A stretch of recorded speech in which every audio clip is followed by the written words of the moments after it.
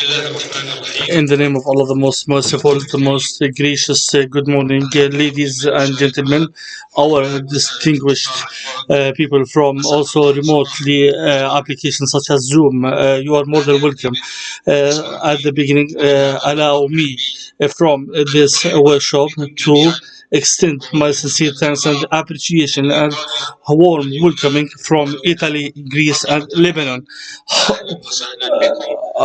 Warm welcome, and how are you? And more than welcome. It is my pleasure here as NARC for the National Agricultural Research Center NARC. On behalf of them, we are really very happy to be here. You are the symbol of prosperity and proudness. You are the beacon of science. You are scholars that we are really very proud of. And we are happy always to work with you in partnership in order to enrich our knowledge and to advance in scientific issues based on the scientific innovations for olive systems, especially the living agro by ENI CBCMED. And it is not new for us. We are working internationally from Arab region and European Union, from all other world. This is the real partnership that we are used to do, and we are really very proud of again. This success of this workshop mainly because of harmonization of the stakeholders and partnership. For example, RE-STATS and the National Agriculture Research Center NARC and the biology from Italy and also from Greece, MAICH from Greece, and Larry, LARI from Lebanon. And here we have through Zoom the General Director for ReStas, Dr. Maluti. Please, the floor is yours, and you can do your welcoming remarks. Dr. Maluti, please, the floor is yours. Okay. Good morning at all. Mi sentite? Maurizio, ti vediamo solo in parte, devi spostare la telecamera. Mi sentite? Mi sentite? Sì, ti sentiamo bene. Pronto? Posso intervenire? Sì, prego. Grazie. Con grande piacere porgo i miei saluti e quelli dell'agenzia Forestas a tutti i convenuti all'incontro di stamane. Un ringraziamento a tutti i partner del consorzio, diciamo, Living Agro, di cui l'agenzia Forestas è l'ente, diciamo, capofila, e in modo particolare un ringraziamento ai partner della Giordania che oggi, diciamo, ci ospitano, quindi con particolare riferimento al NARC, alla Libano, alla Grecia, ovviamente i partner, diciamo, italiani, i quali tutti con il loro, diciamo, contributo stanno partecipando attivamente allo sviluppo di questo progetto, diciamo, di cooperazione che mira a mettere, diciamo, a frutto e quindi a condividere, insomma, le esperienze sia del mondo, diciamo, della ricerca che del mondo, diciamo, imprenditoriale che opera in questi 4 paesi, favorendo anche lo scambio, appunto, di innovazioni e di esperienze tra una parte, diciamo, del bacino mediterraneo, quello di cui fa parte l'Italia, e la restante parte del bacino del Mediterraneo spostato più diciamo, ad oriente. L'oggetto, insomma, dell'incontro, diciamo, odierno verte sulle potenzialità e sulla valorizzazione dei sistemi, diciamo, olivicoli, diciamo, tradizionali, e io mi auguro che la giornata di oggi di confronto tra i ricercatori, insomma, e gli imprenditori che operano in questo importante, diciamo, settore, diciamo, agroforestale possono, diciamo, ricavare, diciamo, utili spunti per consentire a questo, diciamo, settore di fornire i migliori diciamo, i servizi ecosistemici per le comunità diciamo, locali, sia per quanto riguarda la dimensione diciamo, ambientale, ma anche e soprattutto per quanto riguarda la dimensione sociale ed economica, perché tutti quanti sappiamo che i territori interessati da questo diciamo, progetto soffrono criticità importanti dal punto di vista delle opportunità diciamo, di lavoro, della qualità insomma, di servizi sociali, tutte diciamo, componenti che possono contribuire allo sviluppo insomma, delle nostre comunità e alla permanenza insomma, delle stesse in questi diciamo, territori che purtroppo in alcuni casi sono diciamo, caratterizzati diciamo, dal ritardo di sviluppo. E quindi per concludere mi auguro insomma, che questo incontro di oggi sia un'utile diciamo, occasione diciamo, di confronto di esperienze che possono diciamo, nella prospettiva di lungo termine portare insomma, all'individuazione diciamo, di soluzioni utili alla crescita e allo sviluppo insomma, delle nostre comunità. Vi ringrazio tutti e vi auguro diciamo, un buon lavoro, sperando che sia il più proficuo possibile. Okay. Grazie.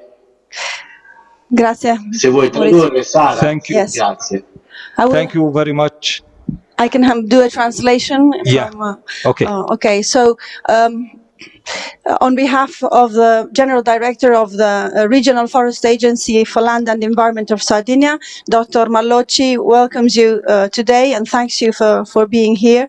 Forestas is the manager of the Sardinian forests and is also the lead beneficiary of this project, Living Agro, whose aim is to bring together the communities around the Mediterranean on agroforestry systems, both multifunctional olive systems and grazed woodlands. He wishes you a fruitful day of cooperation, and he reminds us that the aim of today is to bring together economic operators and researchers to bring forward the innovations that have been identified within the project. So the aim of today is to share experiences, share innovations, and across the Mediterranean basin in a cross-border environment. He finds particularly important the theme of agroforestry because it brings economic, environmental, and social benefits. And in these systems, these benefits are particularly important to increase, to encourage the people to stay in rural areas and communities, to contrast land abandonment, because they are very delicate environments. So he wishes everyone a fruitful day of interaction, of sharing experiences and talking about innovations. And thanks you all for being here.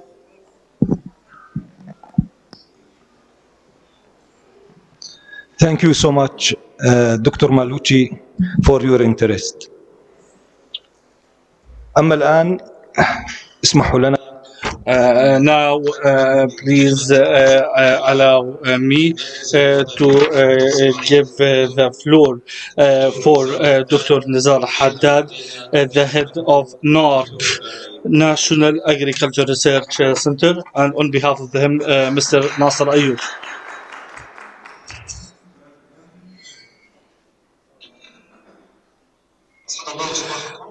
Good morning, ladies and gentlemen, your distinguished leaders and participants. We are really very here to welcome you on behalf of the director of NARC, Mr. Nizar Haddad. He cannot come because his father is in ICU, and we hope that his father will be healthy again and he asked me to send his remarks and welcoming. It is our sincere appreciation and pleasure to participate with the Brokerage event and foster innovation in multifunctional olive systems in cooperation with NARC and in cooperation and in partnership with Forestas and the participants of the project in Italy, Greece, and Lebanon. And this under the umbrella of Living Agro in cooperation with ANI CPC MED. And this workshop is focusing the challenges faced by people who are working in this, and also presenting the top-notch technology and participate in designing these technologies in order to maximize the profitability and sustainability and biodiversity, taking into consideration the limitations. Here we ask the invitation for businessmen, farmers, and people who are interested in agroforestry, especially in multifunctional olive systems. And this workshop will pave the way and give opportunity to have a look at the top-notch technologies and instill the pieces of cooperation and find a new partnership with B2B, business-to-business approach. Ladies and gentlemen, the olive tree is really very important, especially in the agroforestry, and it contains or it consists of the high importance. And the olive planting olive oil is really very important to fight against unemployment, and it provides job opportunities for rural households, and it is more than 80,000 households, and the planted is like a lot of or hundreds of dunams, and 72% of the planting is for evergreen. And also the NARC is under the umbrella of Ministry of Agriculture in order to implement the practical scientific agriculture in order to increase the productivity and have environmental maintenance. And also we have new technologies in order to increase the productivity and reduce the cost, and have pesticides and have the local varieties in order to increase the quality and the grade of oil, and also try to use the waste in the planting. Olive oil planting is always following up the technologies and meet the high standards and specifications. Of course, and also private sector is interesting in this sector. This helps us to promote olive oil to the international market. Ladies and gentlemen, at the end I would like again to extend my sincere thanks for the European Union and Commission, and also thanks for Forestas and the stakeholders and the partners for holding this event, and also warm thanks for the keynote speakers and participants. And also thank you again, and أتمنى لجميع المشاركين كل التوفيق والنجاح وتحقيق الفائدة المرجوة بما ينعكس إيجابيا على تطوير قطاع الزيتون في الأردن. السلام عليكم ورحمة الله وبركاته.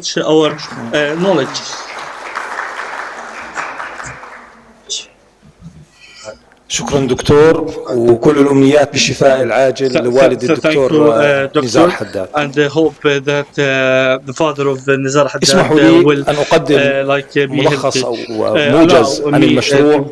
المشروع هو تحت عنوان أو باسم المختبرات الحية عبر الحدود للزراعة الحرجية. الجهة الداعمة للمشروع هي دول الاتحاد الأوروبي. الجهة المنفذة بالأردن هي المركز الوطني للبحوث الزراعية. مدة المشروع 3 سنوات ابتداء من 1/9/2019 ل 31/8/2022. And this project is extended to 31st of August, and Erbil, Jerash, Ajloun, and Balqa.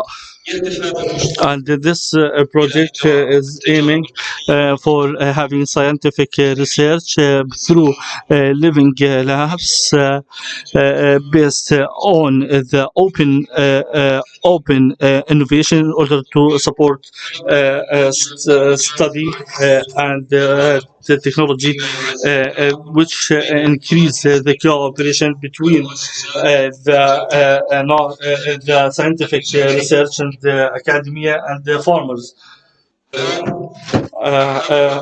With this presentation about the project will be implemented by Dr. Salam Ayub. Salam Ayub is the head of the planting in living laboratories in Jordan, and he's an veteran person and has a lot of scientific research internationally and nationally, and have a lot of publications and papers, specialized papers. And Dr. Salam, please, the floor is yours.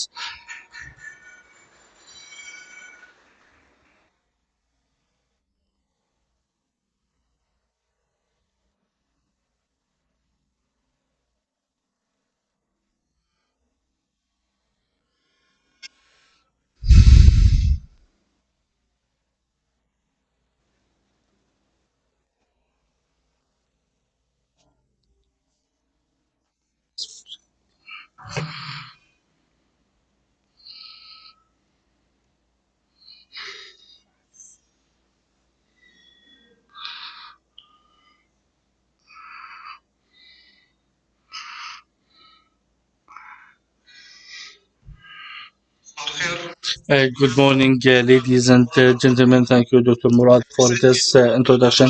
I'm really very happy to talk about living agro approach for agroforestry. I'm the national coordinator in cooperation with our partners and stakeholders, and we are talking about agro project funded by EU.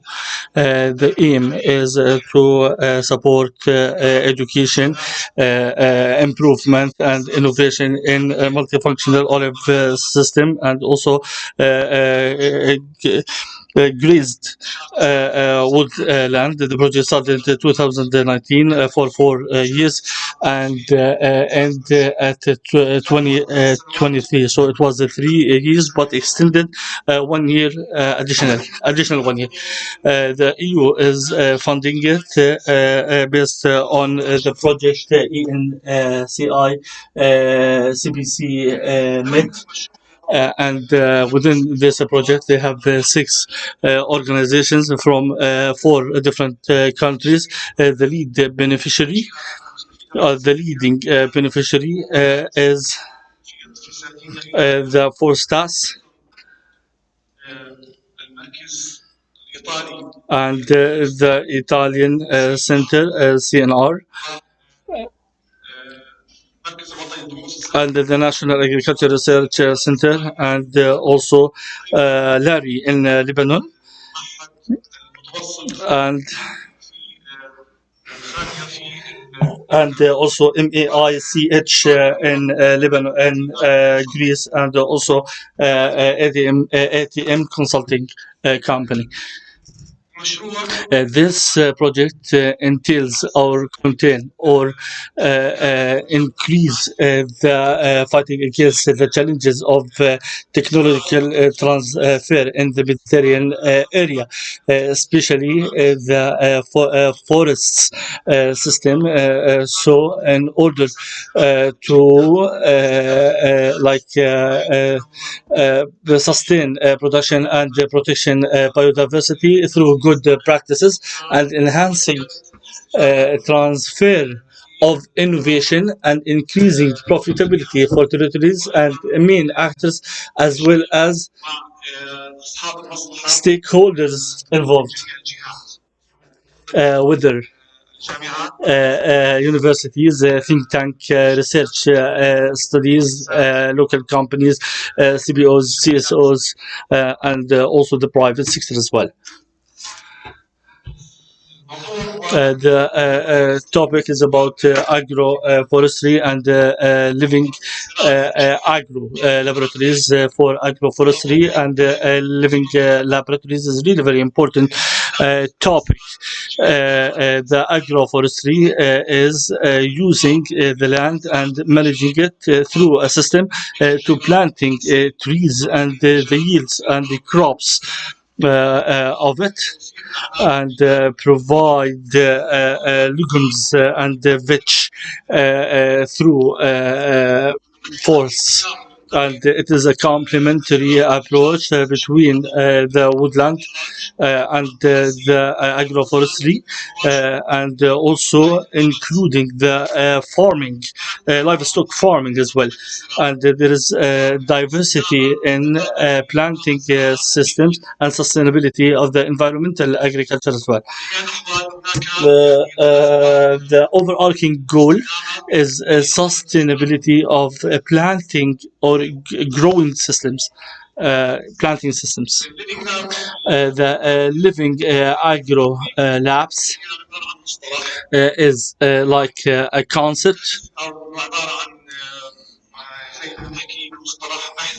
Is a research concept. He's reading from the slide, and it is a user centered, and it is interaction between the open innovation ecosystem to have a participatory approach between the innovative researchers and have a technological transference to charitable organizations or other entities dealing with agriculture.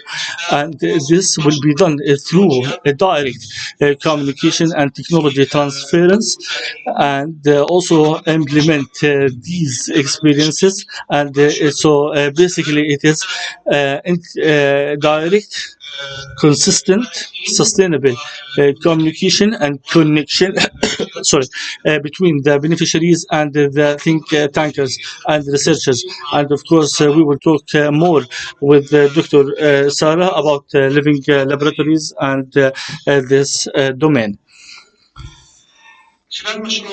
Through this project, there are a group of work or activity packages, the management of the project and the communication contact numbers, and living laboratories and technology transfer.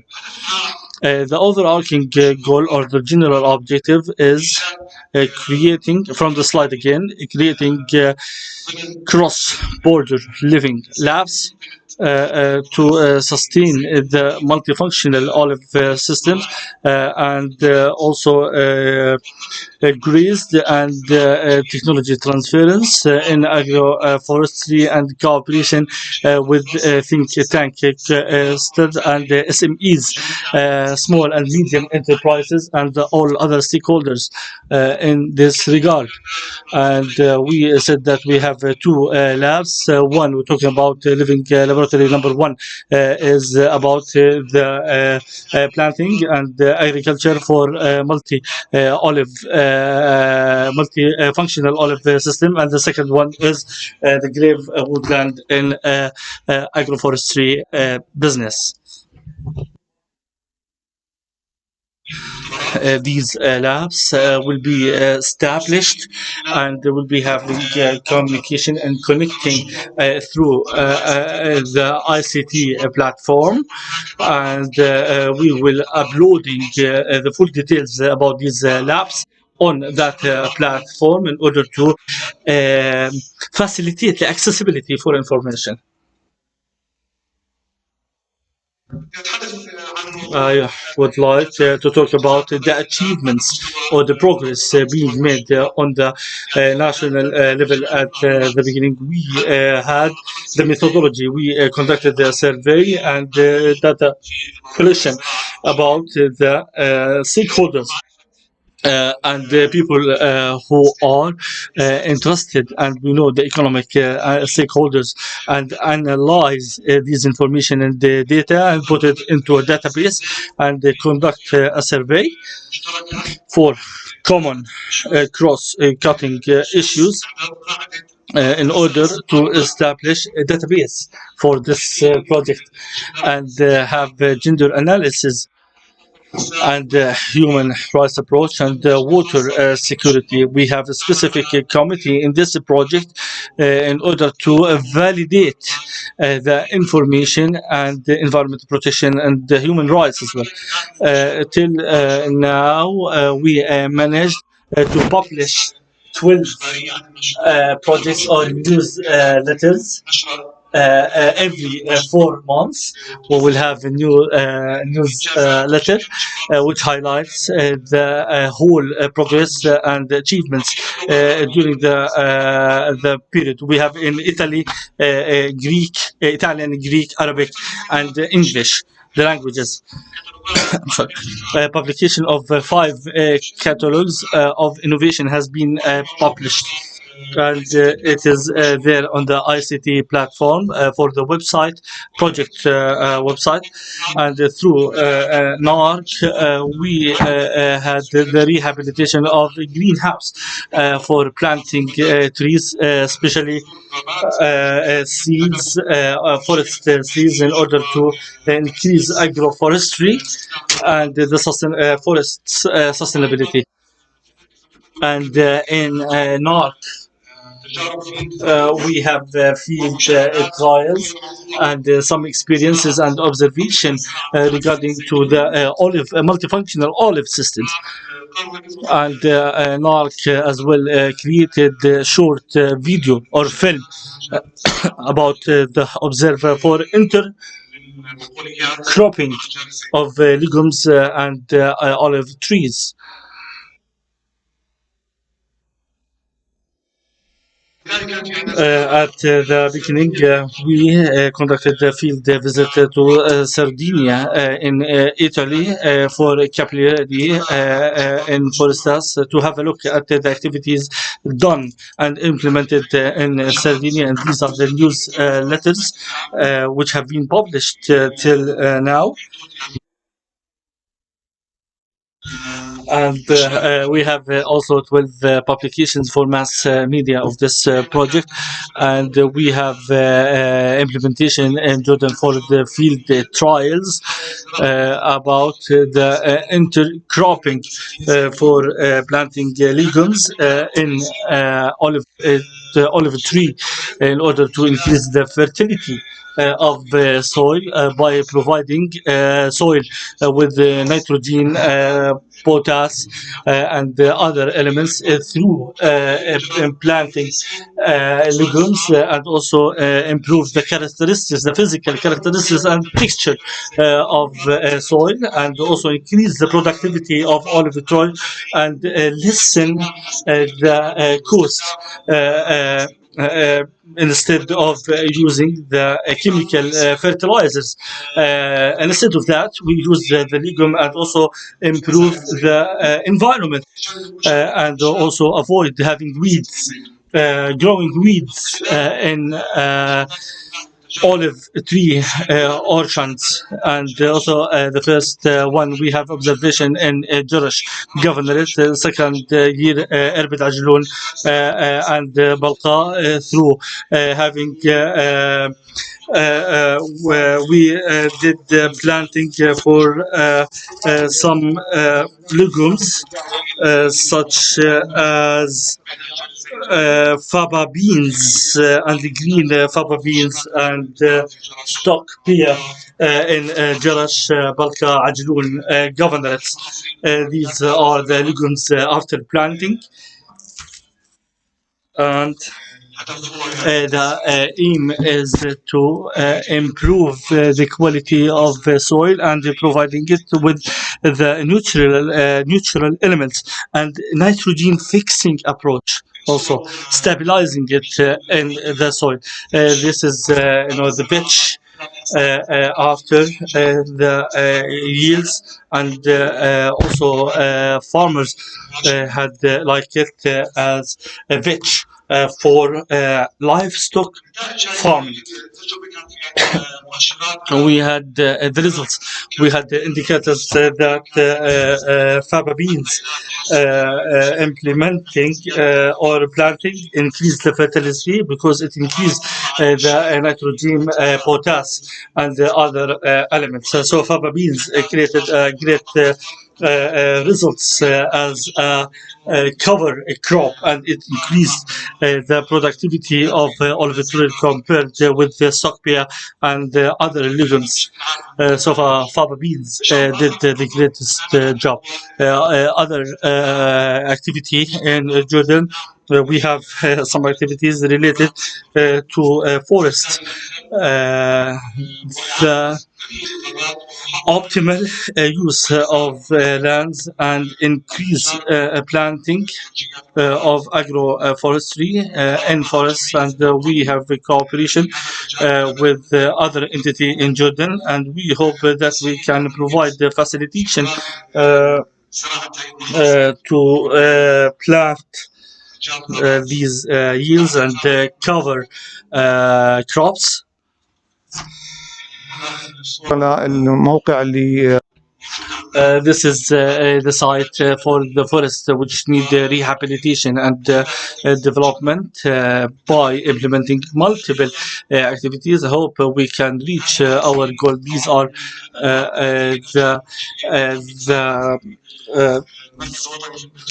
the varietal names and cultivars which have been grown in the greenhouse, so we can move it and implementing in the forest. This greenhouse built by funded from Living Agro, and we planted and growing these crops within the greenhouse, then moved to the forest. Currently, most of them are healthy and ready for this season to move it to the forests. And also there's a project for the permaculture system. We have also an activity for permaculture, and like 2 hectares or 20 dunams have been planted with a lot of crop diversity of the crops, vegetables, and medical herbs, and also have like poultry and ducks also as a complementary agriculture, and it is also a system for water harvesting. And these are pictures for the permaculture in the north,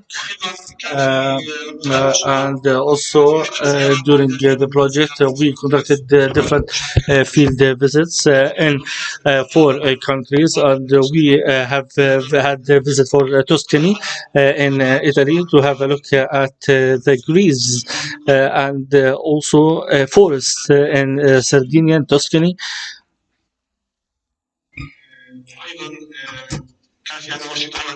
And also we had a workshop in Tuscany regarding to developing the agroforestry, and also in Jordan we conducted field visits to farmers, academia, universities, to Ajloon governorate, so we can have a look at the innovations for using agriculture and irrigation using barrels, and also a field visit for organic agriculture and sustainable planting and growing in Ajloon farm in Ajloon, and the Royal Botanic Garden, the Royal Botanic Garden in Jordan.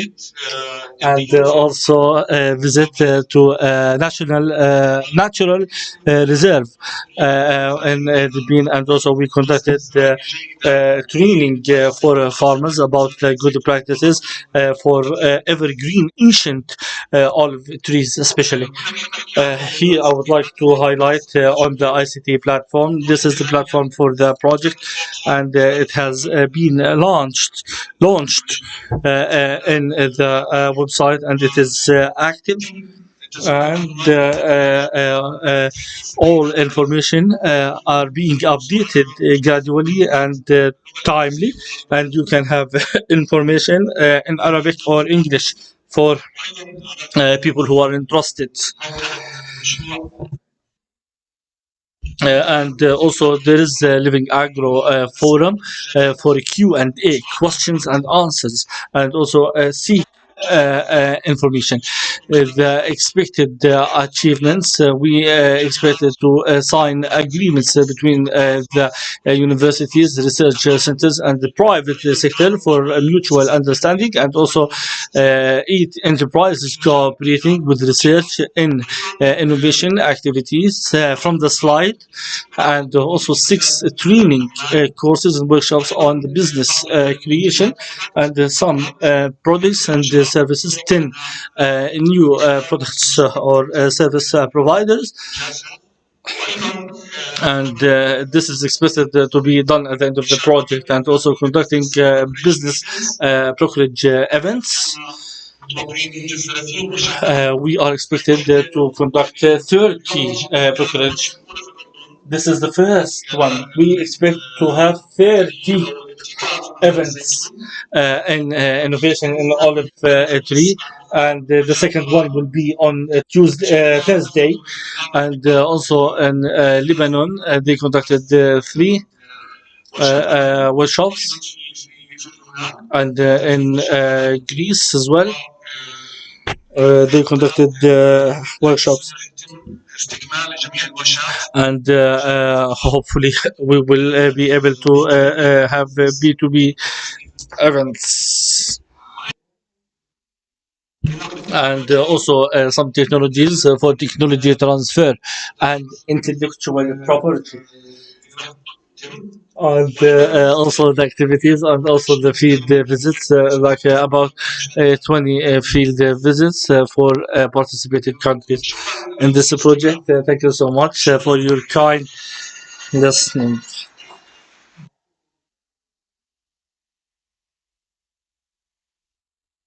Warm welcome and high appreciation for Dr. Salam. Thank you so much, and you did a great job and the detailed introduction. Now we will open the floor for a Q&A, question and answers. If any with Dr. Salam and with other participants in Zoom. There was a question for Samar Tufaha.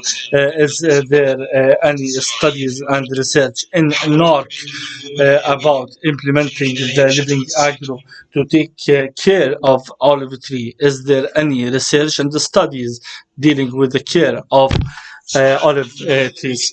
The question is about living agro. Again, the question: is there any research and studies conducted by NORC in Jordan about the implementation of the living system approach? To be honest, I didn't understand the question from the speaker. We in NORC, we are interested in implementing all the research regarding to the grades and organic agriculture, and the quality of oil as well. So we have detailed and we have great interest, especially to maintain and sustain the environment, and establish multifunctional olive systems and sustainability of olive, and also have intercropping systems. All of this feed into improving the productivity and the quality and the grade of olive trees. Do you have any question, comment, feedback, any remark? Please, doctor, use the microphone, please. Use the microphone. In the name of all the most merciful, the most gracious, I would like to ask, is there any other studies and research about the relationship of holy tree, olive tree, relationship with the olive tree, for example, with pigments and deeds, so we can maybe improve the quality of olive tree by planting pigments and deed plants in it using intercropping technique.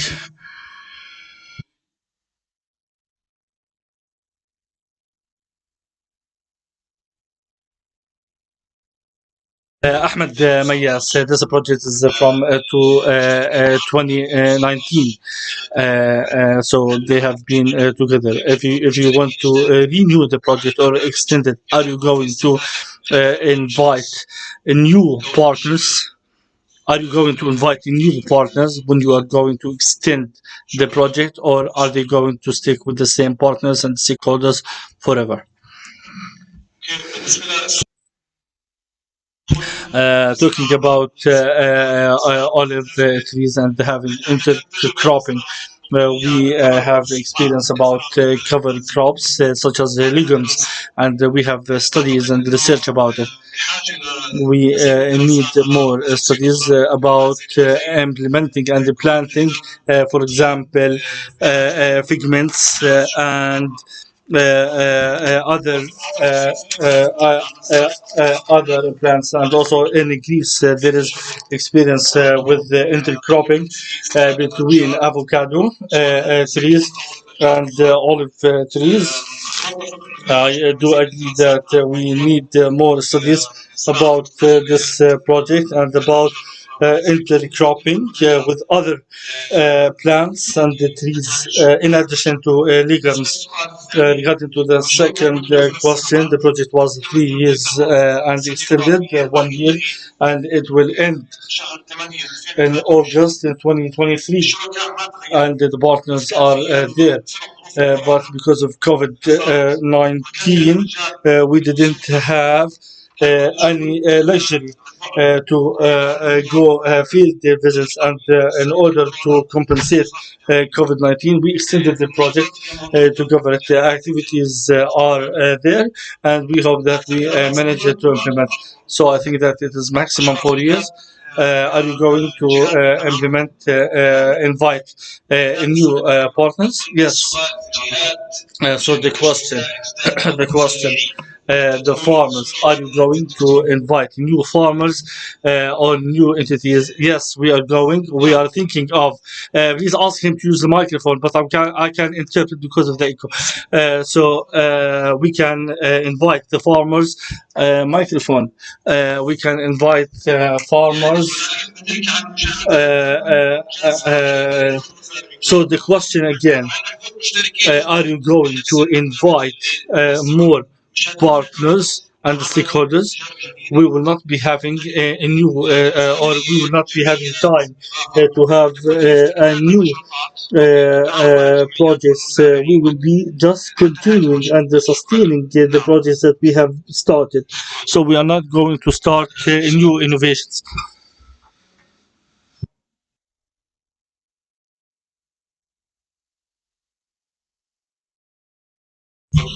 Good morning, everyone, ladies and gentlemen. Khalid Khawalza from Qadisiyya charitable organization in Tafila. Two questions. The first one: is there any studies about the traditional practices for planting olive tree and environmental and intercropping?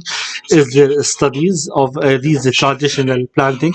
The second question: I'm not aware about the situation in other areas. We have, for example, the parasites which damage olive trees. Are you suffering from these parasites and these problems and these insects which damage the crop? You are talking about the traditional planting of olive tree and comparing it with the new technologies. Is this the question?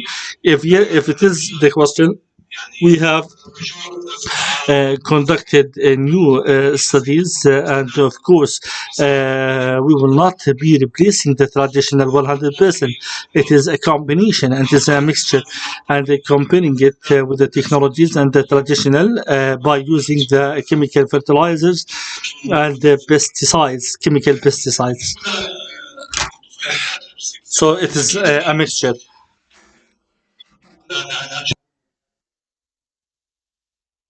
Regarding to the parasites, yes, of course, there are environment-friendly technologies, and the NARC is trying to adapt new technologies. Of course, there are comprehensive, holistic approach in cooperation with the NARC and the agriculture partners.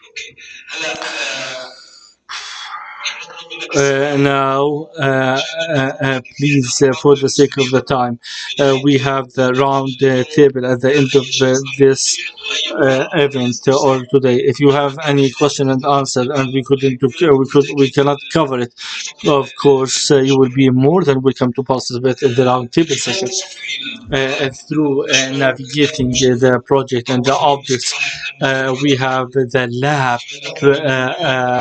Living labs. It is really very important concept, and we need to stop to discuss. And Dr. Sara Martoni from Italy, she's the head of the blockchain follow-up in agroforestry in Forestas, and it is agriculture engineer master in environmental science and the PhD in monitoring environmental systems in forests in Mediterranean area. Please, Sarah, the floor is yours.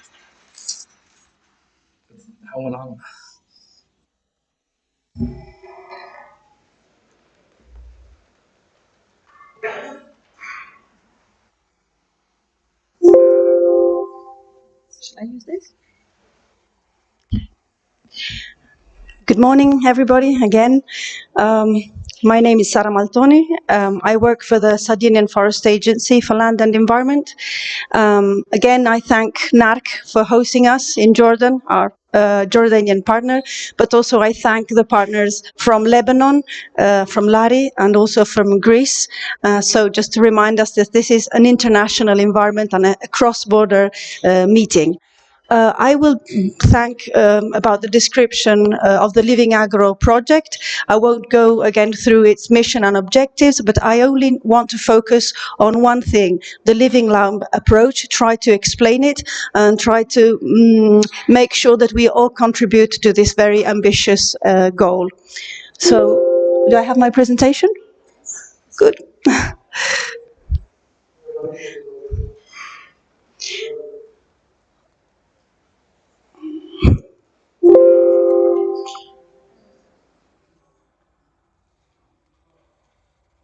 Okay, so Dr. Salam Ayub has declined the project. It's a 4-year project funded by the cooperation program NECBC Med, and I want to focus on the title. It's Cross-Border Living Laboratories for Agroforestry. So the cross-border dimension, it's because we have 4 nations starting within the project, but we aim to embrace the whole Mediterranean basin.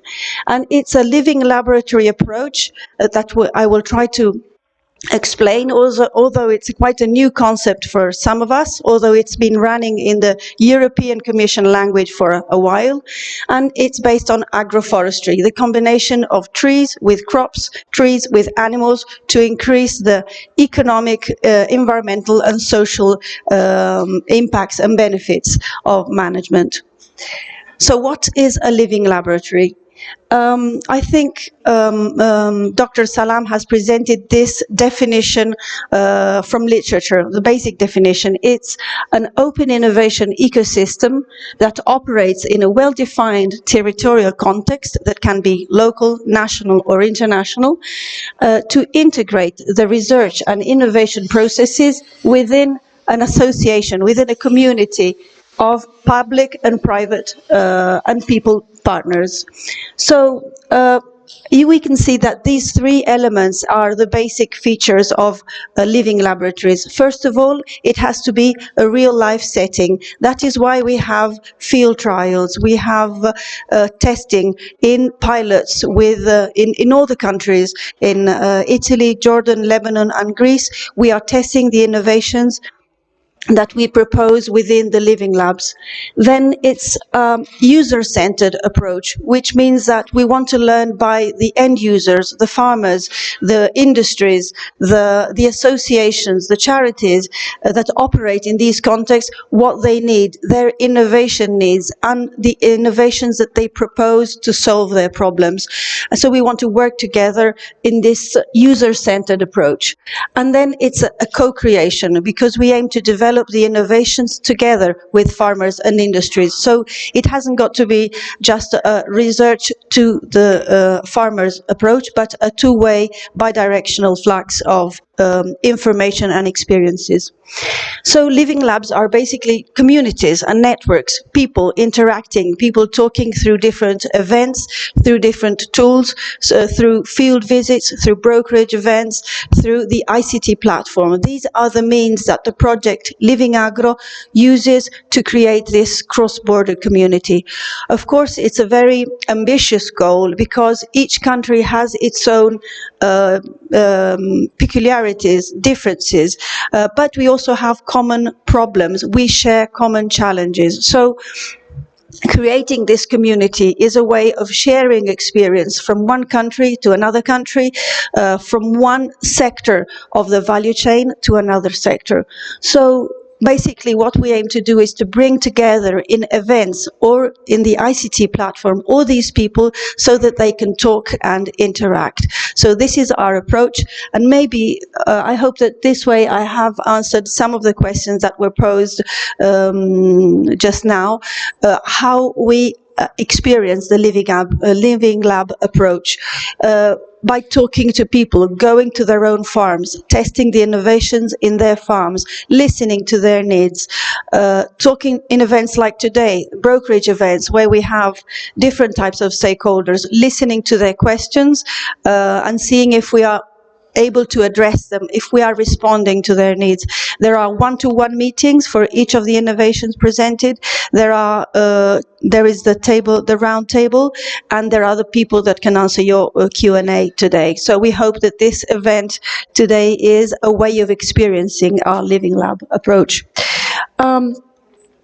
As was mentioned, the living labs that Living Agro wants to build are two, in these two sectors, the multifunctional olive systems, and this is an event today, but in 2 days' time there will be the Grazed Woodlands living brokerage event in Jordan. These two events are part of a set of 10 brokerage events. 2 have taken place in Greece already, 2 have taken place in Lebanon, 3, okay? And so there are more brokerage events to go. And the way that you can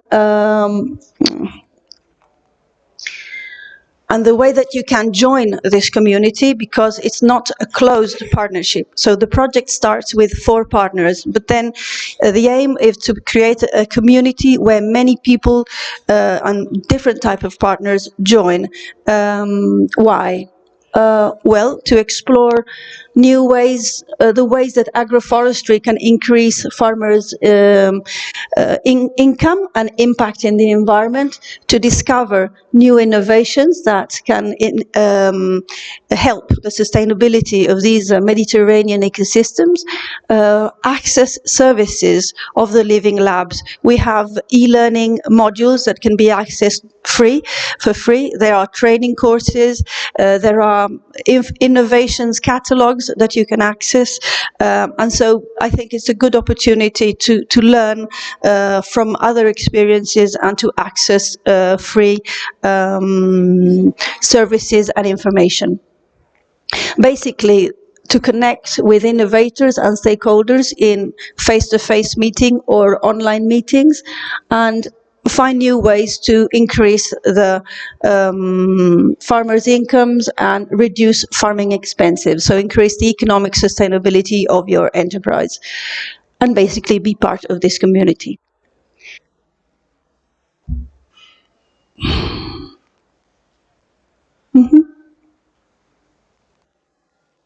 Okay, so maybe this doesn't work anymore. Can you move to the next slide? So this is basically an open invitation today. Join the Living Labs, either on one Living Lab on Multifunctional Olive System or the one on Grazed Woodlands, just by being here today or registering to the platform. How?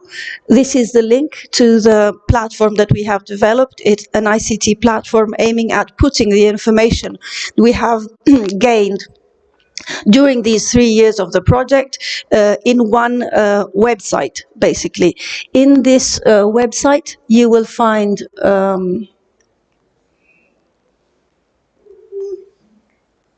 you will find a forum where you can discuss and pose questions. You can address single experts from each country. So you can choose your topic, you can choose your country.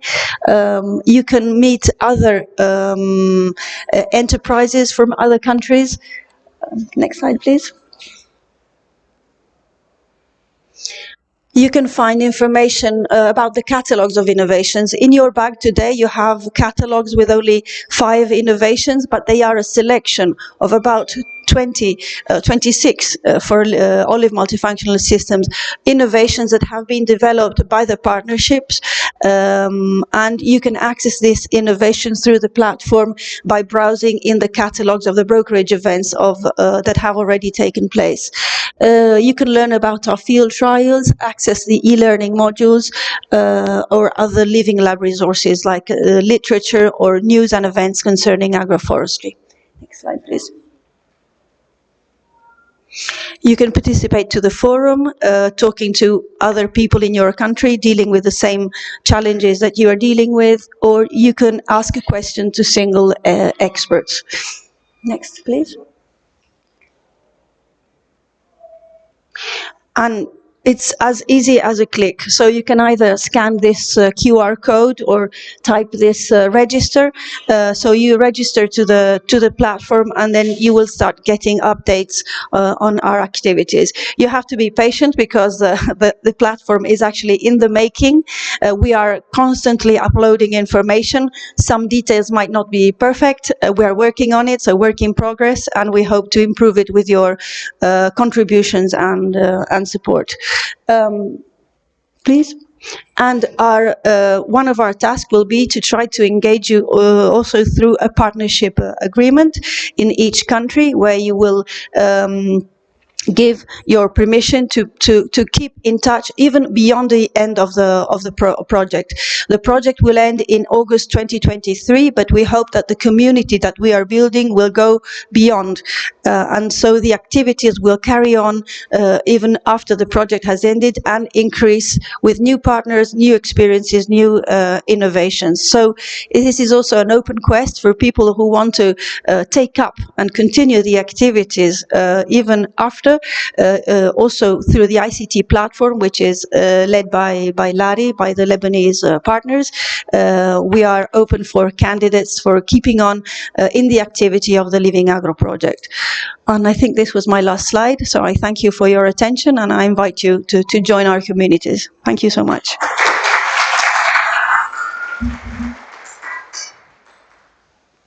Thank you, دكتورة سارة. ننتقل لمجموعة من الأسئلة. Thank you, Dr. Sara. Thank you, Dr. Sara.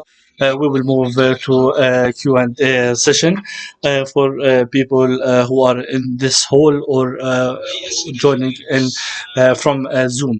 Do you have any question, any feedback, comment? Nothing? No. We will move to the second or the next. We know that the agroforestry is one of the most important factors in biodiversity and environmental, and also it is an important factor for international balance. Uh, Now, an overview of agroforestry in Mediterranean countries, and Dr. Peter Mubarak from Lebanese Agriculture Research. He's agriculture engineer and he's a PhD holder on how to protect herbs and plants, and also regarding to olive trees and agroforestry. Dr. Peter Mubarak, an overview of agroforestry in Mediterranean countries. Good morning, ladies and gentlemen.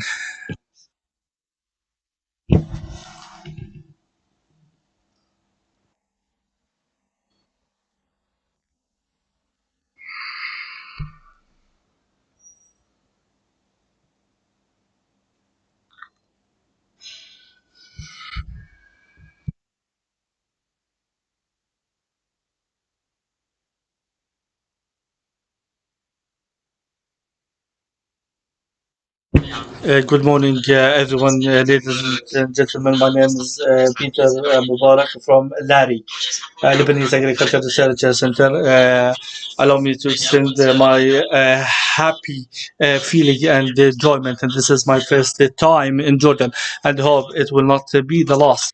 LARI in Lebanon, it is almost similar to NARC, and it is under the umbrella of Ministry of Agriculture in Lebanon, and we conduct several research in multi-sectoral, and we are from the olive tree and olive oil, and also the LARI has a critical role regarding to soil and plants protection, and also dairy products. And we are part of the consortium, Living Agro Consortium. I am the national president or directorate for the olive tree project in Lebanon, and this project, as it is cross border. What is the fun of the cross border is to have like introduced to different cuisines, Lebanese and Italian and Georgian, and also meet other expertise. As Dr. Sarah said, I would like to echo her statement. We have the same challenges.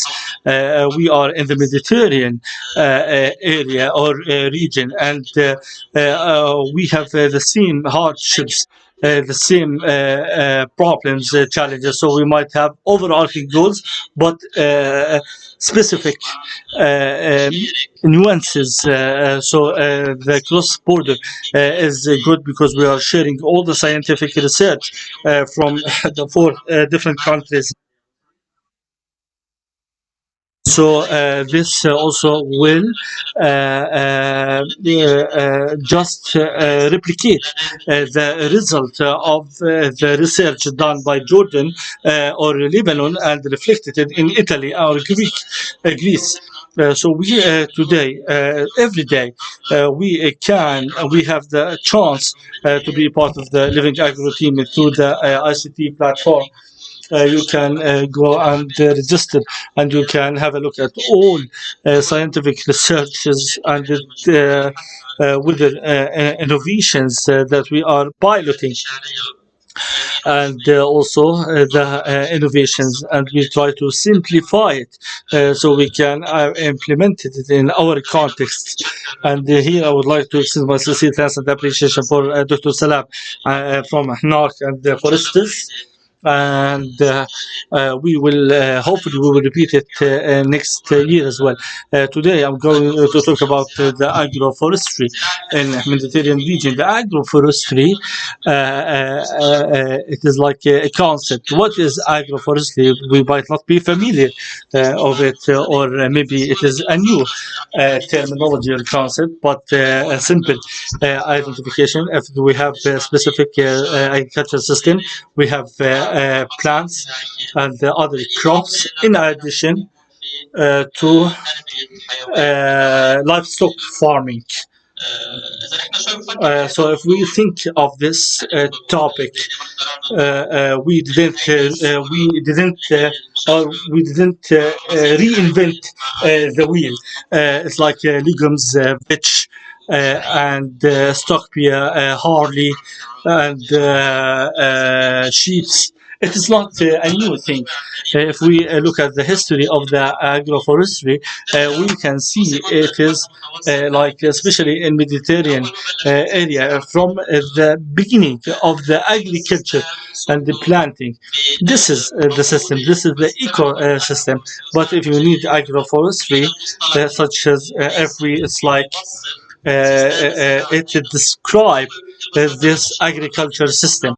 It is not overcomplicated.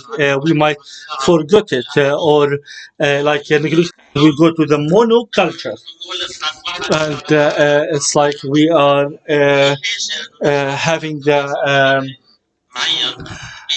flashback, and we thought that this mono culture, we thought that it is the solution to provide sustainable food and food security for the human being.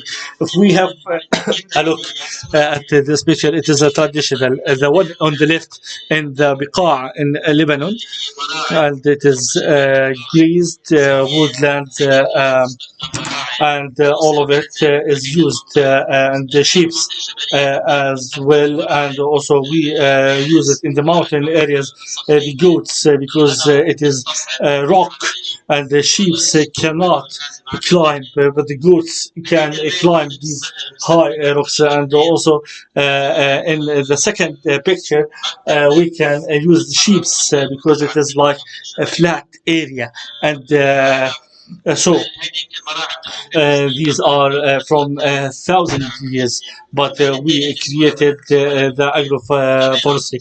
The second picture is in Greece, so maybe olive oil, olive tree orchards.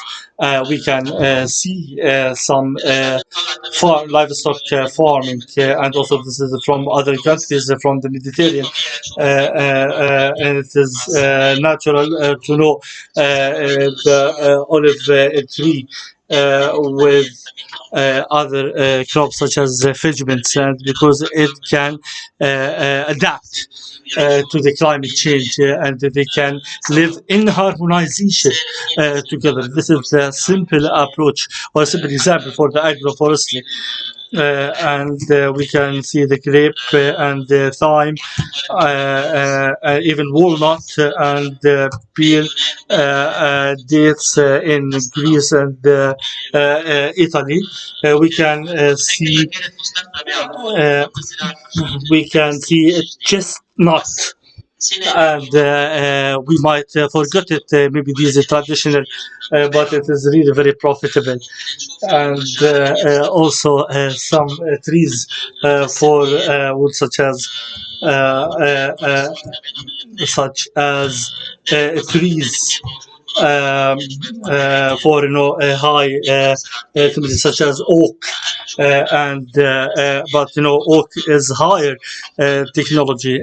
Yes, it grows slowly, but it is one of the high quality of the wood, the oak, and we can benefit from the monoculture. Why we use intercrop cropping of using a multi veg trees, such as legumes, which might help to fix the nutrients in the soil for olive trees, and also the simple crops, such as the aromatic, such as thyme, lavender as well. All of these, and also the seedlings, the new simple seedlings, can be harmonized with the olive tree seedlings. Thyme is really very good, and they can increase the profit and income.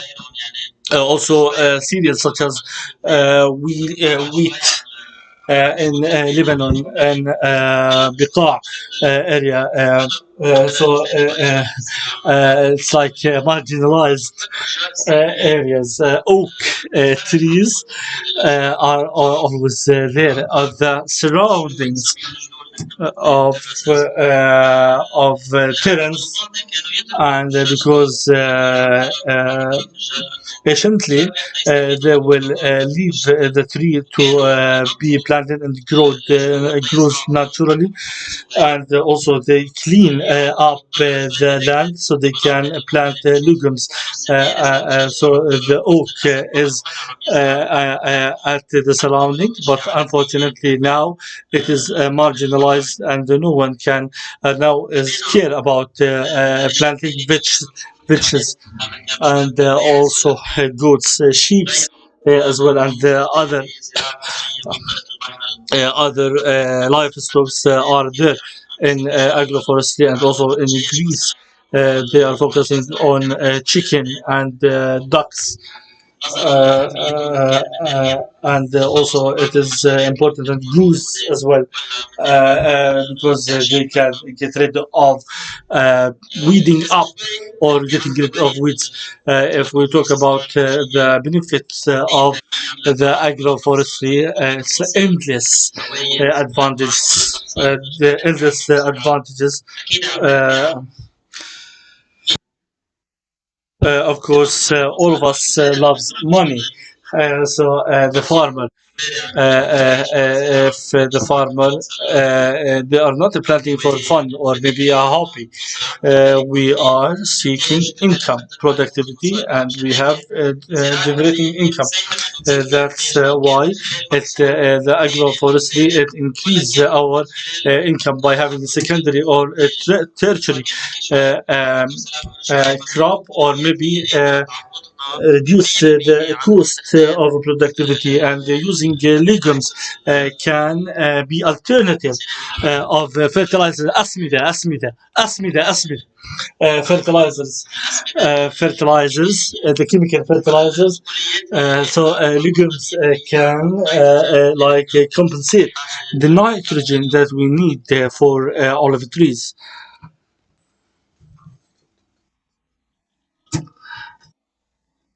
She does. No, the slide now is resisting. Saying joking.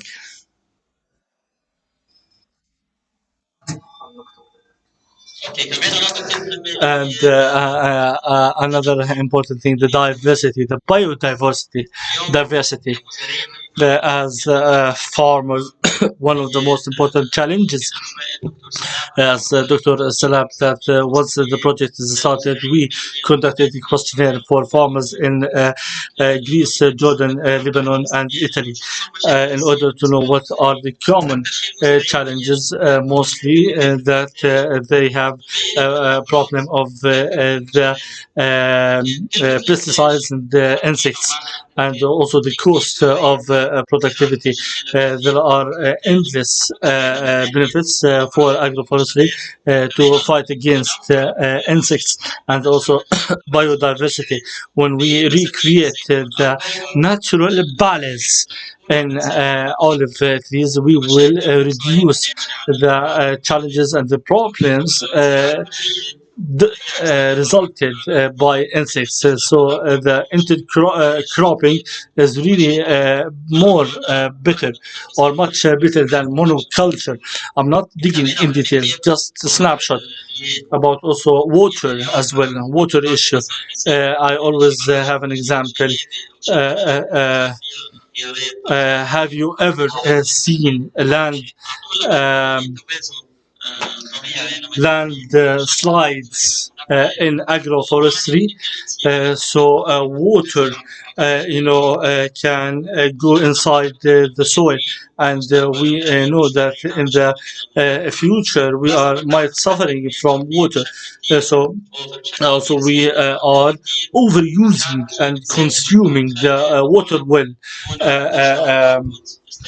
Water, and also agroforestry is really very important to protect us from chemical chemical deposits. So agriculture will reduce the chemical deposits. A lot of benefits, and also weeds, and also some agricultural pests. And also chicken reduce the Pictro so these are the insects and the parasites. To reduce these parasites in the orchards, and the broccoli as well is really very important, has important role to fight against the verticillium and olive trees.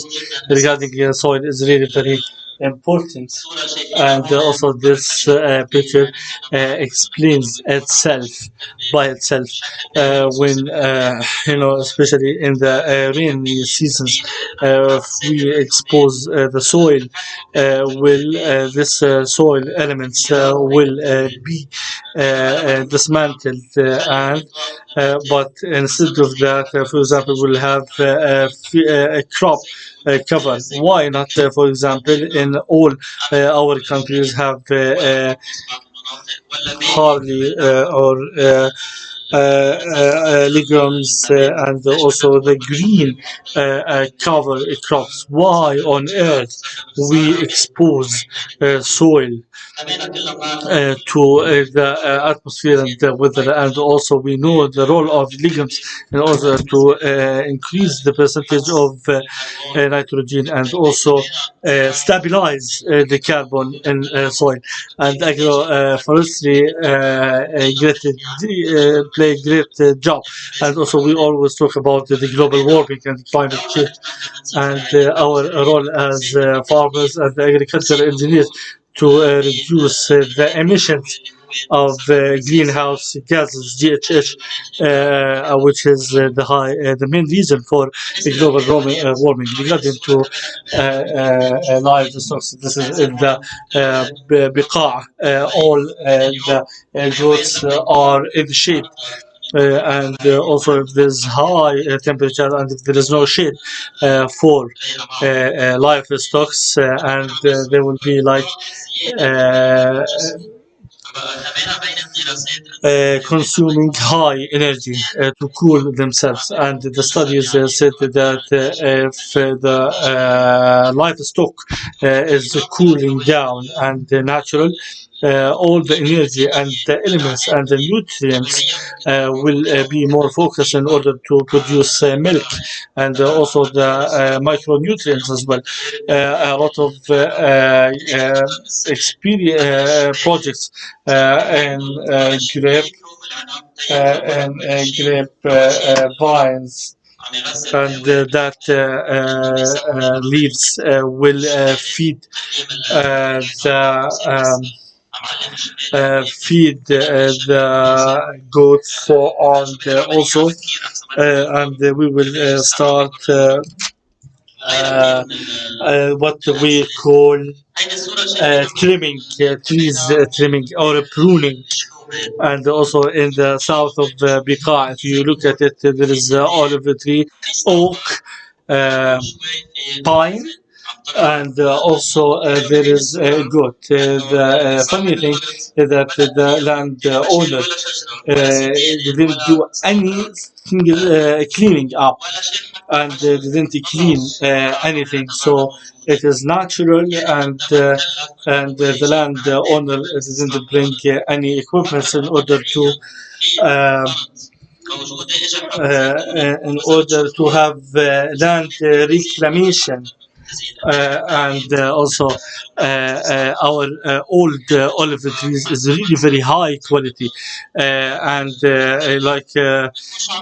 this also technology, when we use this technology and clean up, we are going to lose the nutrients, the macro natural nutrients in the soil.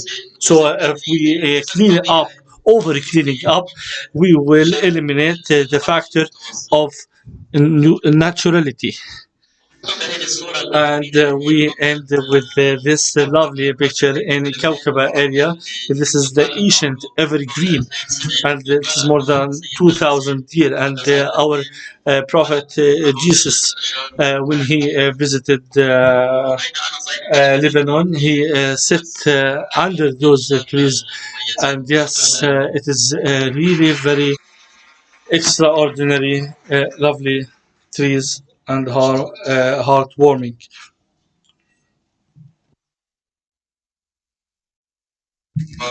Thank you, Dr. Mubarak. If you have any question, please, the floor is yours, engineer.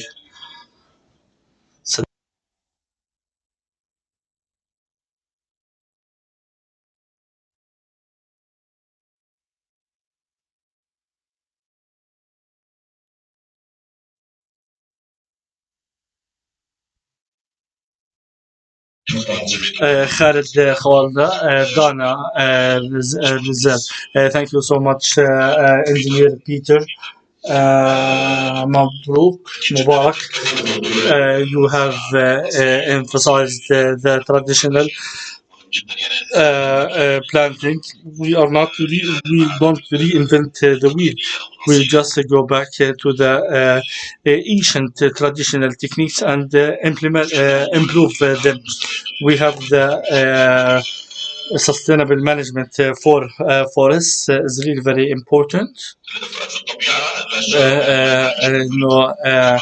In the nature, it has the biodiversity within the same plot, a lot of the trees, so the nature of the land is biodiversity, is not monoculture. You have mentioned some examples of the benefit of livestock or some cover crop. The same question again. We need to go back to our ancient farmers and collect these traditional knowledge. Our grandfathers and grandmothers used to plant stock pear, and after that we do intercropping. So please, can you raise the question directly in order to save time? Wait.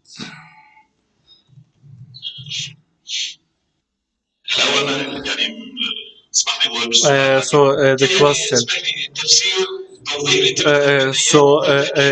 Yes, what you have said is really very important. For just the sake of time, said, can you please be direct to the point? But we value and appreciate your interpretation and feedback. Thank you so much. So the question will be raised in the round table, I think. Again, regarding to forests and greens, regarding to integrating local communities. For example, is there any experience in Lebanon for people who are living next to these forests? Do you think that living agro will encourage them to benefit, encourage the local communities instead of, for example, exclude the local community? We protect this forest, and we prohibit people and local communities to go to the forests. Is there any approach? Is there any approach to integrate people and the local community to these projects?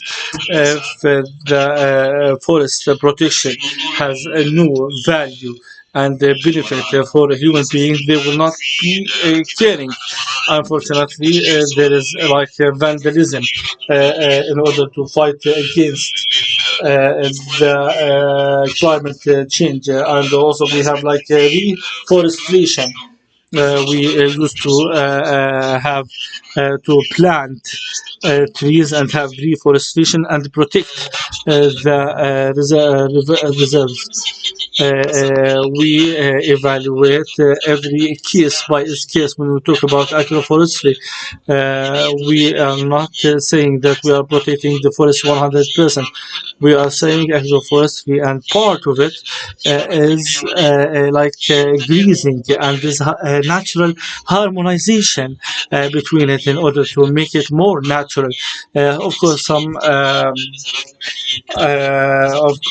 we have evaluation from ministry in order to have reserves, especially if there is, for example, if there is danger of what we call extinction of some species. Of course, grazing is really very important. We are not saying that we are protecting 100%. Of course, some of livestock is really very important to create a balance in the nature and nature between the seeds and maybe increase the quality of soil, and also protect it from forest fire, and it reduces the percentage or the probability of forest fires in Lebanon. We are trying to have representatives from municipalities and the Ministry of Agriculture, Ministry of Environment. We can raise their awareness to organize these efforts, and not in order not to be duplicate. So yes, we are working in cooperation, and it is not 100% protection. Or another question from Engineer Sami Miherat.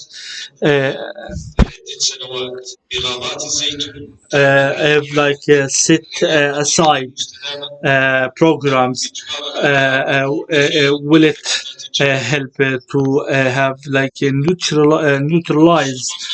What do you mean by foreign? Are you saying about rotation? Engineer Sami.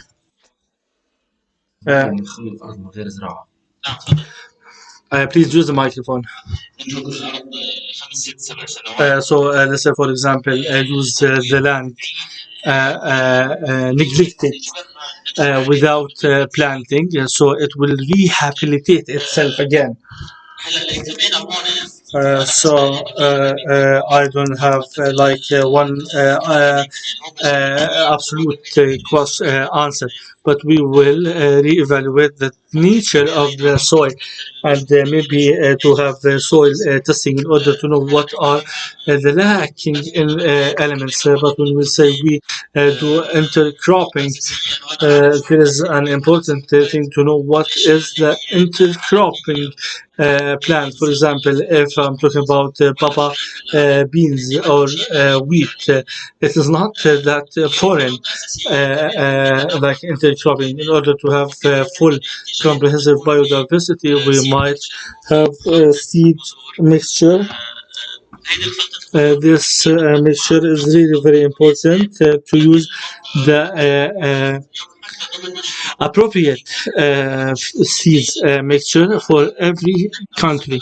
In Living Agro, when our colleagues with Italy, we are working on many mixtures, seed mixtures, in order to use it in olive tree orchards. So like a type of seeds and legumes. They are not strange. They are not. They are already there in the nature, but it is it is lost because of a reason or any other reason. Of course, when we do um, horticulture or cultivate, or what we call cultivation. And of course, the wild wheat, if we do cultivation, it might be disappeared over years. So these seed mixtures will not be that strange. It will be extracted from the nature and the environment of the targeted area. Microphone, please. Microphone. The no field planting is special. Greece planting also has own weeds. As a human being, we eliminated it through the mechanic agriculture. For example, we have seeds and it needs a specific rainfall or a specific environment. Most of the countries, it was in Australia, and it is very old experience. We have type of seeds are living in the environment. So the field crops or planting such as what we call the agriculture cycle. One free 1 year stockpia, 1 year is wheat, and it is on the rainfall. But when you integrate the field crops. What is the aim of integrating it in olive tree? We used to have walnuts, grapes with olive tree because these are evergreen plants. And the fruits are not evergreen, and some not evergreen fruits produce toxic chemicals. I was interested in this presentation in order to understand what is the relative advantage for Arab countries or Jordan in the olive oil and olive trees. Greece has its own specialty. Field crops has its own also contest, and we can maybe focus on the grade and the veritable name of the olive oil. We are out of the time. Maybe after noon we'll be having open discussion. Of course, the rest of the presentations will be more focused on olive oil and olive oil authentication. But what I have presented is a small, brief presentation about the agroforestry, and especially in Lebanon or other countries. And of course, Dr. Salam agrees with me. We are trying to study what are the crops that I can plant with olive trees in order to improve the quality of olive tree productivity, not just planting a random crops or plants and put it in the olive trees and have like negative competition over the elements and in the soil, and which will lead to toxicity. And now we'll have 15 minutes break or 10 minutes. We are shifting the program here. So 15 minutes or 10 minutes, 10 to 15 minutes coffee break. And thank you so much for your kind participation.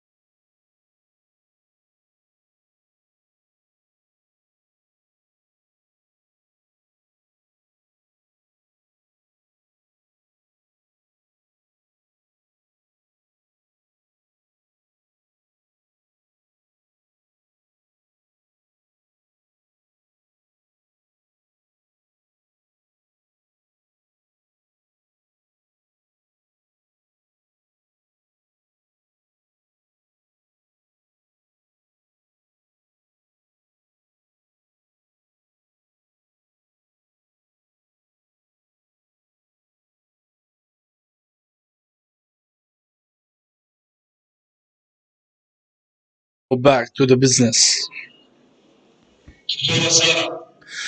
Dr. Sarah, please, attention.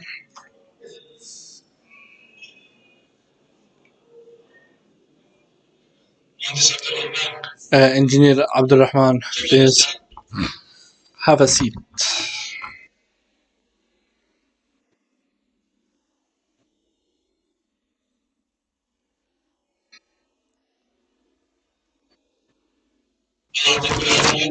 Ladies and gentlemen, thank you so much for your kind participation. And again, welcome you from participants through Zoom and also outside Jordan and from the NARC as well. Welcome.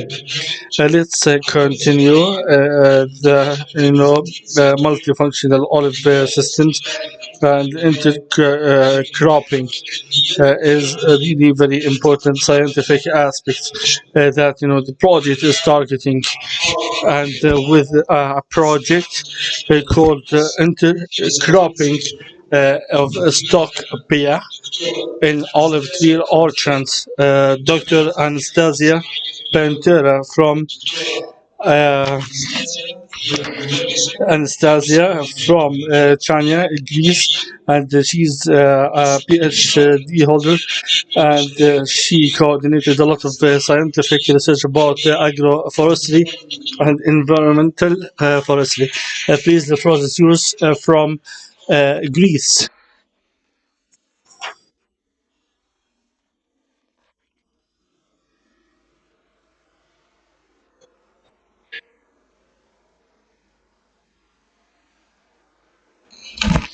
Hello everyone, my name is Anastasia Pantera.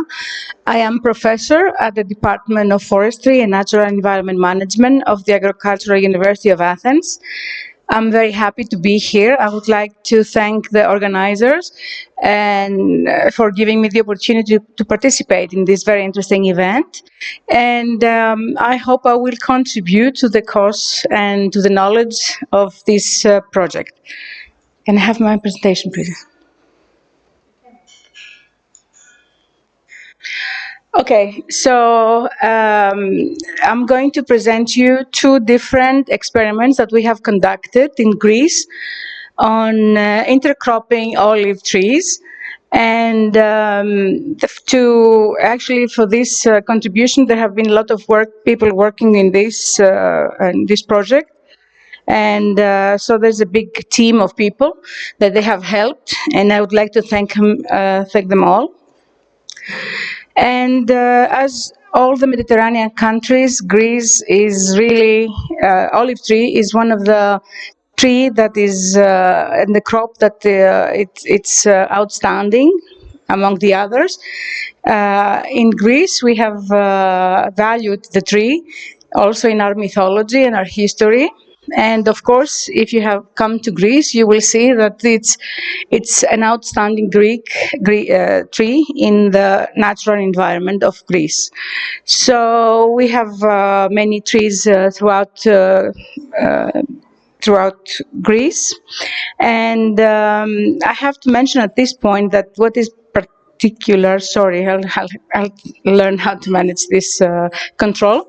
So anyway, what is really important, and what I would emphasize is that in most of the cases, olive trees were actually planted in a traditional agroforestry way.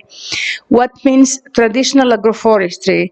In traditional agroforestry means that the space between the trees is that high, that big, to allow another crop to grow. And so it has been in various annual crops or grazed.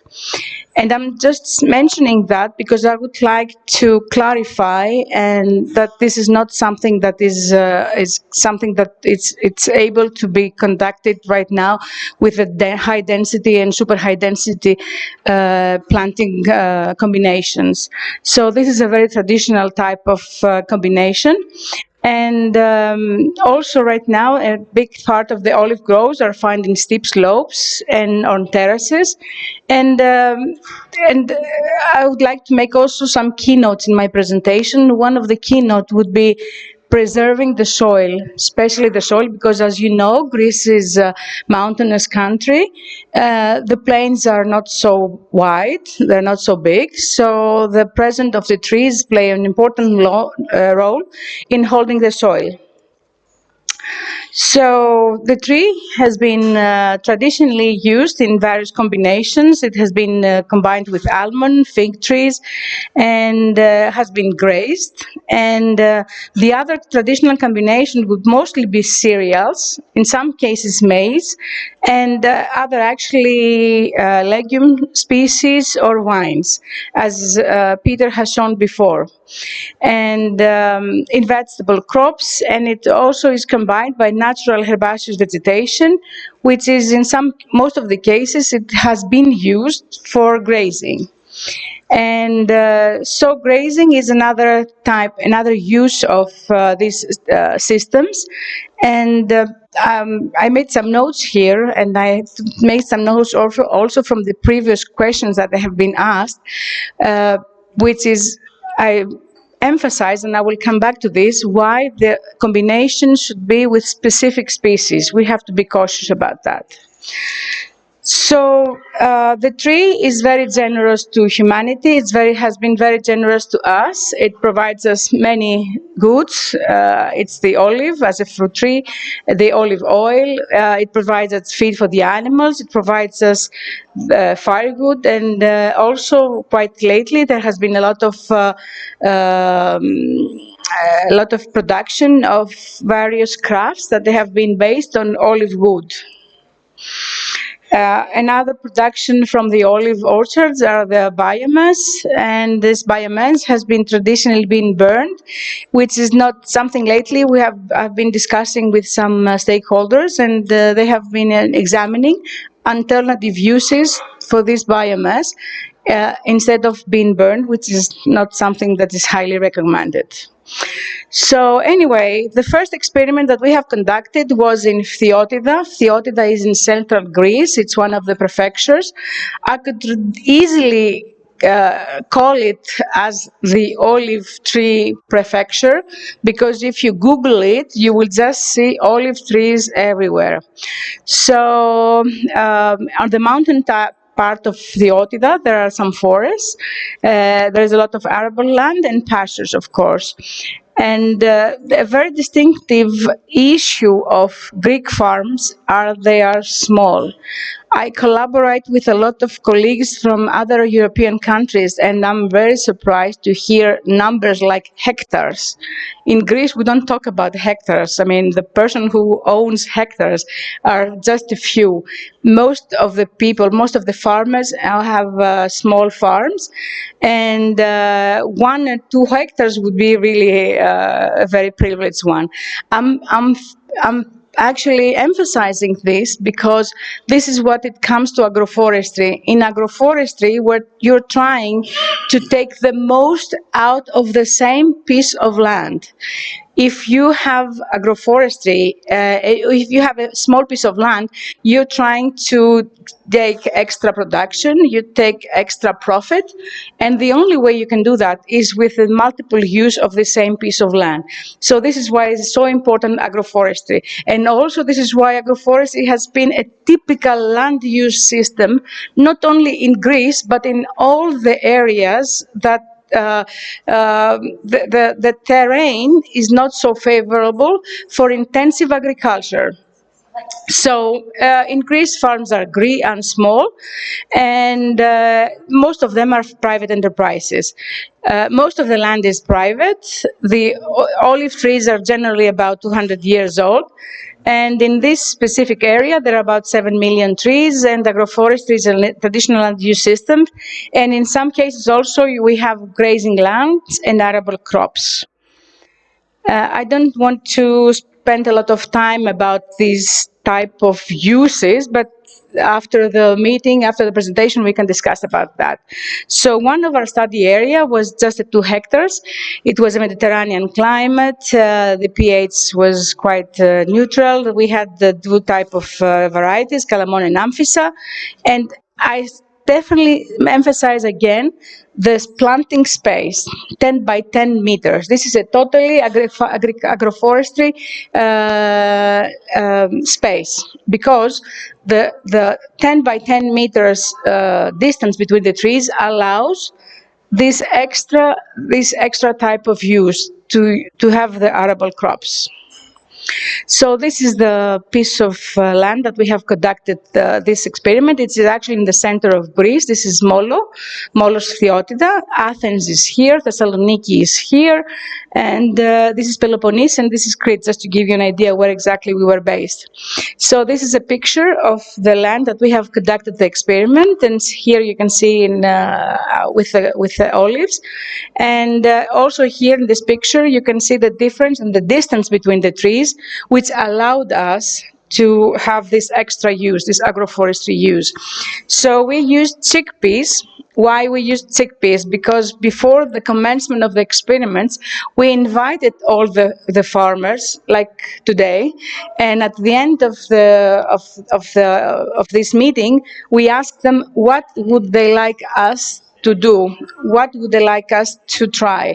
So most of these farmers, they indicated that they would be interested in trying a leguminous species, which we at the end concluded that it would be better if we try the chickpeas. Why? Because we like it, we love it, we use it, we cook it, same as you, I think. It's one of our favorite dish. So here's a picture of the plot with the arrows that have been plotted with chickpeas. And what should be emphasized, that the same farmer was a very young person, and he was very interested in this type of planting of agroforestry.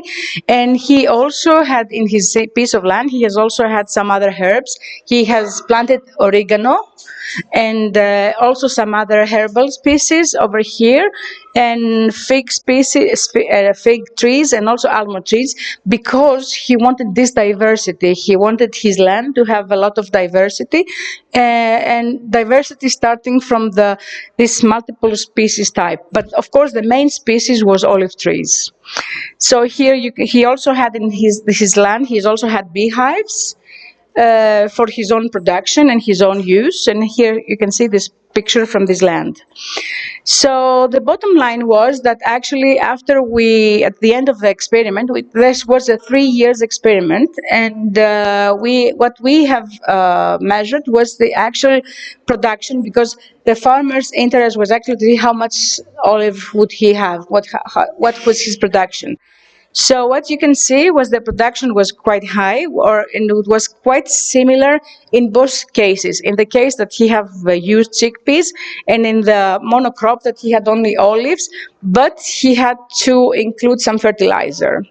So for us, that was the success. The success was that he not only he saved the money from the fertilizers that he didn't apply in the monoculture, in the agroforestry, I'm sorry, but he also the fact that based on an optical observation, the farmer said that the trees looked better. Of course, one may say how scientific it is to say that the tree looks better, but okay, there's research and there's a lot of wide area, so we're just bringing up these ideas. So there's a lot of research that can continue, and a lot of fields that must be tested afterwards. So in this same piece of land, we also did an ecosystem services approach estimation, and we have seen that even though the labor intensity of this area was quite high, there were, and the mechanization level, which mechanization level means the pruning and the cultivating and everything that the farmer had to input, the energy that he had to input in his land. the point is that he got a variety of outputs, and so also in the ecosystemic services, this type of combination was quite generous in the sense of the different production outcomes. We did a similar, at the same time, we have done also another research in Chalkidiki, which is in northern Greece, in Macedonia. And we have used also a similar, as you can see, establishment, a similar field, that the trees were quite long away, the one from the other, about 10 meters. It is the traditional, I should mention again, distance of the trees. And in these cases, there are different types of agroforestry practices. The one is silvoarable. In silvoarable, in agroforestry, means the type of land that is actually trees and another crop. Silvoarable, it's like here and here. But we also have the silvopastoral, it means from the pasture, the Latin pastoralism, and actually here you can see the trees in between, the vegetation is used just for grazing. Okay, so this is the experimental design of our experiment in Chalkidiki, and here you have used actually barley, Hordeum vulgare, and vetch, Vicia sativa, and of course the control to check actually the difference in the olive trees. You can see the olive trees here, and to see the production and of other products, of course, and the production of the olives as well. So here are some pictures from our experiment. We have applied fertilizer in the treatment A, and in the other treatment we have of course applied only phosphorus because it was the treatment that included the leguminous species, so we thought that there's not so much nitrogen needed, or should not be needed actually, applied nitrogen. So this was also an experiment that was conducted for 3 years. And here you can see a picture of during harvesting and measuring time. And here, please also note the distance between the trees was quite high. And here are some pictures from the barley and the leguminous species on the left, on the right. So what are the conclusions that we have got from this experiment? Was that it was beneficial not only for the for the production in general, but improved the productivity of the soil and the system in general. And it was, I should also mention that within these trials, we always had an agronomist with our side because we needed, of course, his advices, at least concerning the olive trees. And it was an excellent example for intercropping in Chalkidiki. And so if I can take some conclusion of this experiment is actually that we should train the farmers. And why I say that? Because we did some farmers gatherings like this one, and the farmers were asked us to come back and provide more information and also organize some training. So there's a lot of training opportunities within this project or any other project in the future. Because I think that farmers now, they look out for knowledge, they look out for information. I think we should listen to that and we should take care of that. So if I could conclude about this experiment was that intercropping and legumes is a promising practice and can contribute not only to increasing the economic returns of the farmer, but also to the environment. And why? Because with this type of practice, you reduce fertilizers. So reducing fertilizers need is not only an economic aspect, but it's also an aspect of reducing the pollution of soil and water reserves from extreme fertilizer use.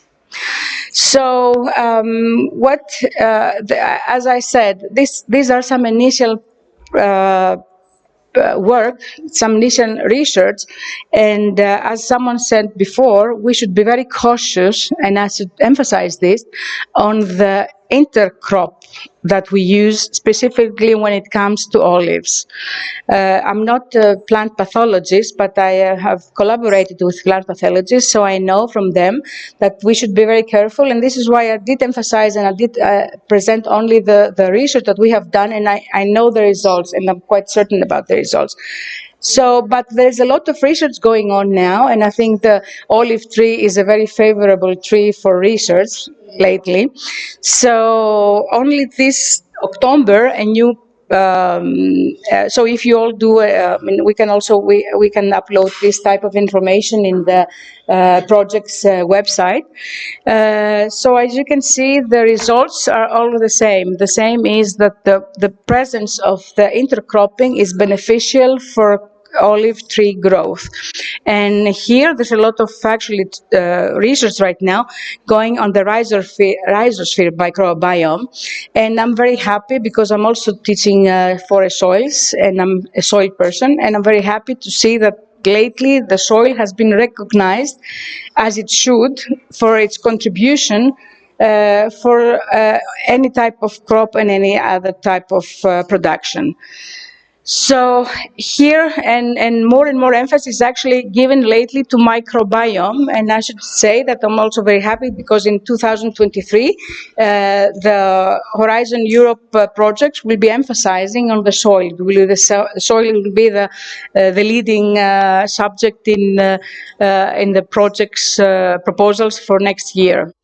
So there's a lot of information if someone wants to get in the project Ag Forward. We have more or less, you can, if you go there, there are some sites, there's some information, there are some innovation description and more details about the research we have done, but even more in other subjects as well. Also, in the EURAF is the European Forest Federation, Agroforestry Federation. So in our site, because I'm a member of EURAF, in our site we have provide also many information, free of course for everybody, of possible experiments and results and successful combinations. And also Affinet was another project like the one, like this one. And in Affinet, in the website of Affinet, you also can find many different successful combinations and from practice, as here. And I must also say that the Affinet project, someone said, asked before, Affinet projects will, the Affinet project number 2 will commence this January. So there are a lot of opportunities for many people to, for other projects, of course, to be involved and start a collaboration in any sense. And also at this point, I should mention another colleague of mine, Adolfo Rosati. He's from Italy, and he has done research of olive trees combined with chicken grazing and with asparagus. Of course, here you can see some super high density olive combination. As you can understand, there's not much things to do there. But in the other type of settings, there are a lot of opportunities. And also there's a lot of published work by Adolfo here, you can see. And a lot of research also concerning olive trees and other combinations. And here too. And also if you just Google. So thank you very much. Shukran from your attention. And this has been funded by this. Thank you very much. And another comment I must make, someone said before that about the traditional practices. If you ask me my opinion, I would say that we are obliged, we have to preserve this traditional knowledge because this is our treasure. If we ignore, if we don't base our knowledge or our future research on what is already existing, I think we're just wasting time because this traditional knowledge and these traditional practices have been tested for years, not just 1 year and 2 years, but hundreds of years. So I think that this is an inspiration that has to be preserved. And I think I would really like to see someone, everybody, to just make a summary and announce this and keep it and have it in some site. I don't know, we can also include it in this project's website. But I think this is cultural and our heritage for our children. So, shukran. Thank you. Should I wait for questions or not afterwards? I think, okay.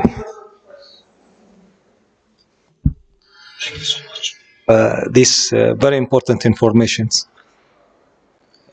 نتوجه إذا في أي سؤال أو أسئلة عن If you have any question, please, the floor is yours.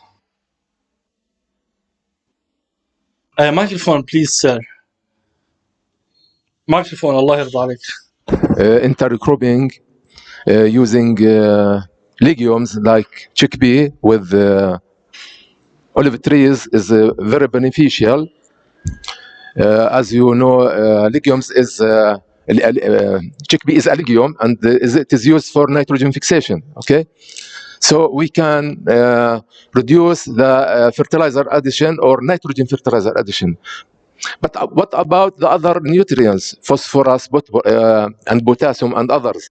From your presentation, you said that you get the same yield without fertilizer using chickpea.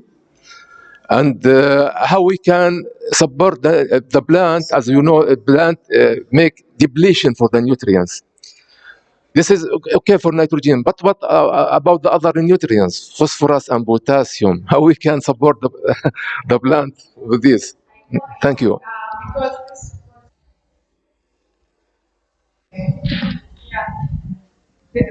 Well, we have conducted also other experiments with other legume species, and at the bottom line, the result was the same. Of course, phosphorus was low.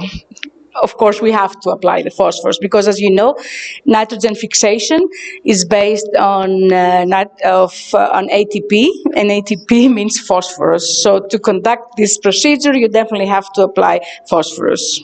Exactly. But at least you get less nitrogen input.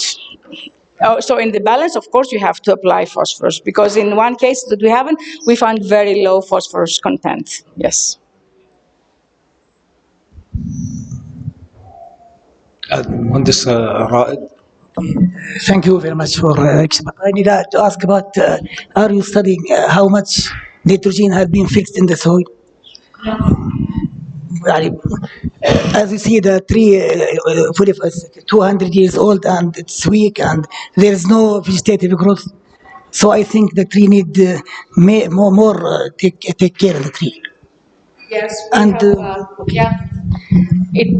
As I said, everything. There's so much things to be tested and so much things to be conducted. I mean, research is never ending. There are so many questions, and I think that what's important about things that it's starting. It's just providing to young people some ideas and some ground to continue the research and do the nitrogen content.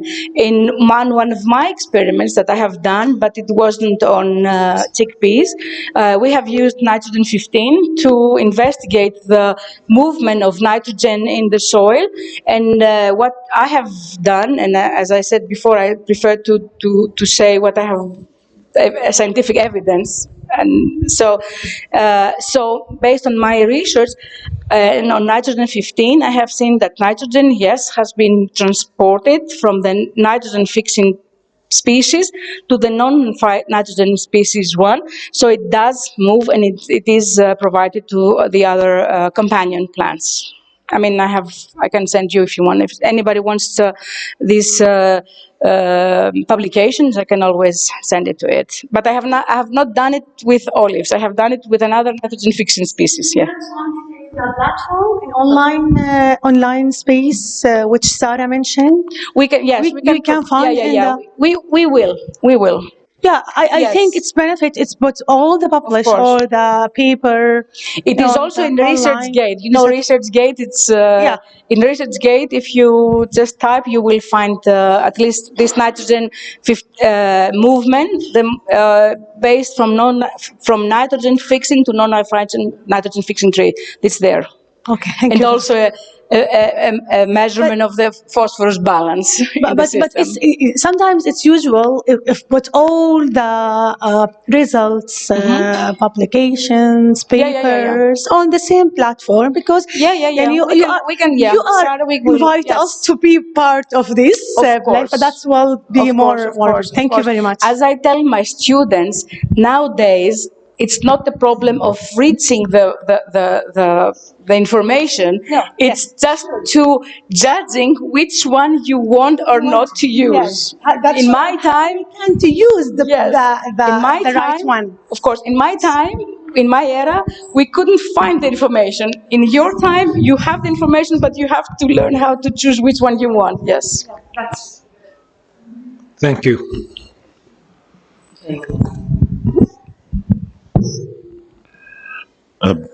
شكرا جزيلا.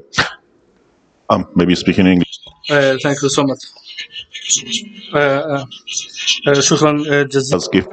It was the only additive was the chickpeas. You haven't tried any other things.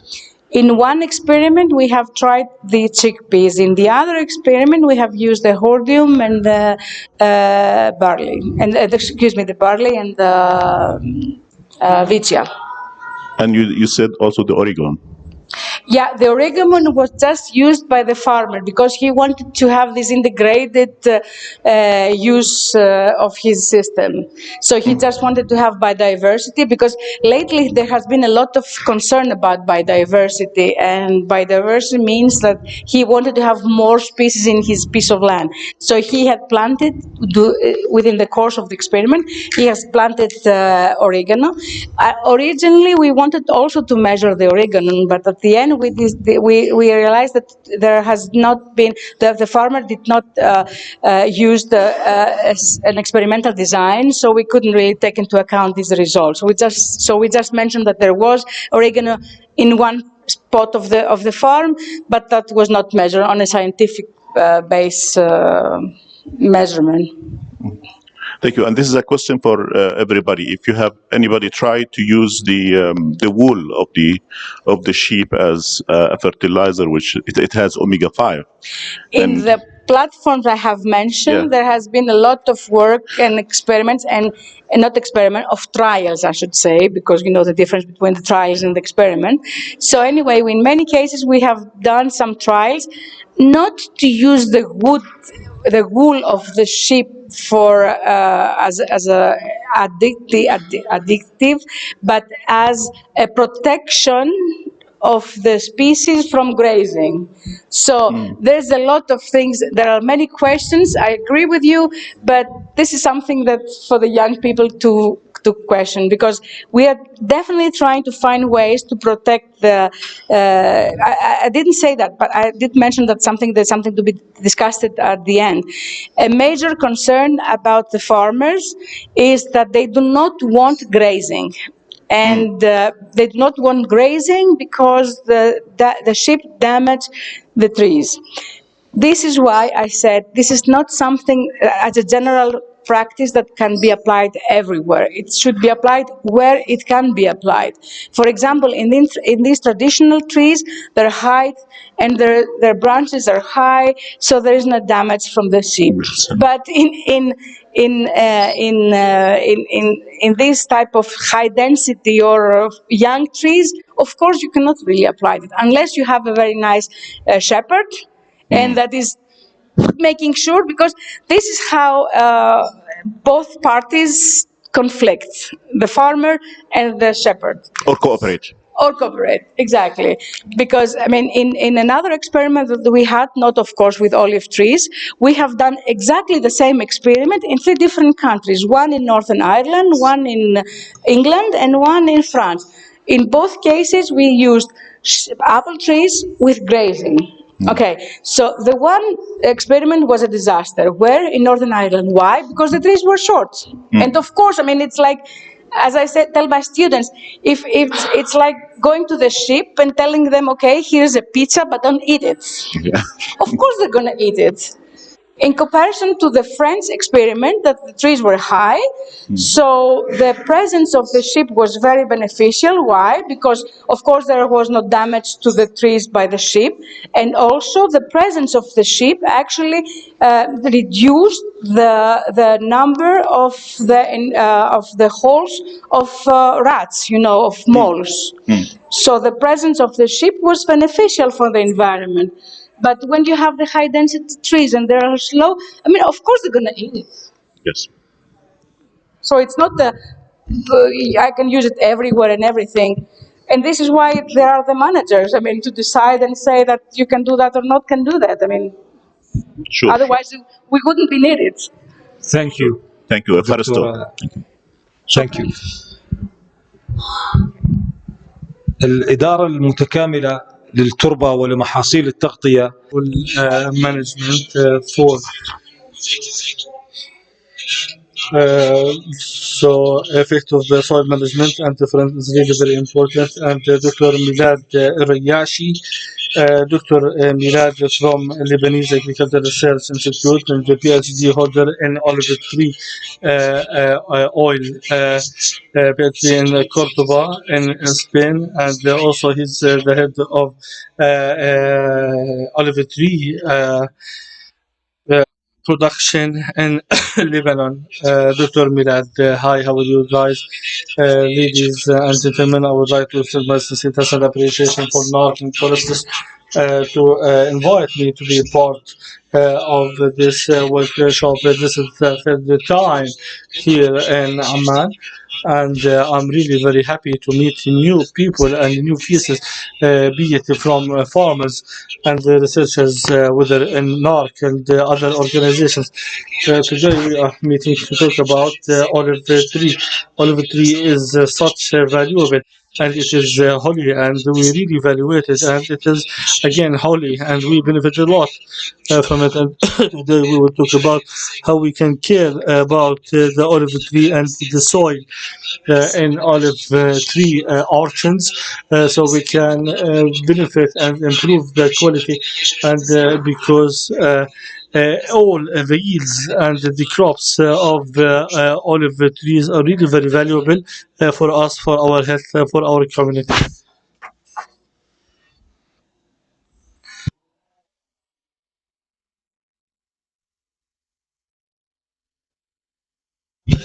So as we said, we will assessment of the effect of the soil management and the different cover crops and the soil characteristics, and so we can improve the soil characteristics, which lead into the better productivity of the trees.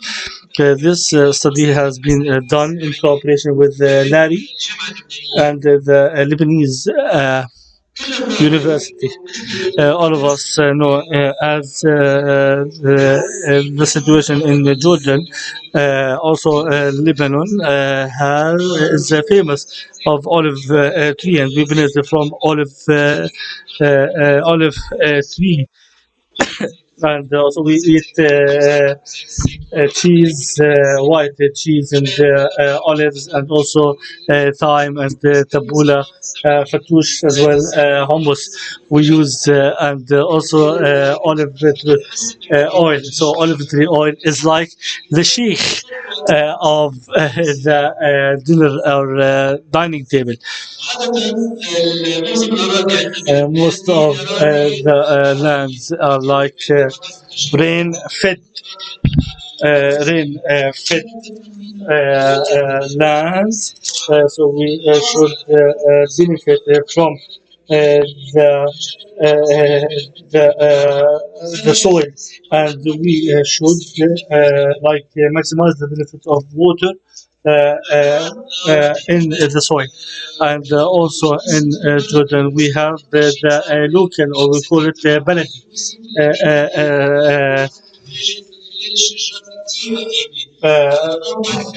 varietal, and also we have the local variety called Mehraz, and also it is one of the ancient local variety. So we are focusing on the local variety, which is really very famous. So we know that olive tree suffers from a big challenge, which is like sometimes we, the first year will have good productivity, the second will not have it. And through the practices that we provide, whether in fertilizing and irrigation, we can reduce the problem of the problem of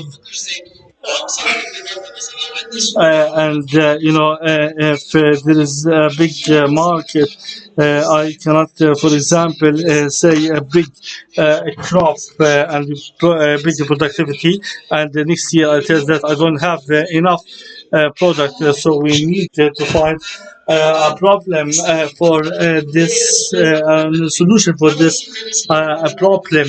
I cannot say that of course we should maintain and have the consistency.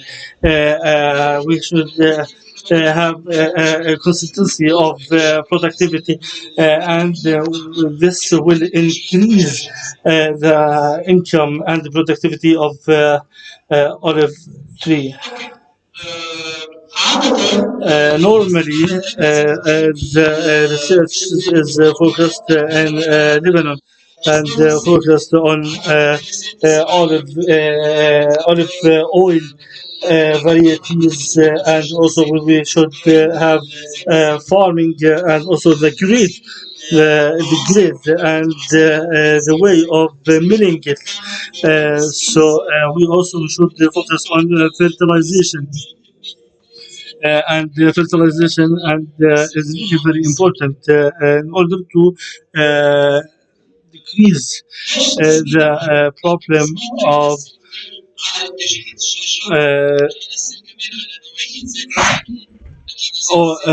cultivated, and also when we do fertilization and enough fertilization, we will lose money. And if we put a huge amount of fertilizers, so when we do proper fertilization, we will save money and increase soil fertility and productivity and olive oil quality. And also alternate bearing of the olive tree. So the aim is to decrease the cost of productivity and find new species that might be possible, and also it will be beneficial for the productivity of the olive tree. And also we should focus on the cultivating with the least possible, and maybe put winter cover field, so we will not have a competition with the intercropping because into the rain-fed lands. And also do fertilization in very clever way and a proper way, so we will not affect it negatively. This is the farm. This is in Akkar in Lebanon. It is local, and also we did what we call, and it is like soily and muddy. We tried to solve the problem of water collection, and we had some channels for water infiltration, and also then put or take some samples of soil, and also some samples from olive tree leaves in order to know what is the status, and also to know the nutrients, and also the experiment that we have five treatments of the orchards. We have 6 trees. We have the treatments, and we have faba beans. We established of the 5 following treatments using completely randomized design with 6 replicates: fava beans, broccoli, and broccoli from the Brescia alcercia, that when you put it in olive tree orchards, they can have enzymes and enough toxic in order to or gas to fight against the Procilium, so we can benefit it as an income or field secondary crop. And also we have barley with the common veg. With the common veg, which is Vicious sativa, and we put wheat in order to help it for growing spontaneous vegetation as a negative control.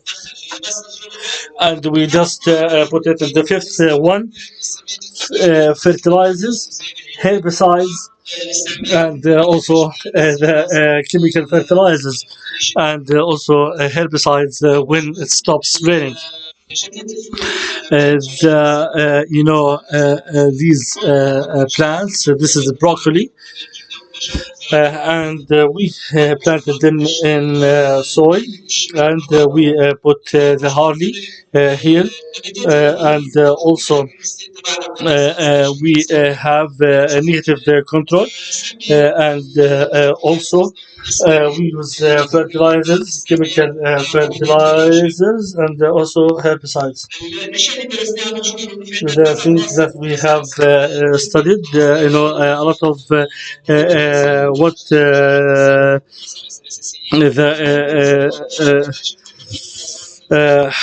leaf samples were taken in order to analyze the situation, and also, of course, with the ball, it's really very important for being fruit, and also iron is really very important.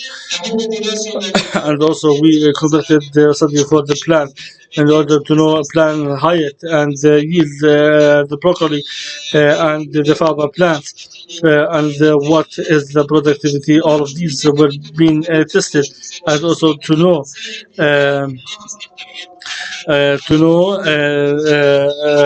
what we call moisture in the soil. This is the pH 7.5. The soil is like sandy, muddy one, and also the water salinity, soil salinity was low. The organic matters from 3 to 3.4, which is acceptable. And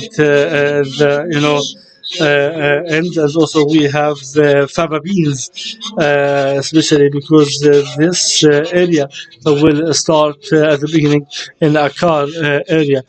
So in Jordan we have such as Jordan Valley, for example, tomato. The first one is from Jordan Valley because it is being harvested for the first crop, and so you can plant fava beans and have the green fava beans, and also it will be a new source of income for olive tree farmers. So when you have the first crop, then put it again. So the farmer will have the green fava beans selling, and the remaining will just squeeze it and put it in the soil so we can have more nitrogen.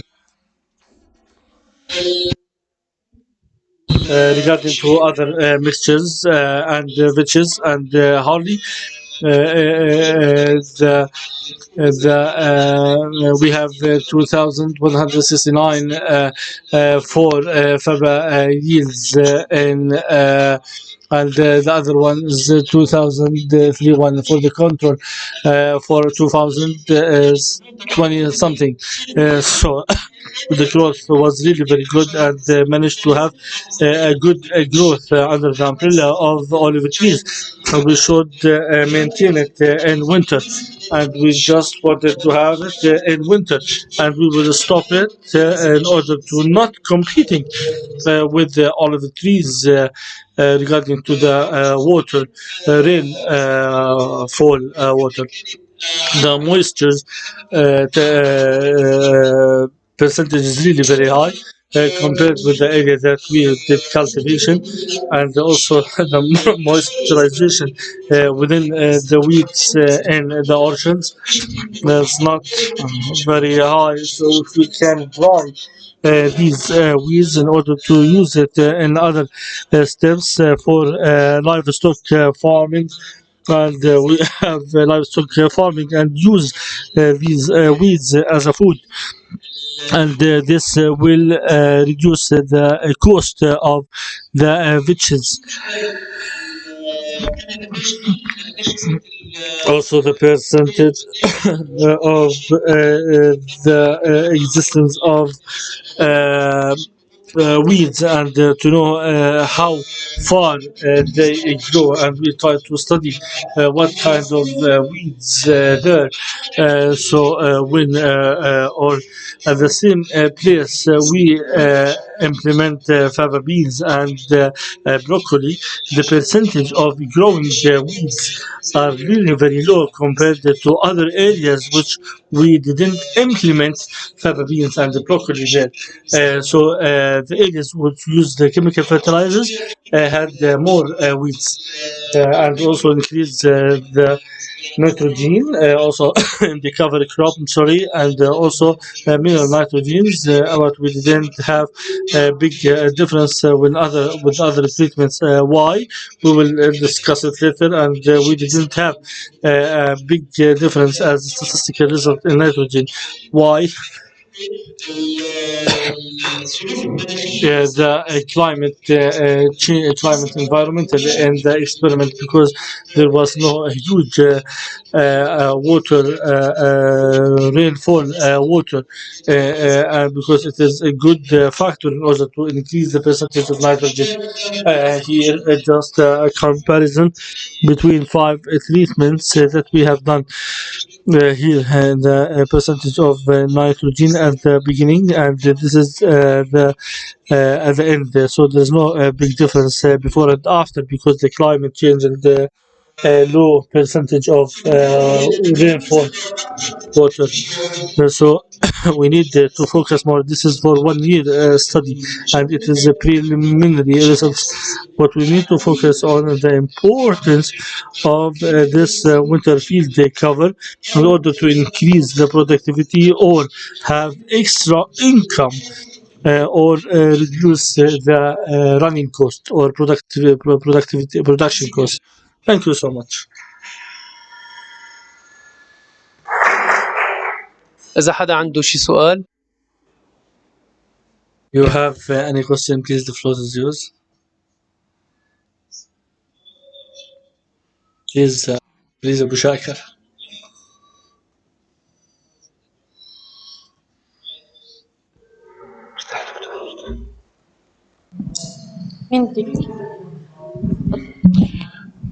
أنا تعليقي على المحاضرة. You know, there is no rain fell or rain fed agriculture. Olive trees needs a huge amount of water. If I don't have enough water, I should have pruning. So might increase is the evergreen vegetation, because olive tree is evergreen tree. Other way that it is wrong to put olive tree in red, highly rich soil with the nutrients, because it is not good enough for olive tree. I need to focus on areas with more varieties for the grade and also for the oil, because for table olive for table or dining table, or olive for milling. I didn't have any type of training to increase the competencies of farmers on how to increase the productivity. Fertilization is really very important, and the fertilizers are really very important. But the quality of fertilizing needs research. So, what are the contributions in order to calculate the number of fertilizers? Maybe we didn't hear about the time of picking olive from the trees, or the time of milling. We need new technologies. All of these information we already will know. We need to increase the demand, or have high demand. Till now, there is a big transferring knowledge. We hope that we need more studies and top-notch studies in order to have extraordinary advancement. Sorry, you already mentioned the 3 points. The first one regarding we can pruning and increase the productivity, and we don't say that the timing of it has its own specialty, but since we are focusing on agroforestry and introducing new species, pruning or trimming. Pruning is really very important, yes, but if we talk about it, but it is not the topic of the decision. This is the third time, and we're talking about the olive tree every time with a different story. But of course, at the same time as my colleague Sarah, the ICT platform will be there for the whole universe to have accessibility and to put questions and discuss topics related to olive tree or olive tree orchards. As experts from 4 countries, we are ready to work on it. Regarding to the other topic, why we don't have new additional topics about the quality of oil, or maybe the grade, olive oil grade.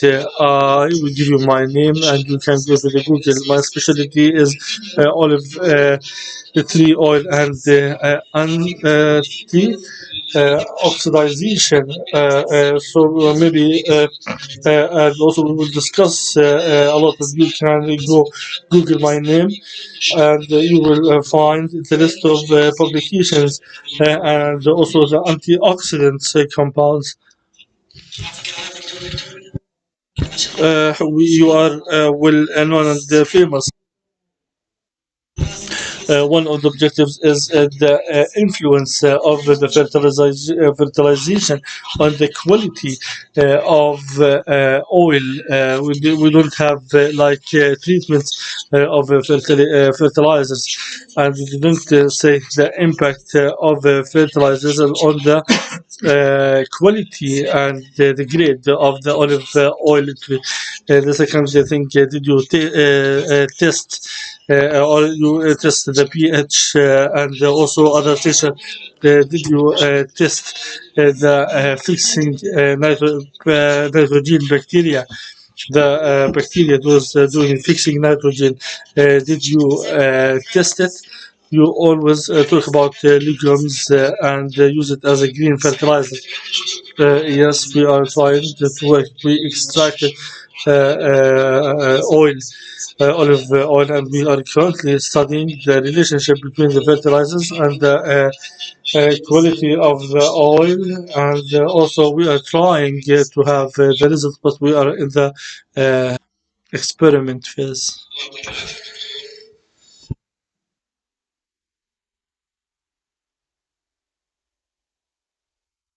Thank you. I will talk as a farmer. I am aiming at having new incomes. So new introductions, we can use what we call pruning, and also and maybe innovation, and we can use the dried up. We use the dried up for dried up olives. Now there is a special device in order to try to mill down and grind the dried up olive leaf, and also it help to maintain the moisture, and also of course it is used for huge land owners. They can use this device and the machine. It grinds these dried up and benefit, and also will increase the fertilization, and also will grind the dried up trees. Yes, gift is dried up. Yes, for the dried up, we can use it as a compost, and mix it with some wastes. Did you already have an experiment?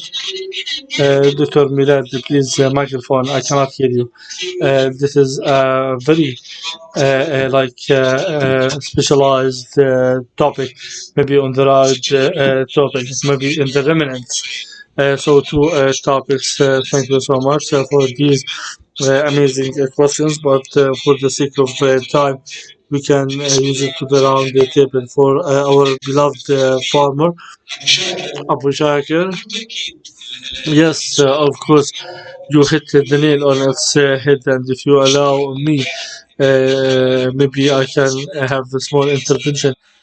Since I am a PhD holder in it, olive tree and olive tree oil in Spain technology, in order to have the best quality and the best productivity pre-production inside the farm, and after picking till reaching the miller, and after the milling, and when we have the oil, we need a full day to talk about it, because the innovations there are endless, and my colleague might be interested topic regarding to the DNA-based authentication of the varietal origin of monovarietal olive oil. Dr. Pangus Kalai Panus from Chania or Chania University, MAICH degrees. Please, the floor is yours.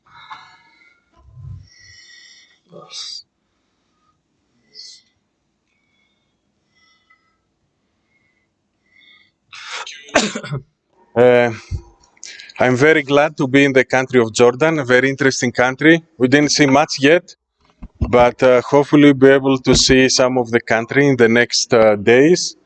It's a pleasure to be here. I would like to thank Salam from NARC for the organization, and Sara Maltoni also from Forestas for organizing this very interesting workshop meeting. And I think it's very important that there are all these interesting discussions and questions. So this is the essence of a meeting, that some new ideas might come out. So we are going to move to a new subject on DNA authentication of olive oil. This is a work I've been working for the last 20 years. It's one of my research lines. We work also a lot on basic research on tomato and exploitation of olive genetic resources with regard to abiotic stress such as salinity, saline water, and also flooding that Milak talked about, and some other stresses like cold, for example, and heat. So can I have the presentation?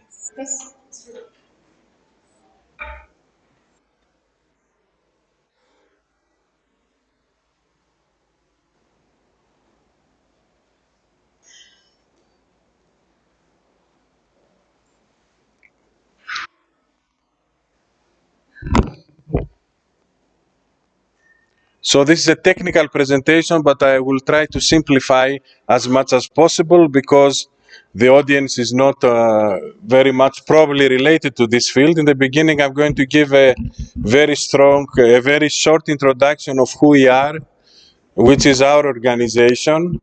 And then I'm going to enter into the subject of DNA-based diagnostic test to authenticate the varietal origin of olive oil.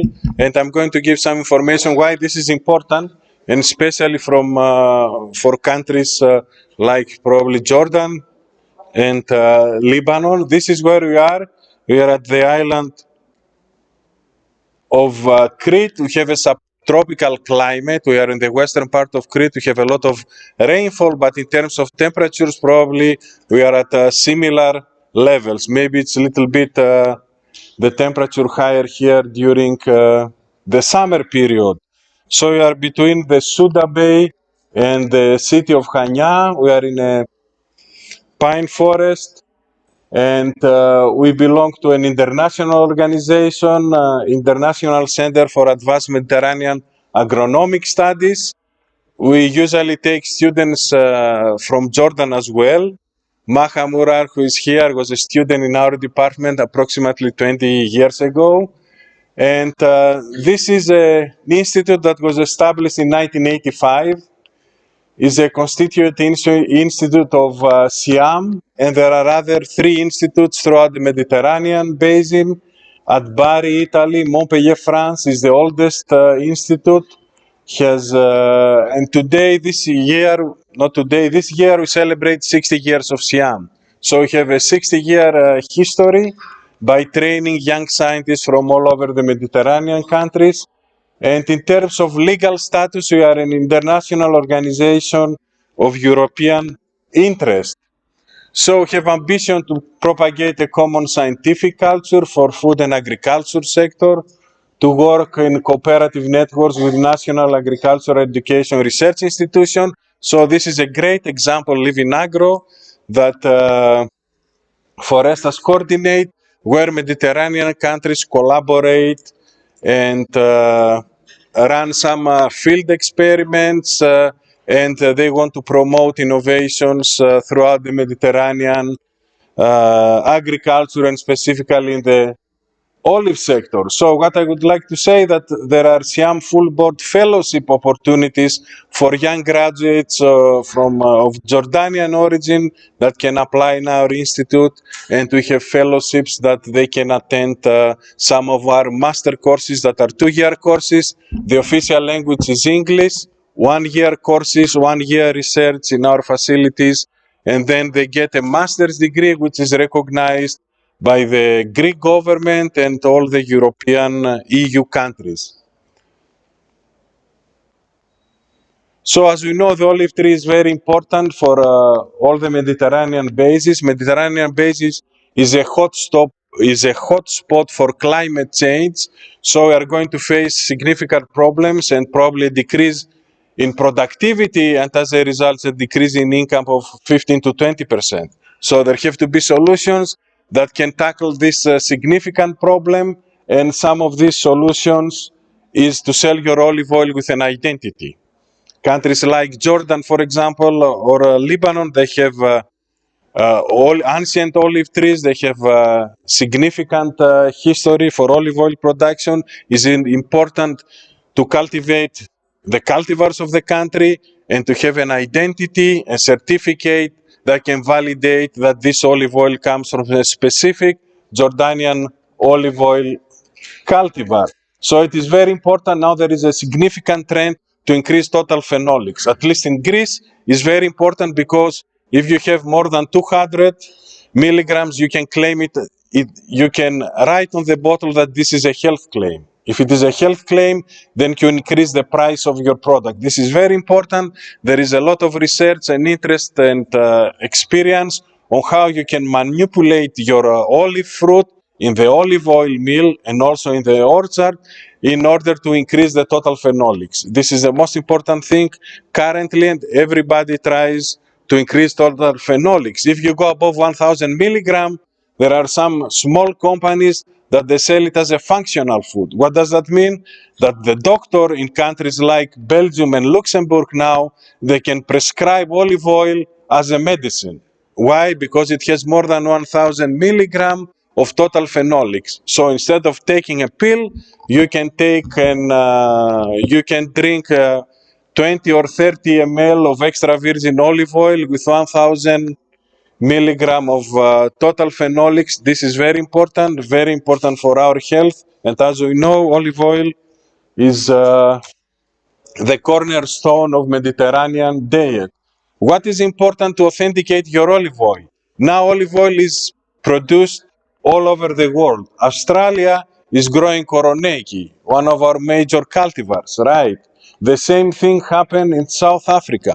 There are a lot of olive oil plantations that they grow cultivars from Spain, Italy, Greece, and other countries. Also in United States, in California now they grow a lot of olive trees. They mechanize the olive production, and they claim that on the same day they harvest the fruit, they go to the olive oil mill and produce olive oil within 24 hours. So this is very important that we have to compete nowadays with all these countries. And if we want to be competitive, we have to find a ways to promote our olive oil using our cultural history and our cultural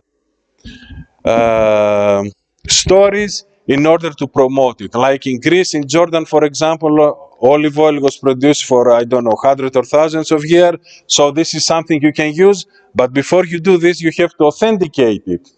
So in order to authenticate, it is very important because there are a lot of adulteration incidences in European Union.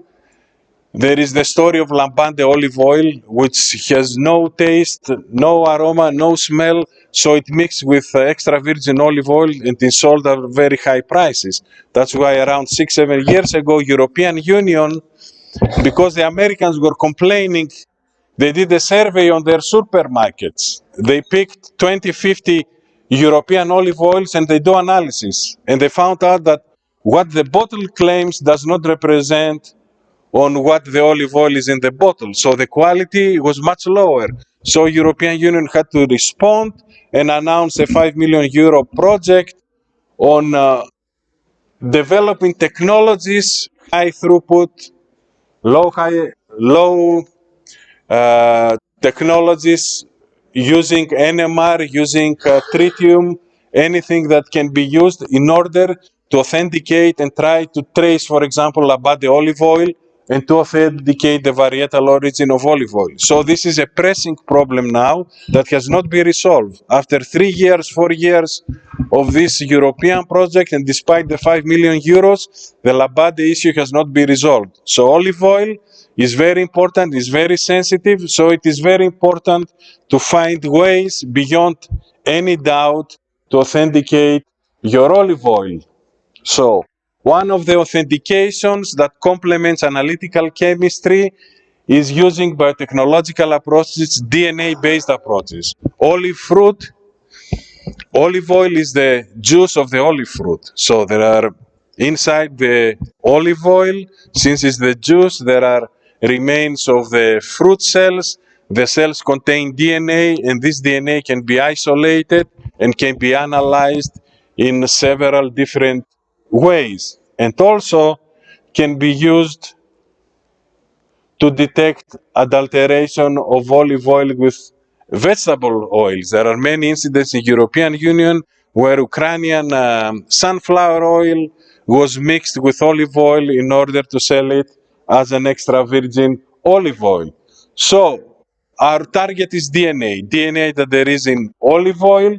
It's a linear polymer, is the carrier of genetic information. This is very important. That's why it's very stable.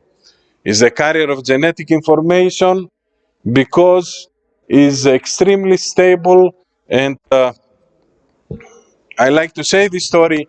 In 2000, we submitted a proposal on the European Union craft project with some medium enterprises, and the project was rejected because the reviewer said that the olive oil, after olive oil is produced in the olive oil mill, that there is no DNA in the olive oil.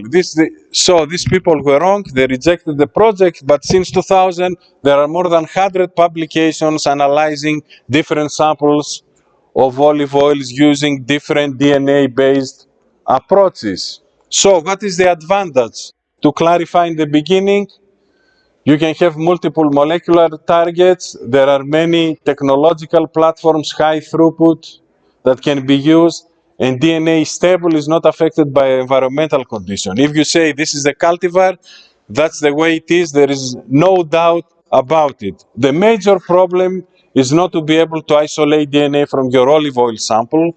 This is a major issue. If you cannot isolate enough quality DNA to analyze it, then this technique cannot be used.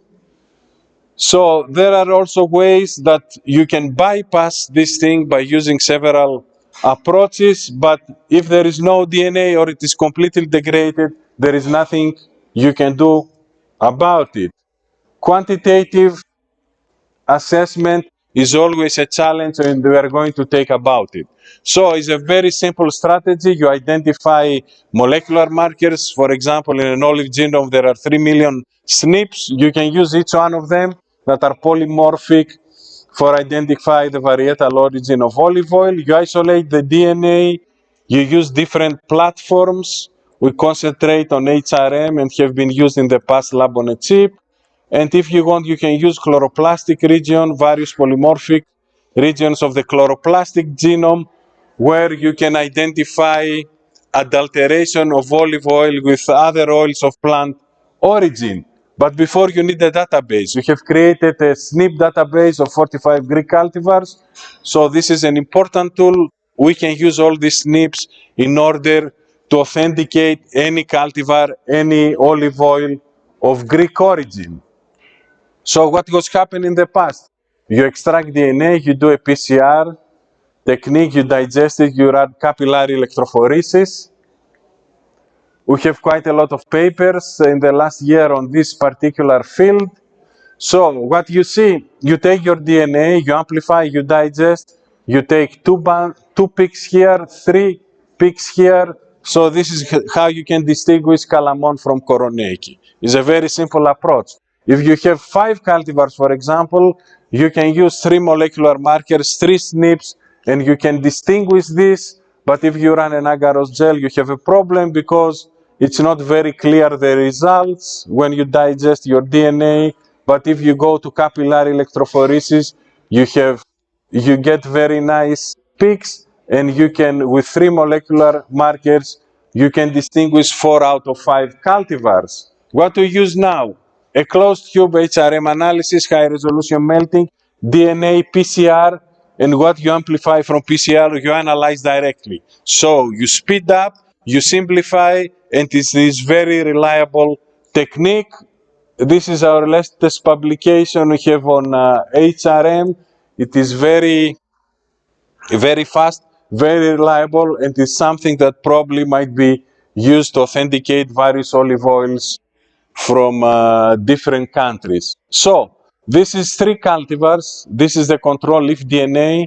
By using molecular DNA that extracted from monovarietal olive oils, you can distinguish.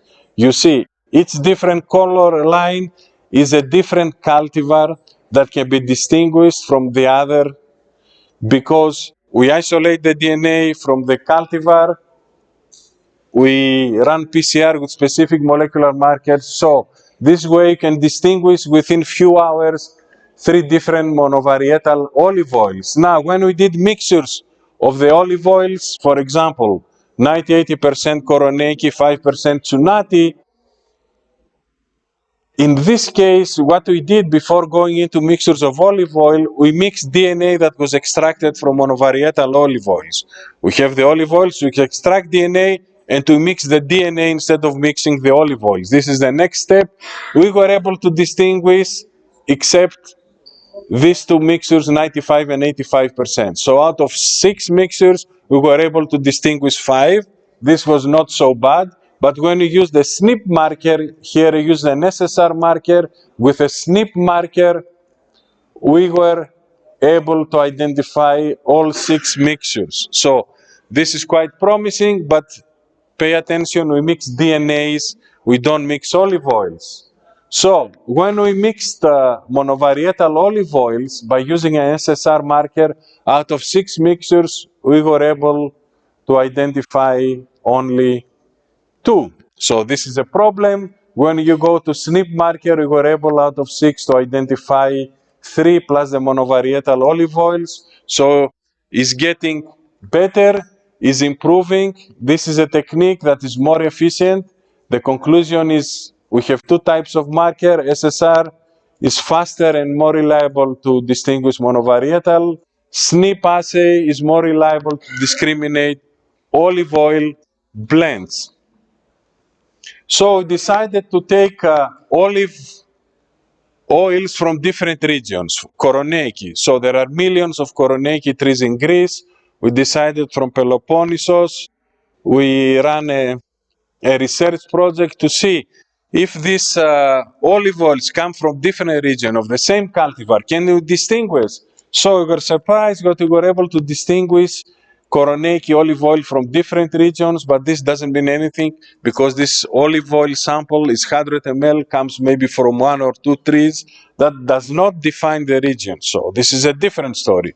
If you have 10,000 trees, you cannot say that I can distinguish the olive oil from this particular region by analyzing olive oil that came for 2, 3, or 4 trees. So there needs a very a different approach, a high throughput approach, where there are ways that you can do it, but it's something that we are going to study in the near future. So when we mix Koroneiki from 2 different regions and compare it to olive oils from different cultivars, you could see that the Koroneiki from different regions, they could cluster together and can be distinguished from cultivars, from olive oil coming from different cultivars. So what would be the solution? The solution could be you are on the olive oil mill, you produce your olive oil, and you have to store it in a tank. So if you have to store it in the tank, you have to take some samples. You need to have a portable system that can give you an idea whether this is a monovarietal olive oil or it's not a monovarietal olive oil, and you have a mixtures from 2 different cultivars. It's a totally different story to answer the question if you bring me a bottle and you tell me, is this Koroneiki? this is a simple question. I can tell you it's Koroneiki, but I cannot tell you it's 100% Koroneiki. I can tell you maybe it's 80% Koroneiki. But if you bring me an olive oil sample and you ask the question from which cultivar it comes from, this is a totally different story.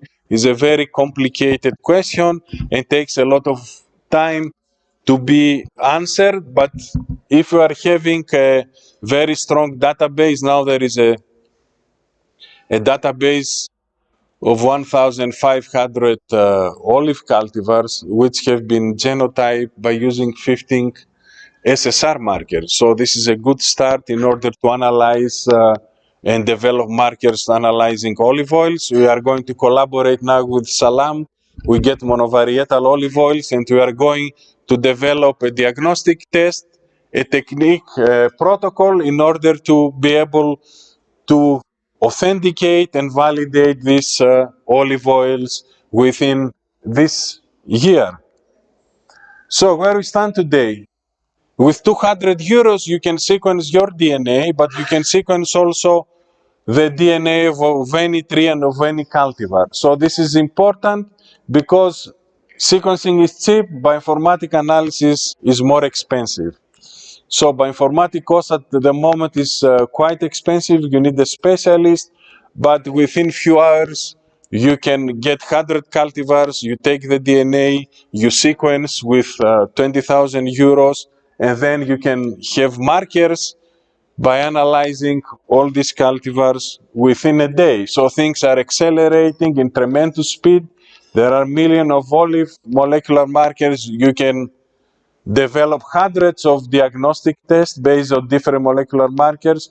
Neural networks can simplify the varietal origin because if you have 20 cultivars, neural networks can tell you the lower number of SNPs of molecular markers to authenticate each one of these 20 cultivars. Quantitative assessment, we are working on it, but it's a major problem because you have to know that the olive oils which were mixed, they came under the same procedure in the olive oil mill. So, it's complementary of analytical chemistry techniques, is a reliable confirmation of varietal origin. There are millions of slips that can be used. The varietal origin is more complex, require greater effort if you don't know which cultivar it comes from, and it's important also for detecting adulteration of table olives. Calamon table olives in Greece, they are sold in very high price and are exported, so they are adulterated with olives of other cultivars, so this can be applied, this technique. This is our collaborators in this project, University of Patra, some private companies, and also we have a technical university. We are developing a smartphone application where you take a picture of your olive fruit or your stone and it's going to tell you from which cultivar it comes from with a percentage of accuracy after statistical analysis. We would like to acknowledge the program, and this is my laboratory staff and our collaborators from France mainly, Technical University, Aristotle University of Thessaloniki. Thank you very much for your attention. I'll be glad to answer questions, yes? If there are any. No, now. Okay. Or later. Later. شكرا دكتور. راح Thank you, doctor. And we will go to the last two sessions, and after that, the next presentation, and it is really very important, not only for olive trees and for all agriculture production, especially olive tree, and it is the first using the blockchain. Abdulrahman Habashna from Decapolis from Jordan. About the blockchain, Abdulrahman Engineer is the executive manager for Decapolis institution for the strategic planning with international and the local organizations.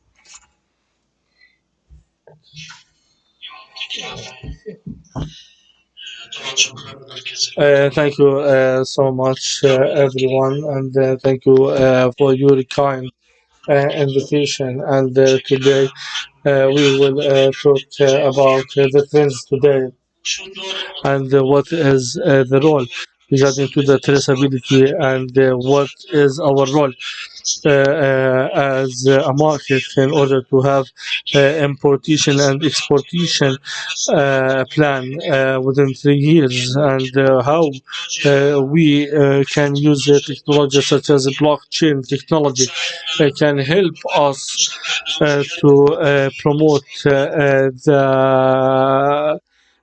the pro- the product, our product in the international market universally is really implementing olive oil, but it is not safe.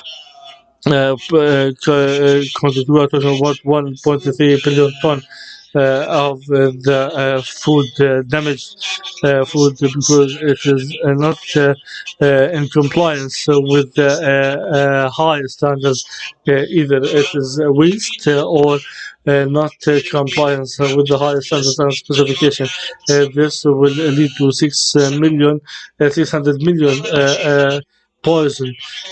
poisonous cases, and this made the governments to put huge taxes for anyone who introduce and produce any invalid food processes. All food processes and manufacturers they have systems, quality assurance systems in the traditional way. They might have, for example, 300 audits at the same year, external audits, and this is traditional. And there is no improvement. For example, the auditor will just revise data, so the auditor will double check that you are in compliance with the ISO and the specification procedures or criteria, and till now there are not safe products in the market. This also made the governments to stop this mechanism and to change our methodology and mechanism. Maybe can you move to the next slide or not? The U.S. government said that in this period, the deadline was March 2023, that you are not allowed to manufacture or export any food unless you have digital record for the raw materials that you are buying, and this record will be registered with the blockchain and the book called FISMA. This FISMA program have a group of requirements, and these requirements should be submitted digitally, and there should be transparency between the food manufacturer and with the government. So they asked to extend the deadline from 2023 to 2026. So I'm talking about the media industries such as Nestle, because they couldn't be transparent. It is chemical flavors. It is not like a coffee or natural product. So this will make them lose their privacy. So the deadline, the new deadline, 21st of 20th of January 2026. 2026.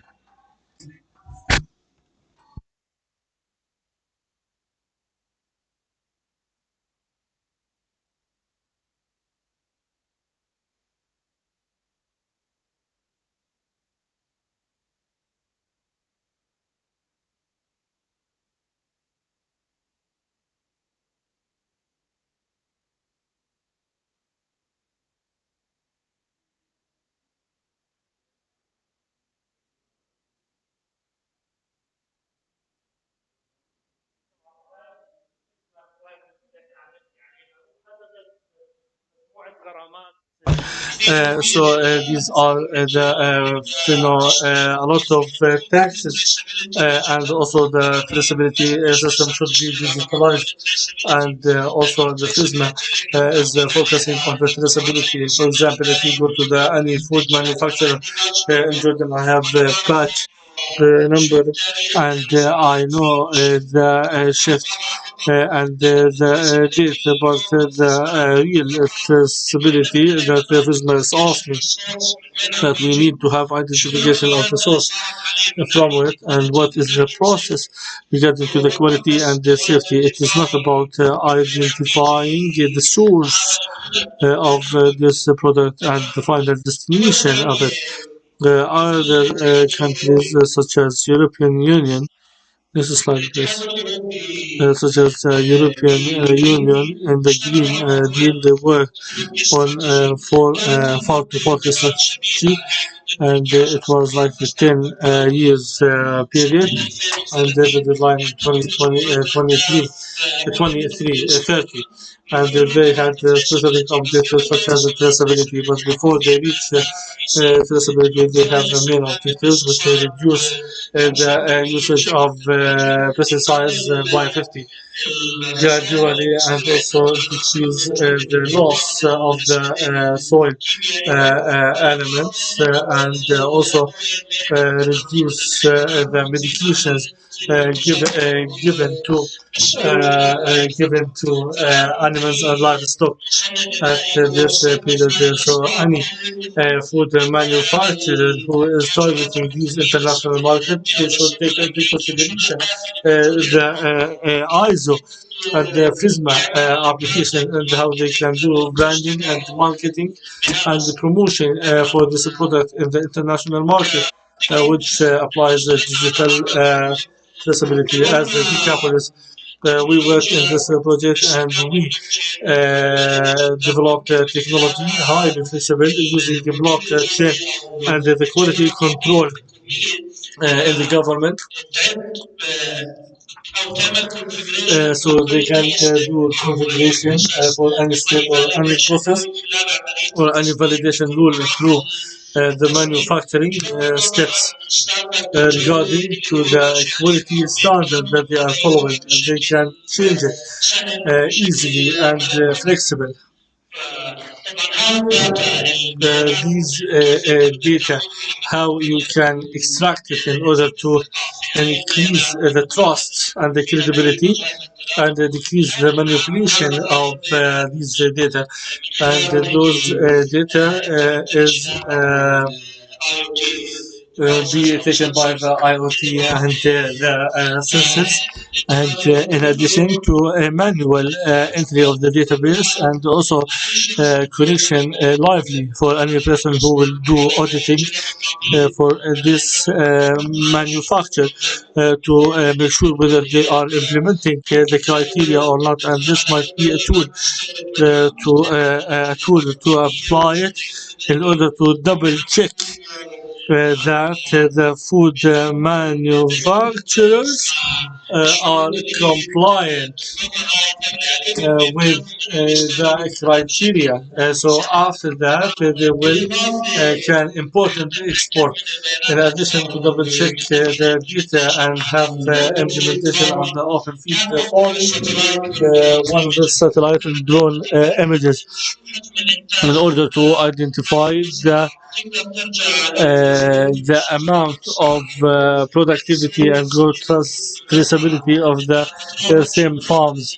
You are monitoring the processing and the productivity steps, and any, for example, any farm which has the certificate or organic certificate, we can know the quantity and the amount, and to know where this amount is going to, whether in the international or local market.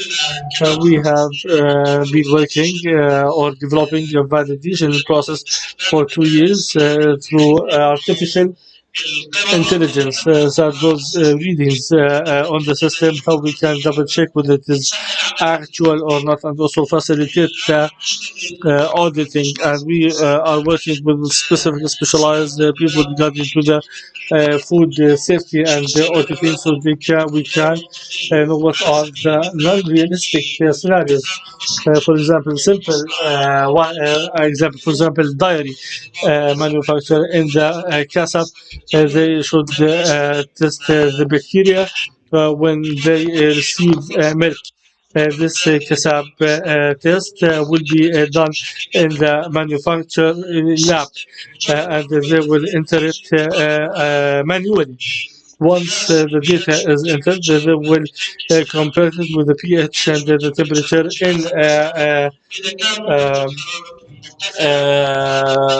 milk tanks, and and also double check and whether to know, so they can have a comparison between the pasteurization. And also, for example, when we open the white cheese, you can see that there is a species, the porosity, and it will not be one piece. There will be specific small gaps because of the bacteria or have high PhD.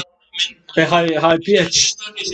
These case studies that we are talking about, and it is related to olive tree oils, and we started with the association of milling millers, and also in Kirak. So the aim at the beginning is to reduce the fraudulent practices, and any olive oil tank or containment, we can identify the mill,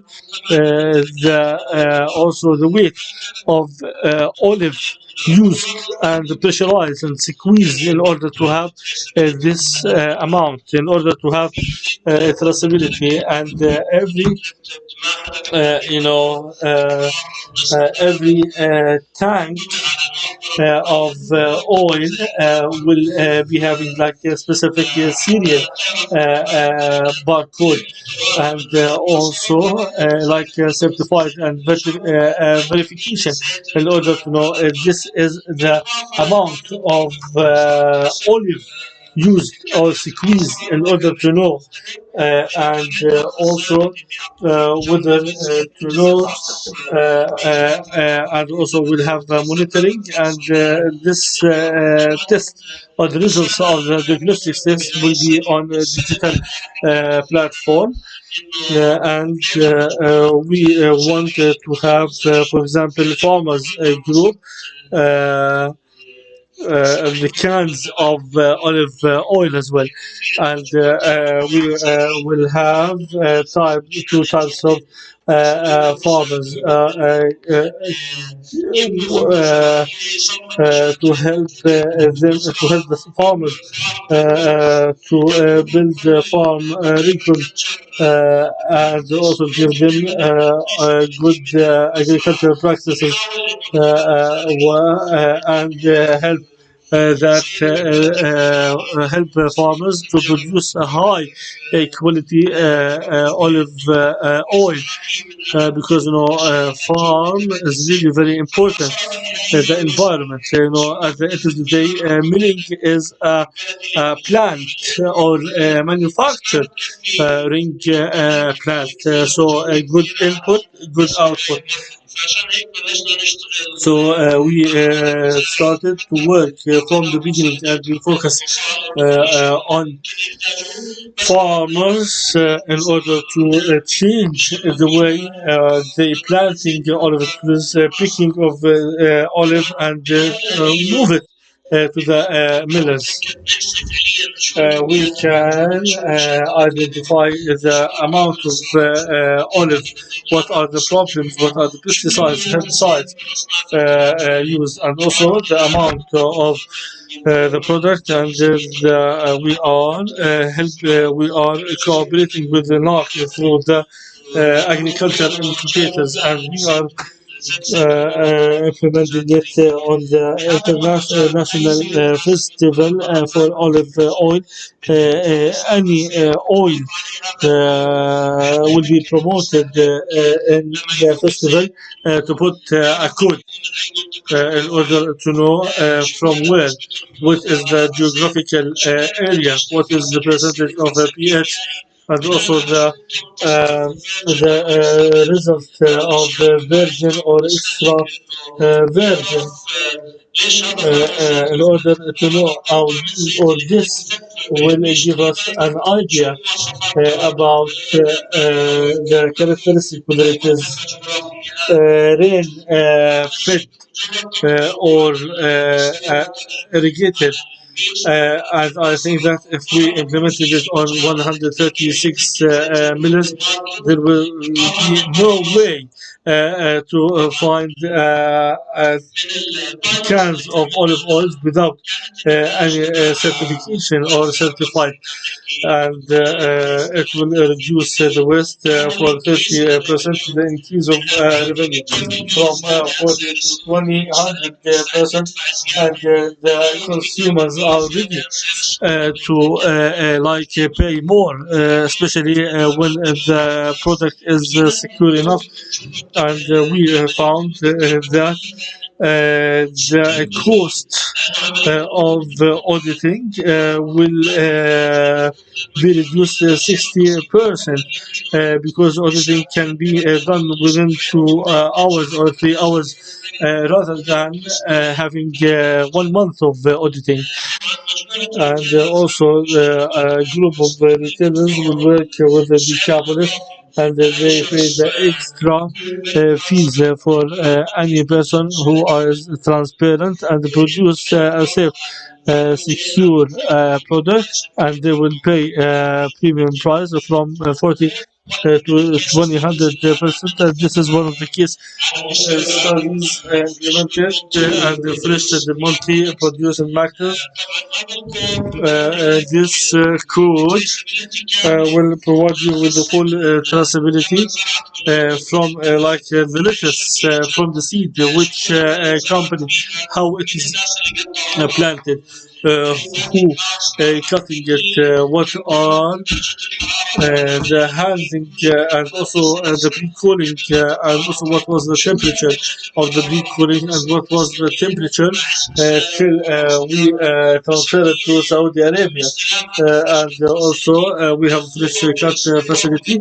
They take it, wash it, and cut it. It depends on the type of the sandwich, whether fajita or burger or anything.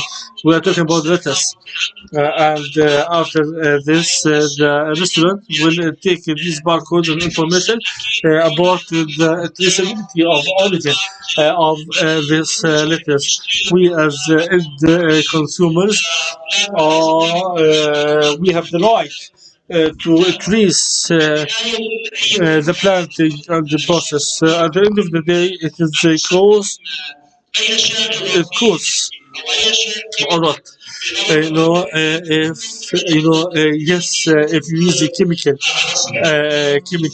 fertilizers, yes, it might be profitable, but it has a different costs, negative costs, whether it is on environment, pollution, health, and also the taste and the flavor and the quality, safety, security of the crops.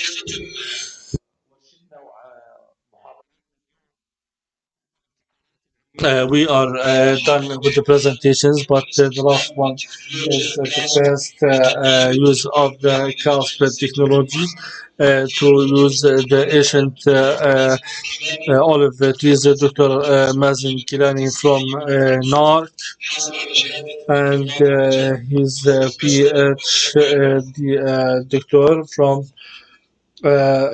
Dr. Mazen Kilani, agriculture. The first use of CASP technology for assessment of genetic diversity in olive.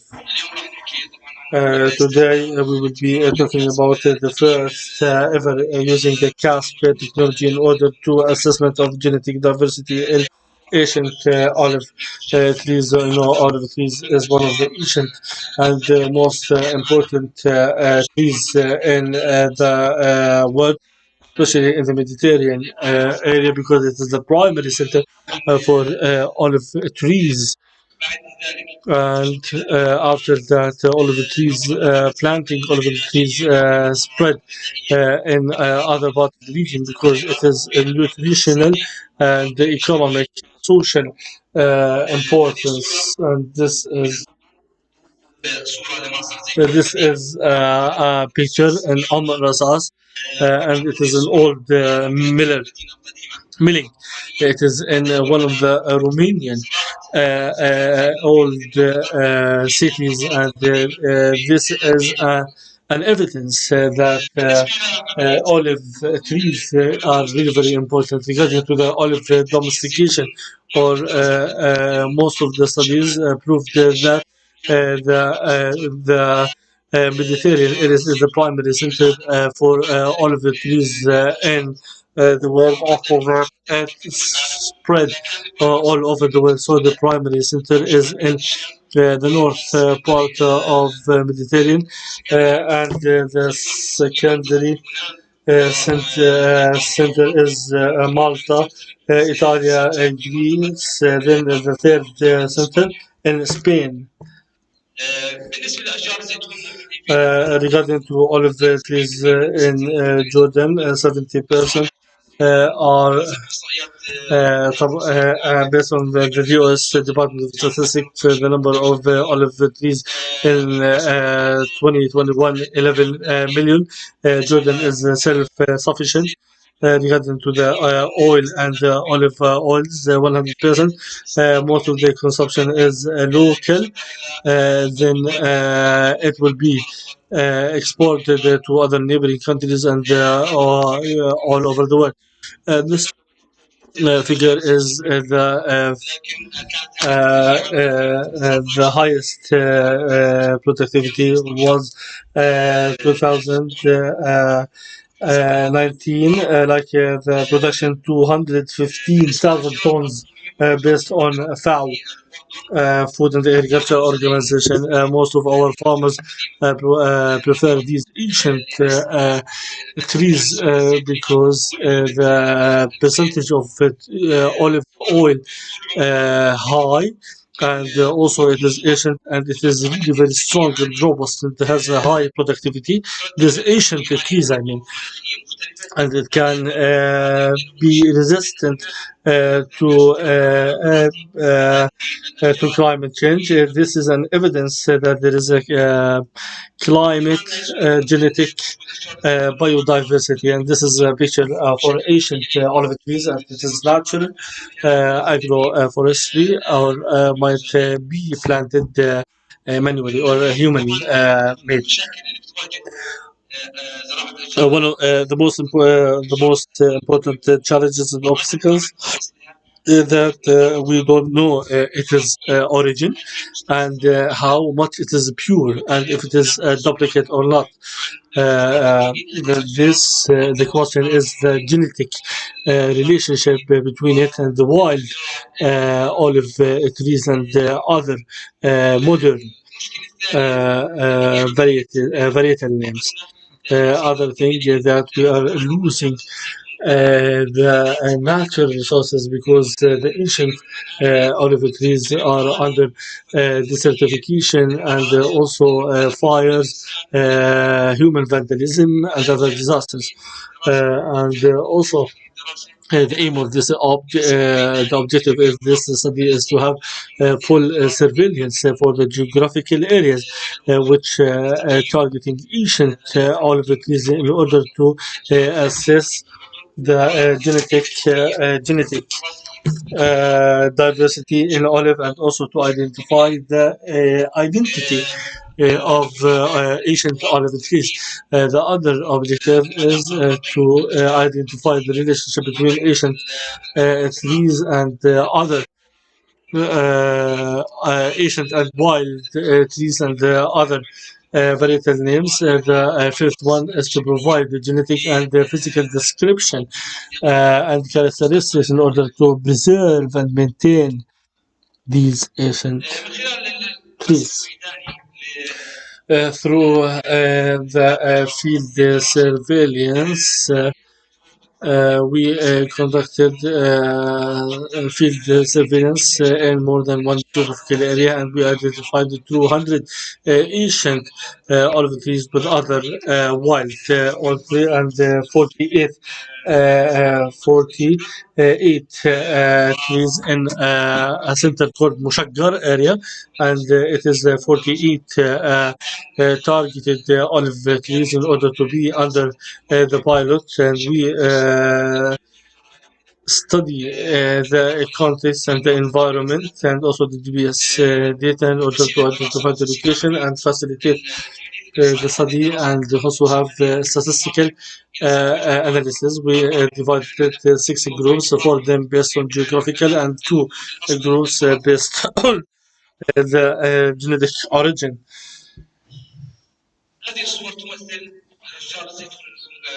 And this picture is like a very ancient origin, and instead or although that it is really very old, still give the crops and the fruits ripe, and it like survived weather climate change. And also this is the gene bank in Mushaggar Center under the umbrella of NARC, and it is targeted as a reference for this study. We studied the morphological and the genetic discrepancies, and also based on the methodology for the certified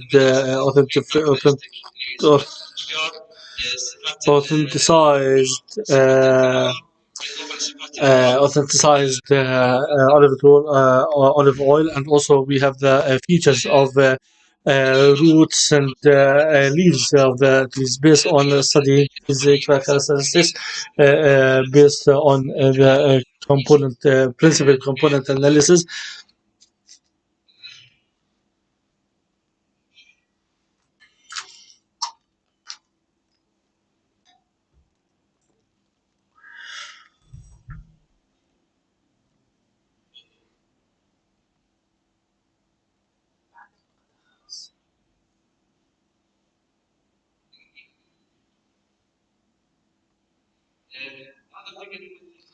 This figure, please, microphone.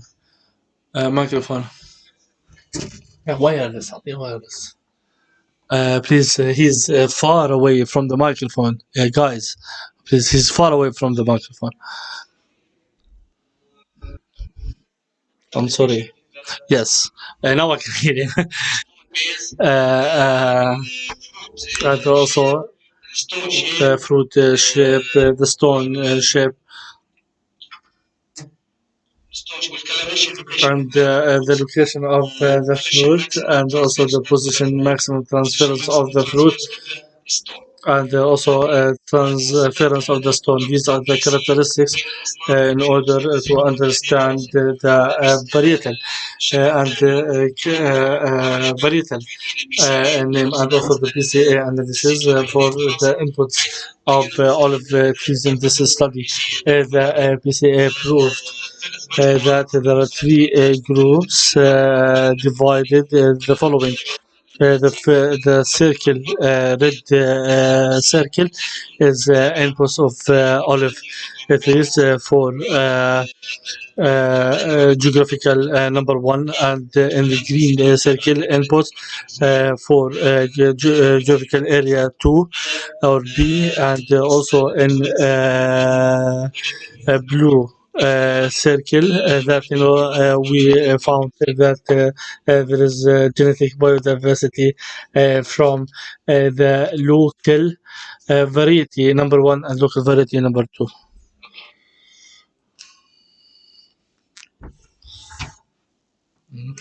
Allah. And also, we did the heat map for morphological characteristics. For the morphological map, there is matching between it and the PCA with the 7 qualities in red. That the fruit shape, stone shape, and stone width, the stone base, and the fruit diameter, and stone diameter. In addition to that, there is matching with the genotype for 3 clusters, local 1, local 2, and the diversity for the input in this study.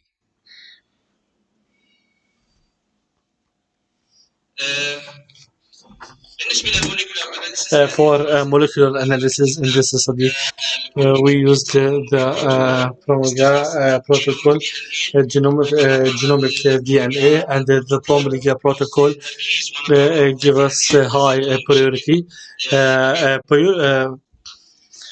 purity for olive oil. We use the SNPs.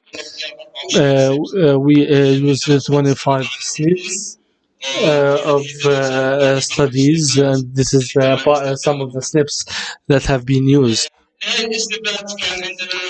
These SNPs, and they know this like, and the polymorpholic information content, and the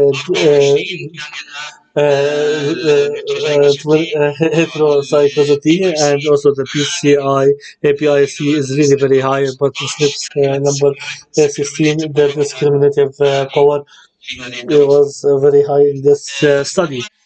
And also after that, after using these SNPs, we used the CASP technology, competitive specific PCR, and this is the CASP test for these 24 SNPs, and it's using the CASP technology to evaluate the genetic diversity for olive tree inputs. If we took these 2 models from 2 SNPs, one SNP number 5, we can see that these in red homozygous AA, and blue homozygous CC, and heterozygosity in green ANC. In addition to that, we have the dendrogram, and regarding to the dendrogram that have been used, and there's grouping and proving evidence regarding to the BCA analysis, and the dendrogram resulted in 3 groups for baladi number 1 or local number 1, local 2 or baladi 2, and the third one is diverse. And also for the genetic tree proved that we have the 3 groups from productive tree, or 3 clusters, baladi 1, baladi 2, and the diverse. This chart or table explain the 3 groups in this study, which is Brady 1, Brady 2, and the drivers. And these inputs have been divided regardless of the geographical and like local 1, local 2, local 3, or diversity, have been taken samples from all over geographical areas. Regardless of that, AMOVA analysis results showed that there is a huge discrepancy of genetic discrepancy. For you have 6 groups, and there's genetic small genetic discrepancies, but regarding to the population, the discrepancy was 94%, and this evidence that regarding to the FFT value that the differences, genetic differences, was the highest in the group number 3 compared to group number 4, and the group number 3 comparison with the group number 1, and this is evidence that the group number 3 is higher in diversity regarding to the Roman olive tree, and this is hot spot for genetic diversity in olive trees. As a conclusion, one, there are some different morphological characteristics of ancient olive trees. The second one, the PCA and the heat map analysis indicated that some morphological traits has higher discrimination power, and the position of the maximum is reading from the slide point number 2. Position of the maximum transfer diameter of stone position and the colorization in bold, and also point number 1 from the slide. Based on the morphological trace and the PCA heat map analysis indicated that there are 3 clusters, main clusters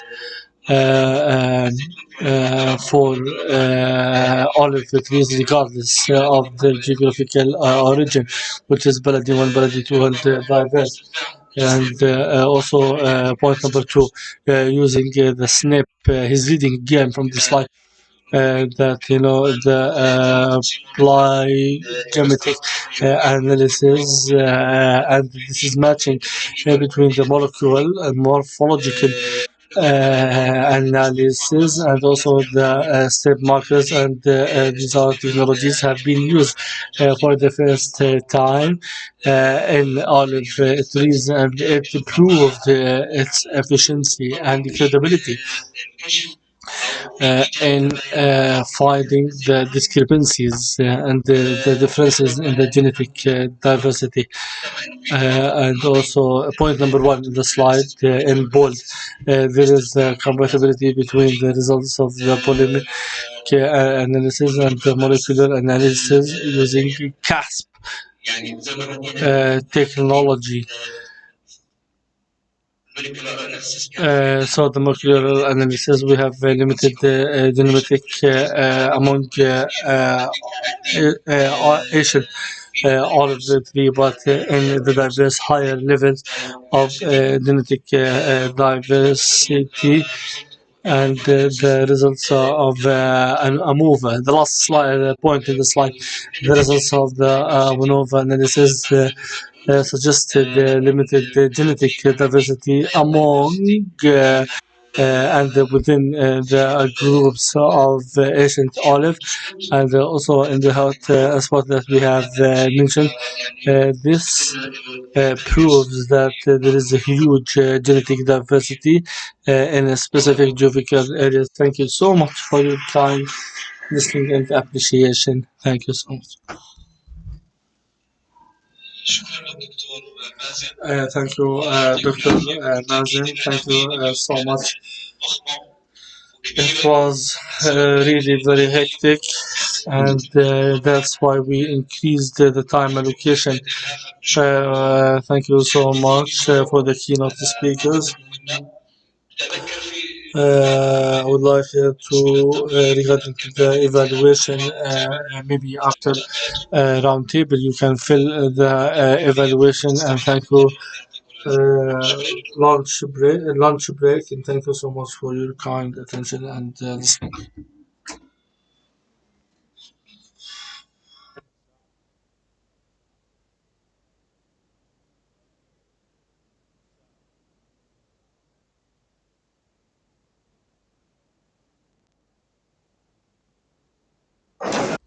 ملاحظة أي شخص بده يعمل ميتينج 1 to 1 ممكن يعمل تسجيل like meeting 1 to 1 maybe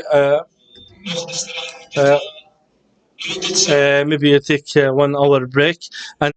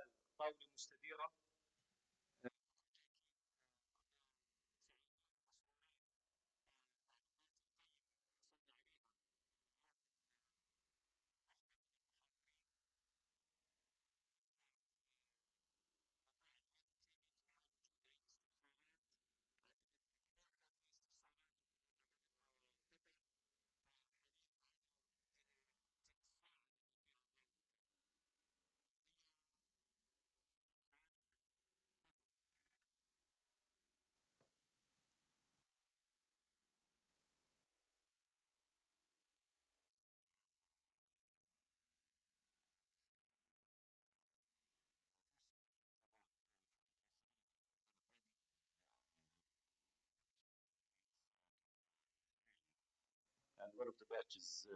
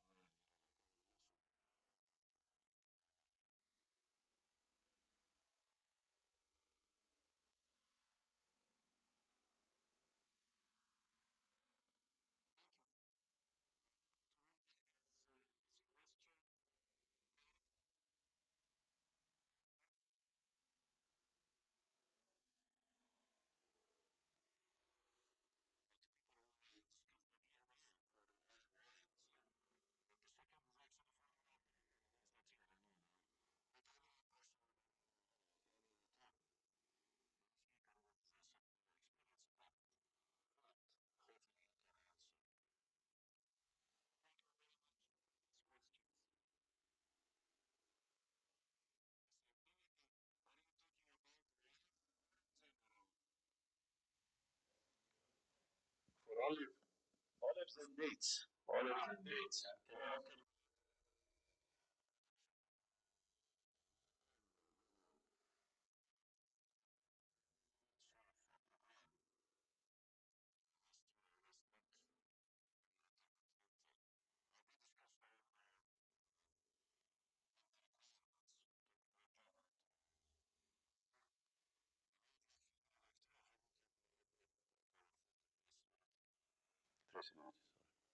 Well, the first and the most major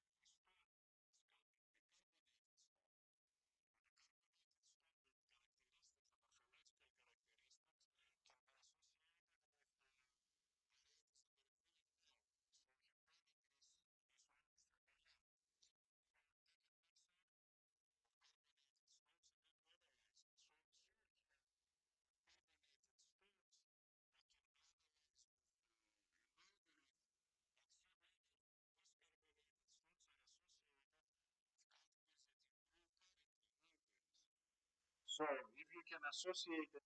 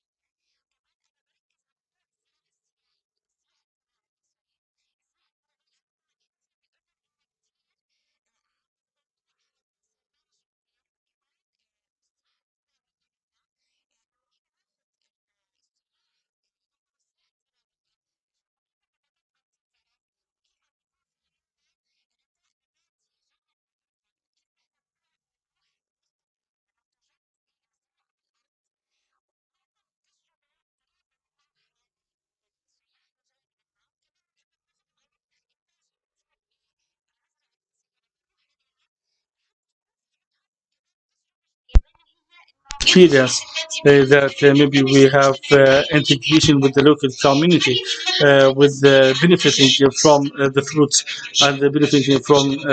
So I am Yara Schreider. Yara Schreider. We call initiative called our initiative is based on our dedication. So my question at the beginning, you said that we want to integrate the local communities and the CBOs and CSOs. Why we don't integrate the youth initiatives in Jordan so we can focus on the youth role in agricultural tourism and also in the environmental tourism as well. So why we don't shed light on the youth?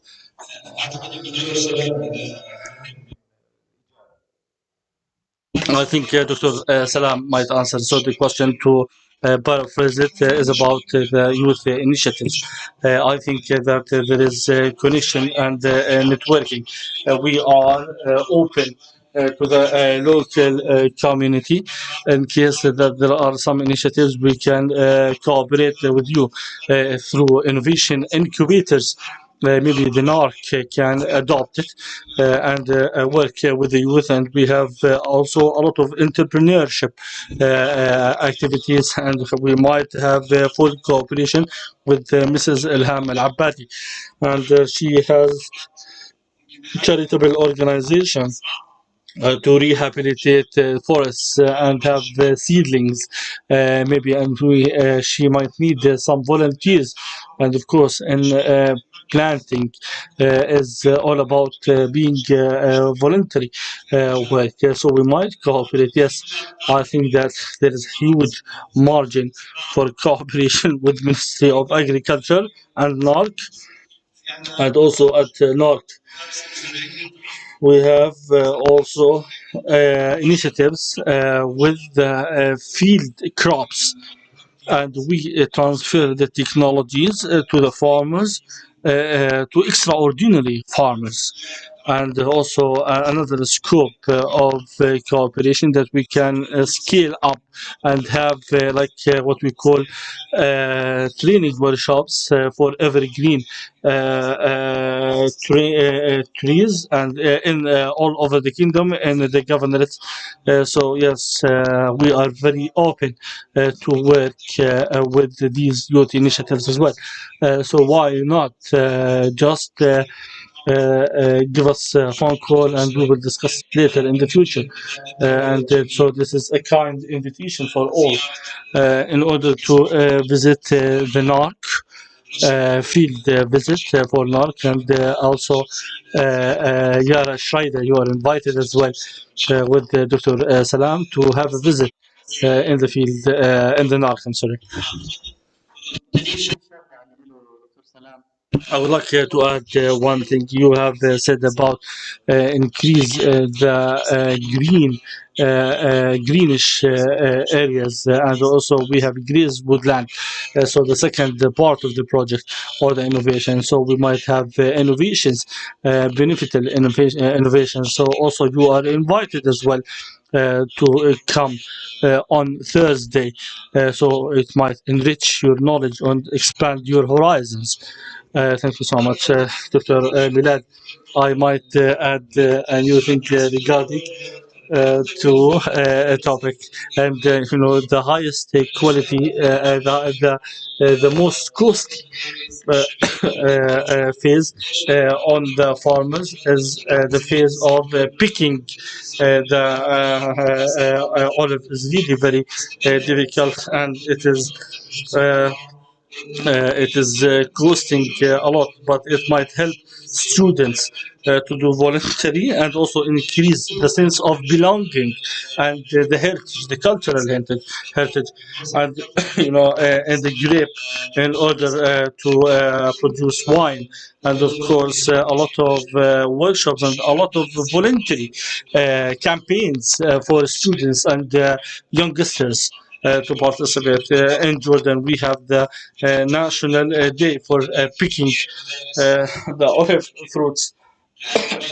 And I think that this also initiative is being spread and scaled up for school age students, and also instead of one day it might be 1 month, and also it might be freelance or maybe a little pay wages or maybe volunteer, so it depends.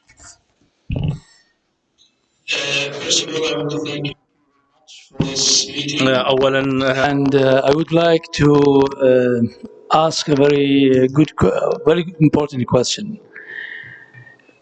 All of the lecturers, they talking about the procedure, about how we are looking after the forest and the productive forest.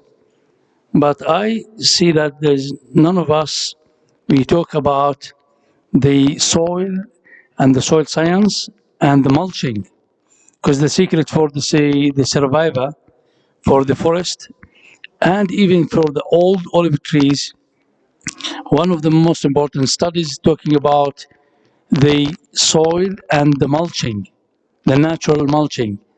Is there a strategy for the future in the projects that we go to study the mulching, and how much it's very important to study the quality and the quantity for how much we're adding for our forest and our trees?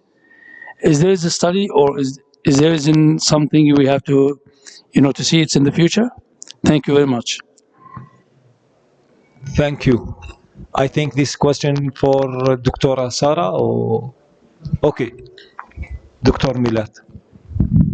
نعم لك The example that you have mentioned about mulching and also the dry out olive tree, yes, it is part of the mulching. A lot of types, maybe from the remnants. You might do mulching from black nylon in order to increase the growth of the trees, so it can be productive directly. So we put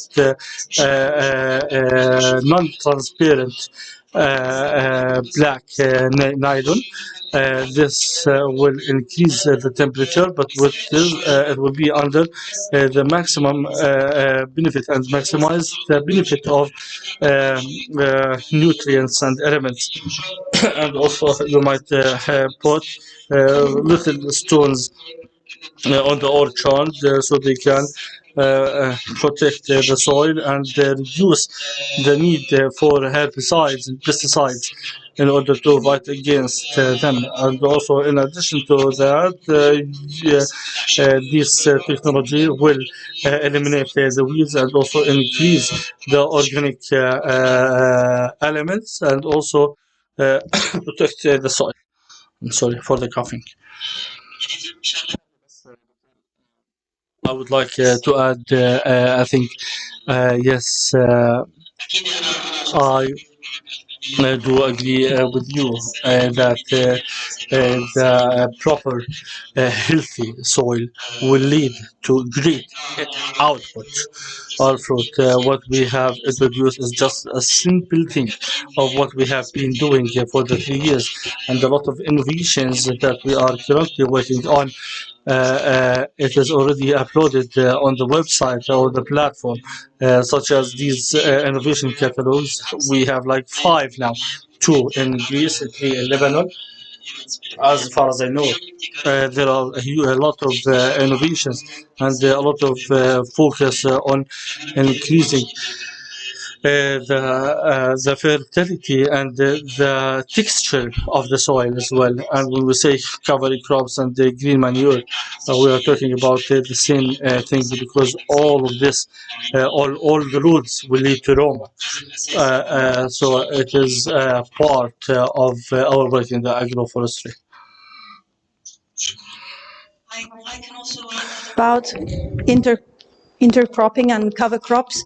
in Living Agro, in each country, basically, there are field trials concerning the use of innovative mixtures or legumes to increase soil fertility. And among the analysis that we are taking, not only the increase in production, but also of soil quality. So it's, I think, one of the main focuses of the field trials that we are conducting within Living Agro in Jordan, Lebanon, Italy, and I'm sure there are also trials in Greece in parallel with Living Agro that Anastasia has been working on. So sure, it is a very important issue. At this point, I would like to combine what has been said before, education and mentality, because one of my students for his graduation thesis, he did a similar experiment with what I've presented, and he was very happy with the results, with using chickpeas, but not for production of chickpea, but just for as a cover crop.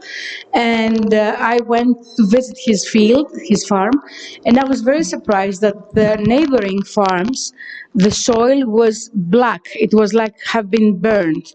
And it was like this just because they were applying so many pesticides, and they would prefer to use pesticides rather than using a cover crop like chickpeas. Why not?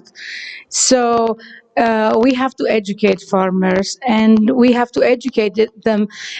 But before educating them, we have to be certain that what we are proposing is safe, taking into account that there are so many pathogens right now, and I don't know if applying some type of a cover crop would facilitate or on the contrast, prevent any type of pathogen spreading.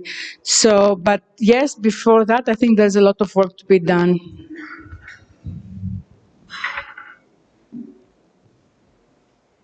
دكتورة تفضلي.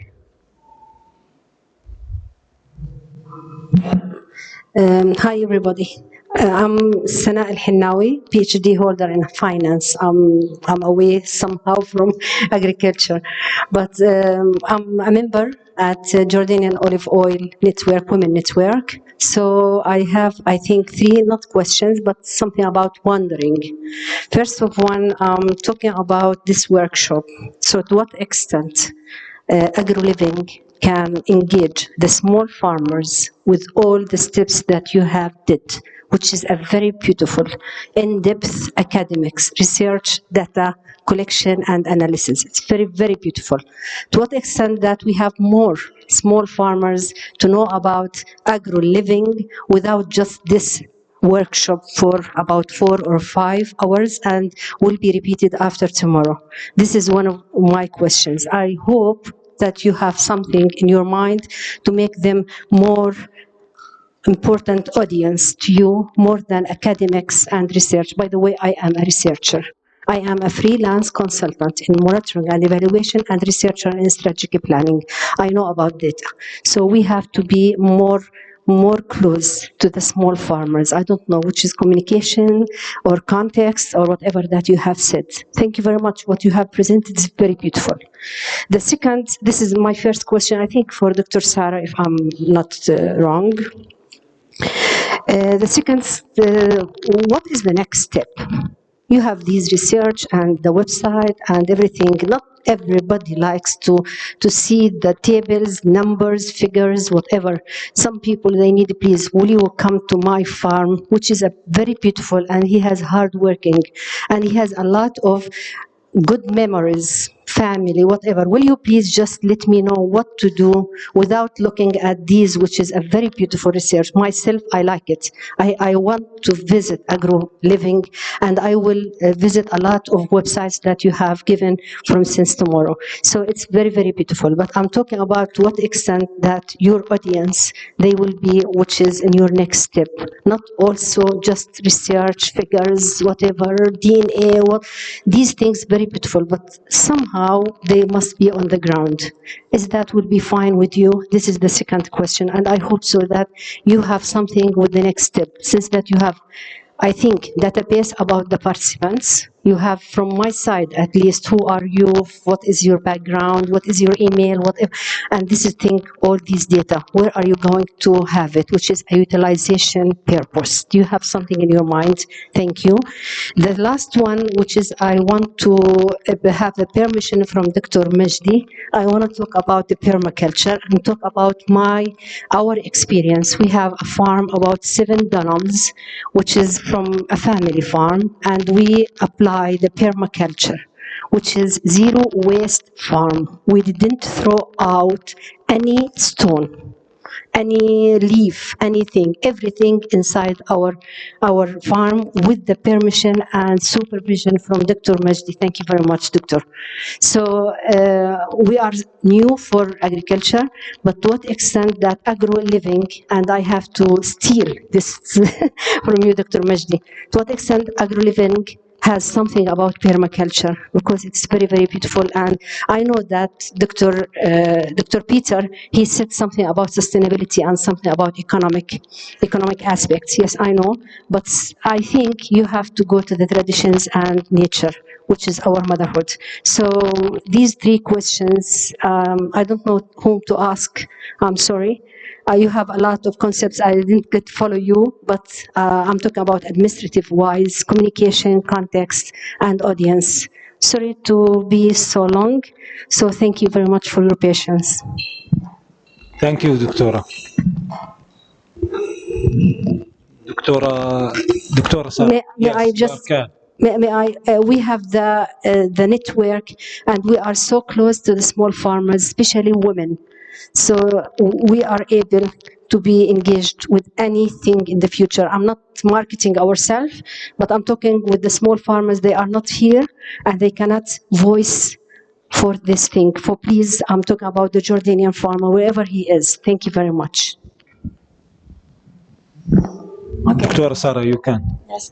Well, first of all, thank you for this challenging question. It's exactly the point where we aim to get to. It's the big challenge.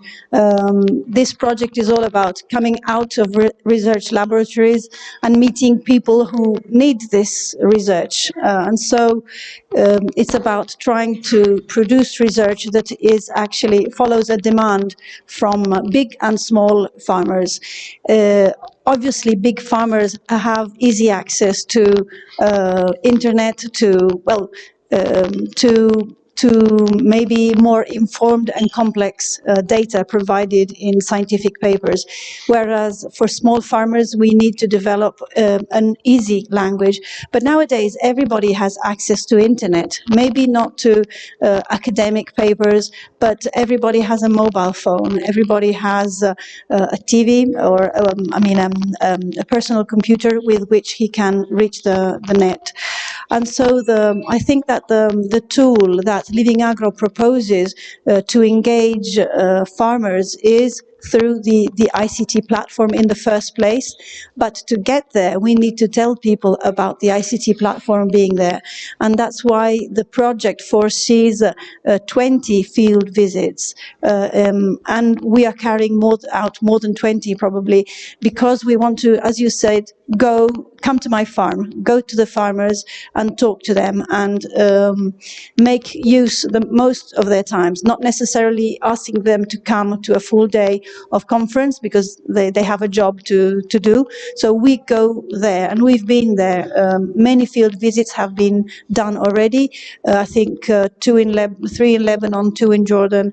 We did 4 or 5 in Italy, and it has been very exciting because that's the moment where when you learn actually what they are worried about, and sometimes it's surprising because you have an idea of what you think research should focus on, and they say, well, actually, this is not my problem, it might be yours. So it's very interesting, and for the olive sector and for the grazed woodlands, we are learning a lot. So the first step has been this mutual learning, probably this going into the field and talking to them, gathering them, and there has been a cross-fertilization among farmers. In Italy, we did field visits, for example, with 10 farmers all together discussing one topic, and one said, this guy, you know, I did this. That could be interesting for me as well. So that is a way of sharing experiences and success stories. Now, the challenge after the field visits end, because that they are part of the project, the next steps, the challenge is to bring these experiences to a wider audience. And I think there are only two ways we can do this. The first is to build the network, build the community, so build the interactions. So you know that NARC is here, that Salam is part of NARC, that he has colleagues, NARC collaborates with Lari, and so creating the network is a way that allows you to pose a question, to find the right person to, so building the community or being part of this living agro or living lab community is part of the answer, because we hope it doesn't finish when the project ends, that these networks and communities remain. So the network in Jordan that deals with agroforestry stays and progresses with new ideas and new innovations.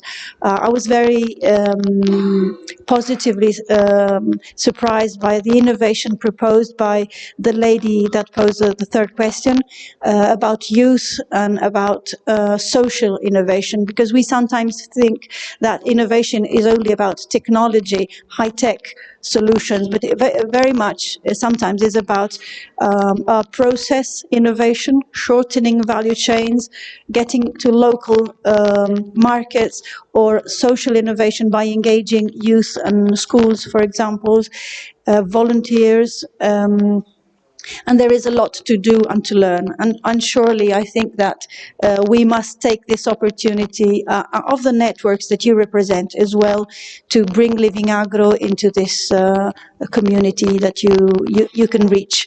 So the first is the community, building the networks, and the second one is ICT tools, because I think the way that we can best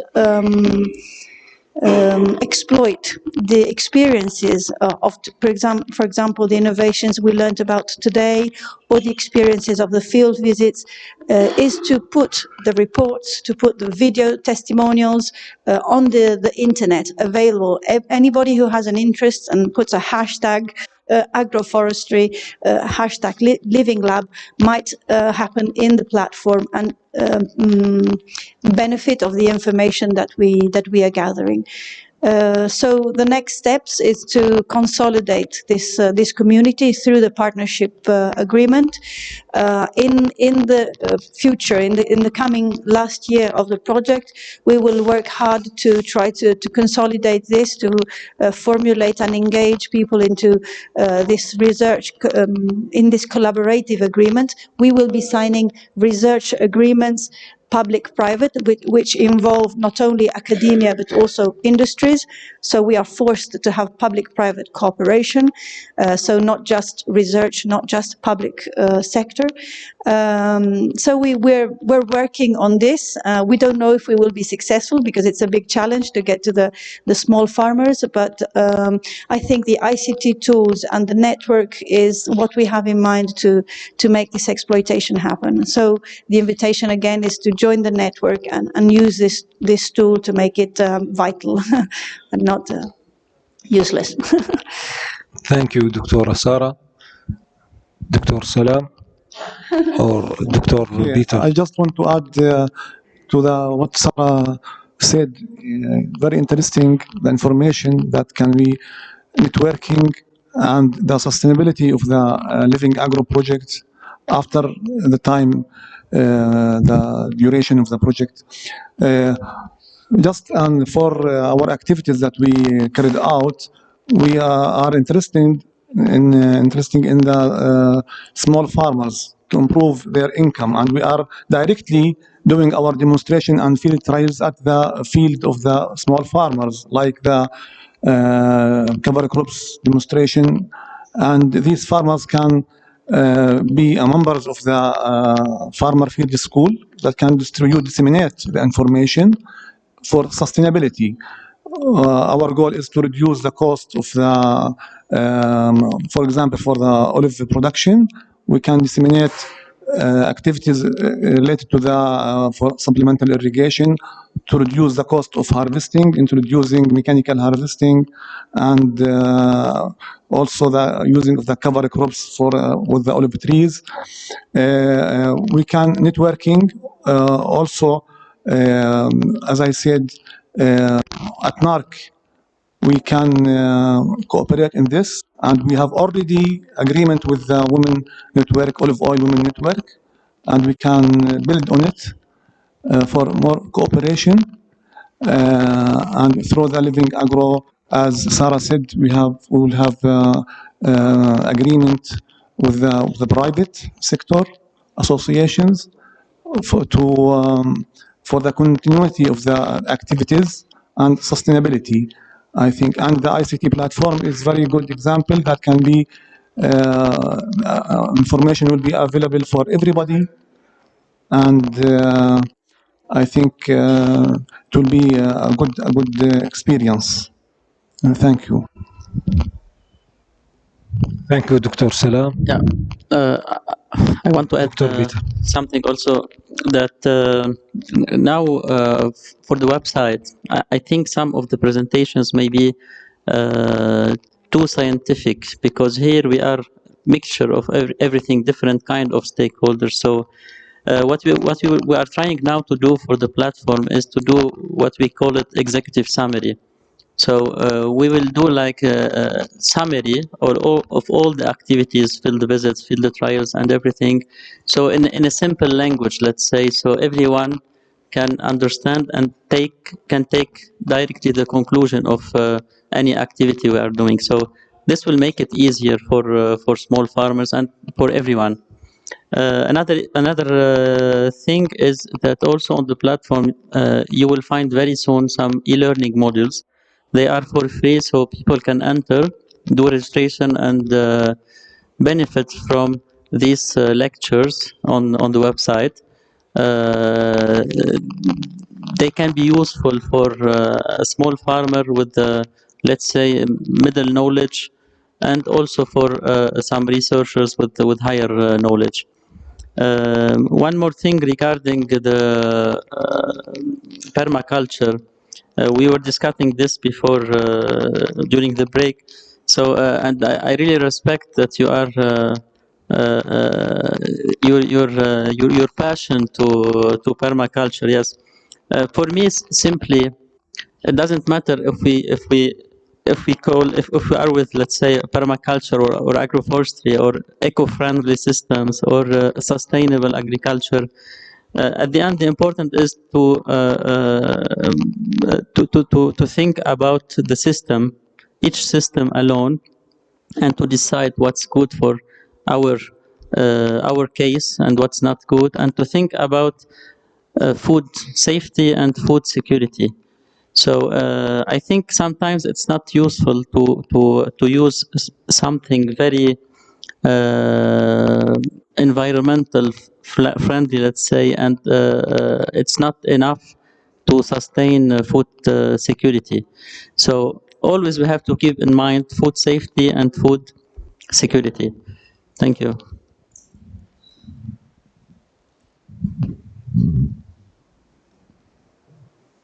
تفضل.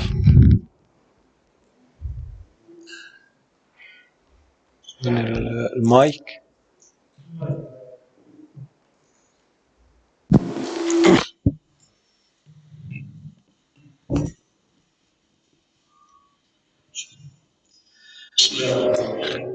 In the name of Allah, the most. وين نادي عليه؟ يا أخي وين خاطر؟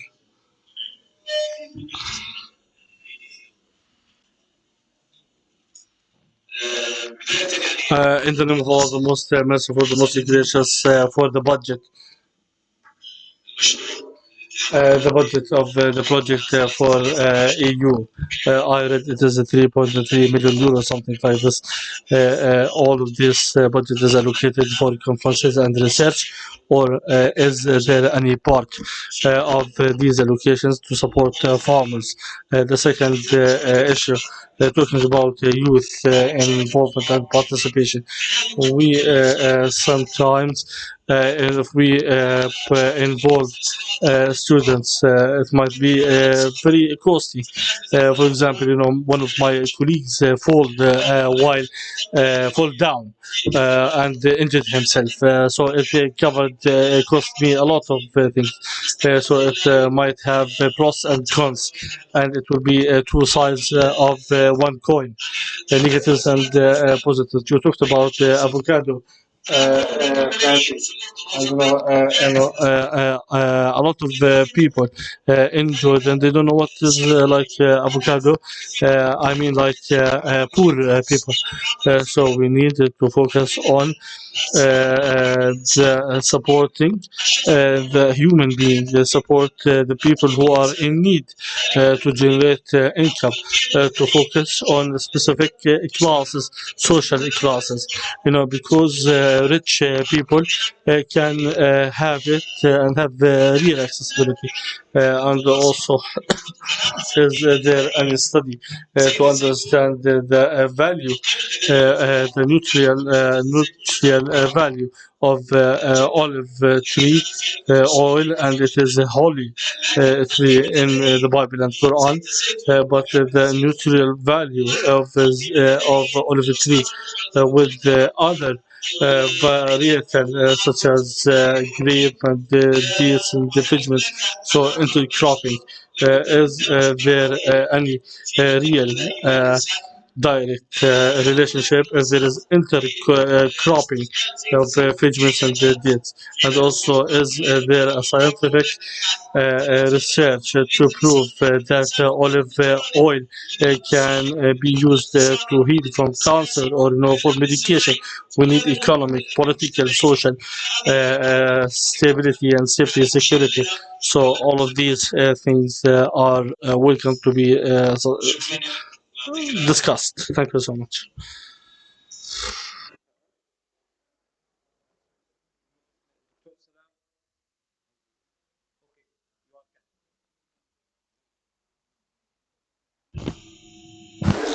So with regard to avocado is a very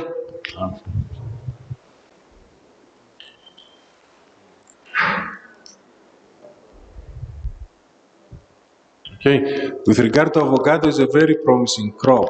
I mean, I can give you the example in Crete right now. So everybody's planting avocado because the price is much higher than olive oil.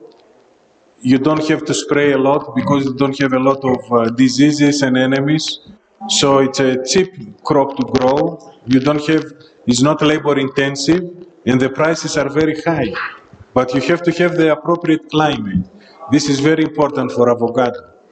And what the colleague said before with regard to grafting, you can get plants grafted from a nursery.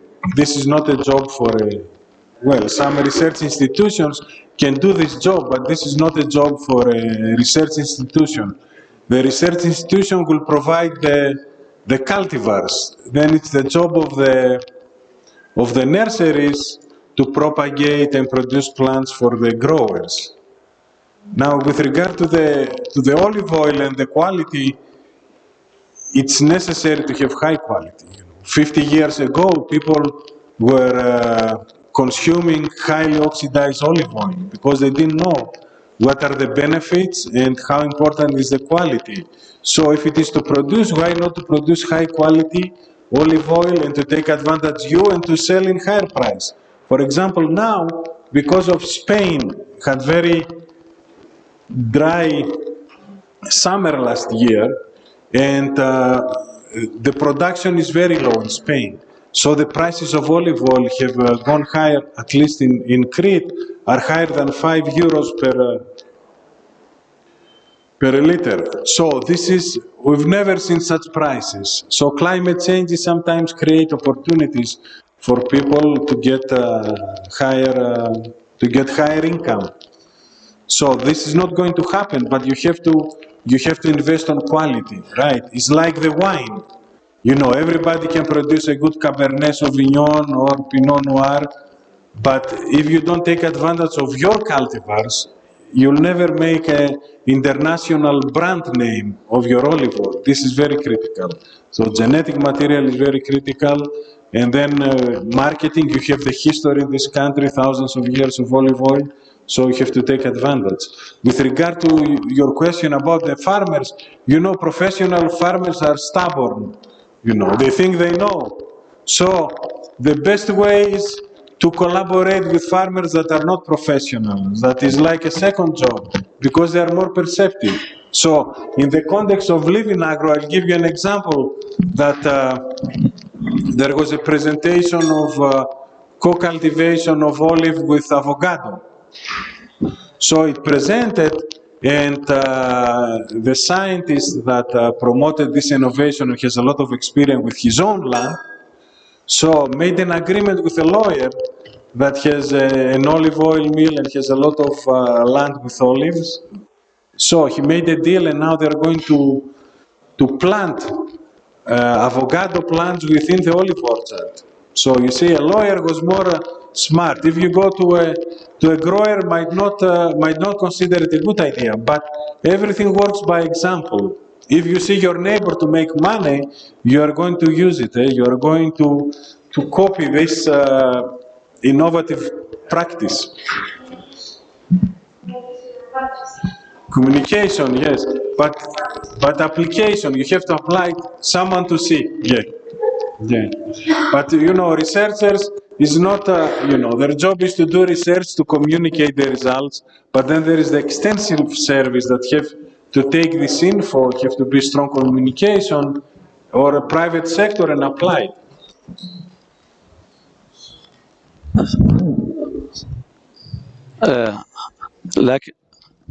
لكن Yeah, you know, the wine, and what you mentioned, the wine, you know, the olive oil. So you cannot compare orange to apple, the wine, and the olive oil tree. It is like a different cultural, metaphor, because the wine, if it is old, it will increase the value. But the olive oil, if it is old, it is will decrease the value. you know. أنتم تعرفون هو في الناس الذين يتحدثون عن زراعة زيت الزيتون، وبالتالي to a certain region and produce higher quality of olive oil. But it's not only the genetic material, it's the soil, is the way you process your olives in the olive oil mill. But as a concept, this is how you can get much higher price. You create a story about your product, is marketing, and then you can sell it at higher prices. So do you think a bottle of French wine that is sold 5,000 euro deserve it? No. You can find similar quality with 100 euros, but they don't sell so much the quality, they sell the story behind it. أنا بس بدي جاوبك على الثلاث نقط اللي قلت عنهم بالأول. like to answer you. You mentioned that sometimes you have medical issues while doing olive picking. So we are talking about health insurance. The parents of the students who participate in picking olive and they might be injured, it will be very costly regarding to the benefits and the value, nutrial value of olive tree oil. Even our grandparents, they always put olive tree oil on the wounds, on the injuries, and also they know. From that we know that olive oil tree, maybe we have a lot of scientific researches about the lipo and also the anti-oxidization materials elements within the olive tree oil. A lot of the chemicals like natural chemicals which prove that olive oil tree is really very valuable. Regarding to the third question, regarding to the avocado, you said that a lot of people they don't know about avocado because it is luxury, and it is cost a lot. Because of that, you need to plant avocado because avocado will last longer. You are not, for example, if you don't have local consumption, you need to grow it because it is high price and you might export it. So avocado trees doesn't take a lot of care compared with other crops, and you will be benefited from the cost of planting it is really very low, and the selling price is really very high. So I think that if you have olive oil orchards and you have, for example, 10 meter, 10 meter between olive trees, you might have intercropping of avocado. So if the environment and the climate is appropriate, you might do intercropping of avocado, and this will increase the profit, and you will plant it because the selling price is high and the cost of planting it is low. To add anything in avocado, we years ago. We had the same discussion for people. If it is really very high and expensive, we will planting it. So the idea is to not just pigments or just legumes. So of course we need to make sure that the water and also environment, a good soil, so it might need water as well. The high demand of avocado is increasing. There is a higher potential for increase, like it is increase of 7% demand. Some farmers in some farmers in Lebanon, they try to cut off the olive trees now and instead of it plant avocado. You need to think about this solution, and I think that avocado is really very good choice to do that because it will increase and maximize the profit. Regarding to avocado, the climate is not really very appropriate because of avocado in Jordan Valley and warm. So we might do intercropping with the citrus plants such as orange, lemon, and also avocado is not good environment in the frosty and cold areas, so they need maybe warm, and also in the Jordan Valley is different, and also it is different story with the coastal side of Lebanon. So I think that avocado is limited regarding to the environment and the proper environment and the soil climate. Thank you, Dr. Salam, for this kind comments. I think that we are done today.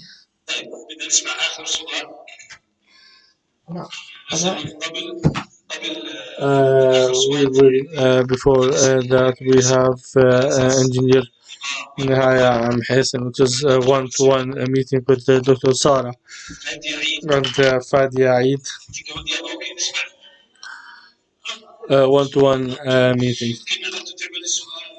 So maybe one-to-one meeting.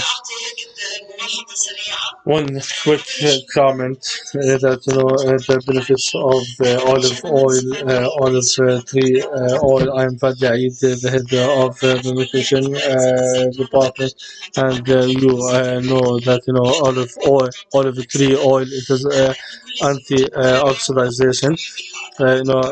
Because olive tree oil is really very important. But fraudulent practices is really very phenomenal in Jordan. I'm talking about the fraudulent practices. No, I will stop you here because the fraudulent practices is not really very common. I'm going to stop you here. And also olive tree oil have the phenols and also and it is antioxidant. So just I don't agree with the fraudulent practices of olive tree oil. Sorry, I'm going to stop you here, and I don't agree with you. Sorry, I need to stop you here. And the other question you mentioned that there will be cooperation with other CBOs, civil society organizations. What kind of coordination, cooperation with this living organ, with the civil society organizations? What is the kind of cooperation?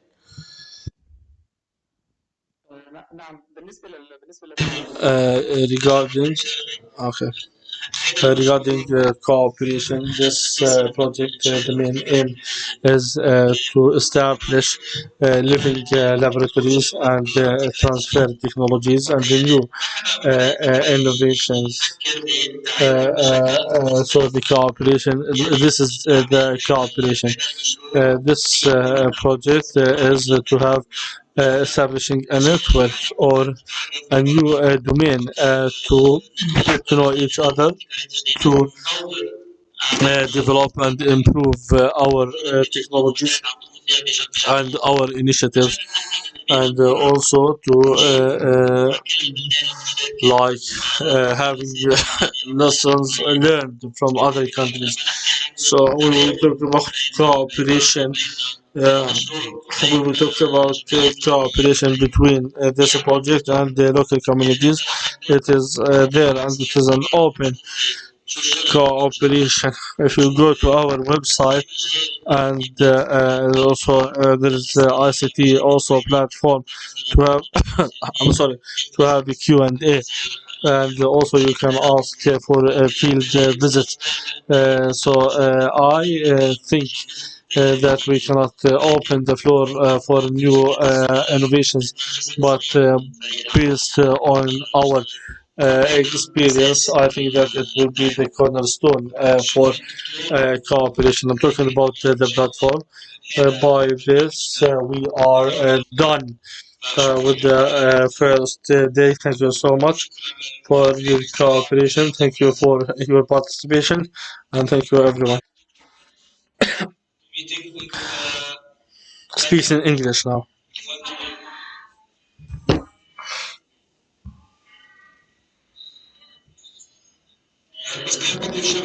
I would like to thank you all, and we are very happy to participate and to provide these innovations in this regard. And if you would like to be on Thursday, on the 15th of December, so after 2 days.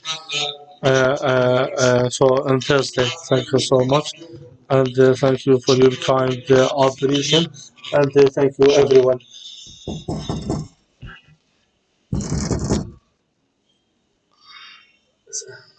البنت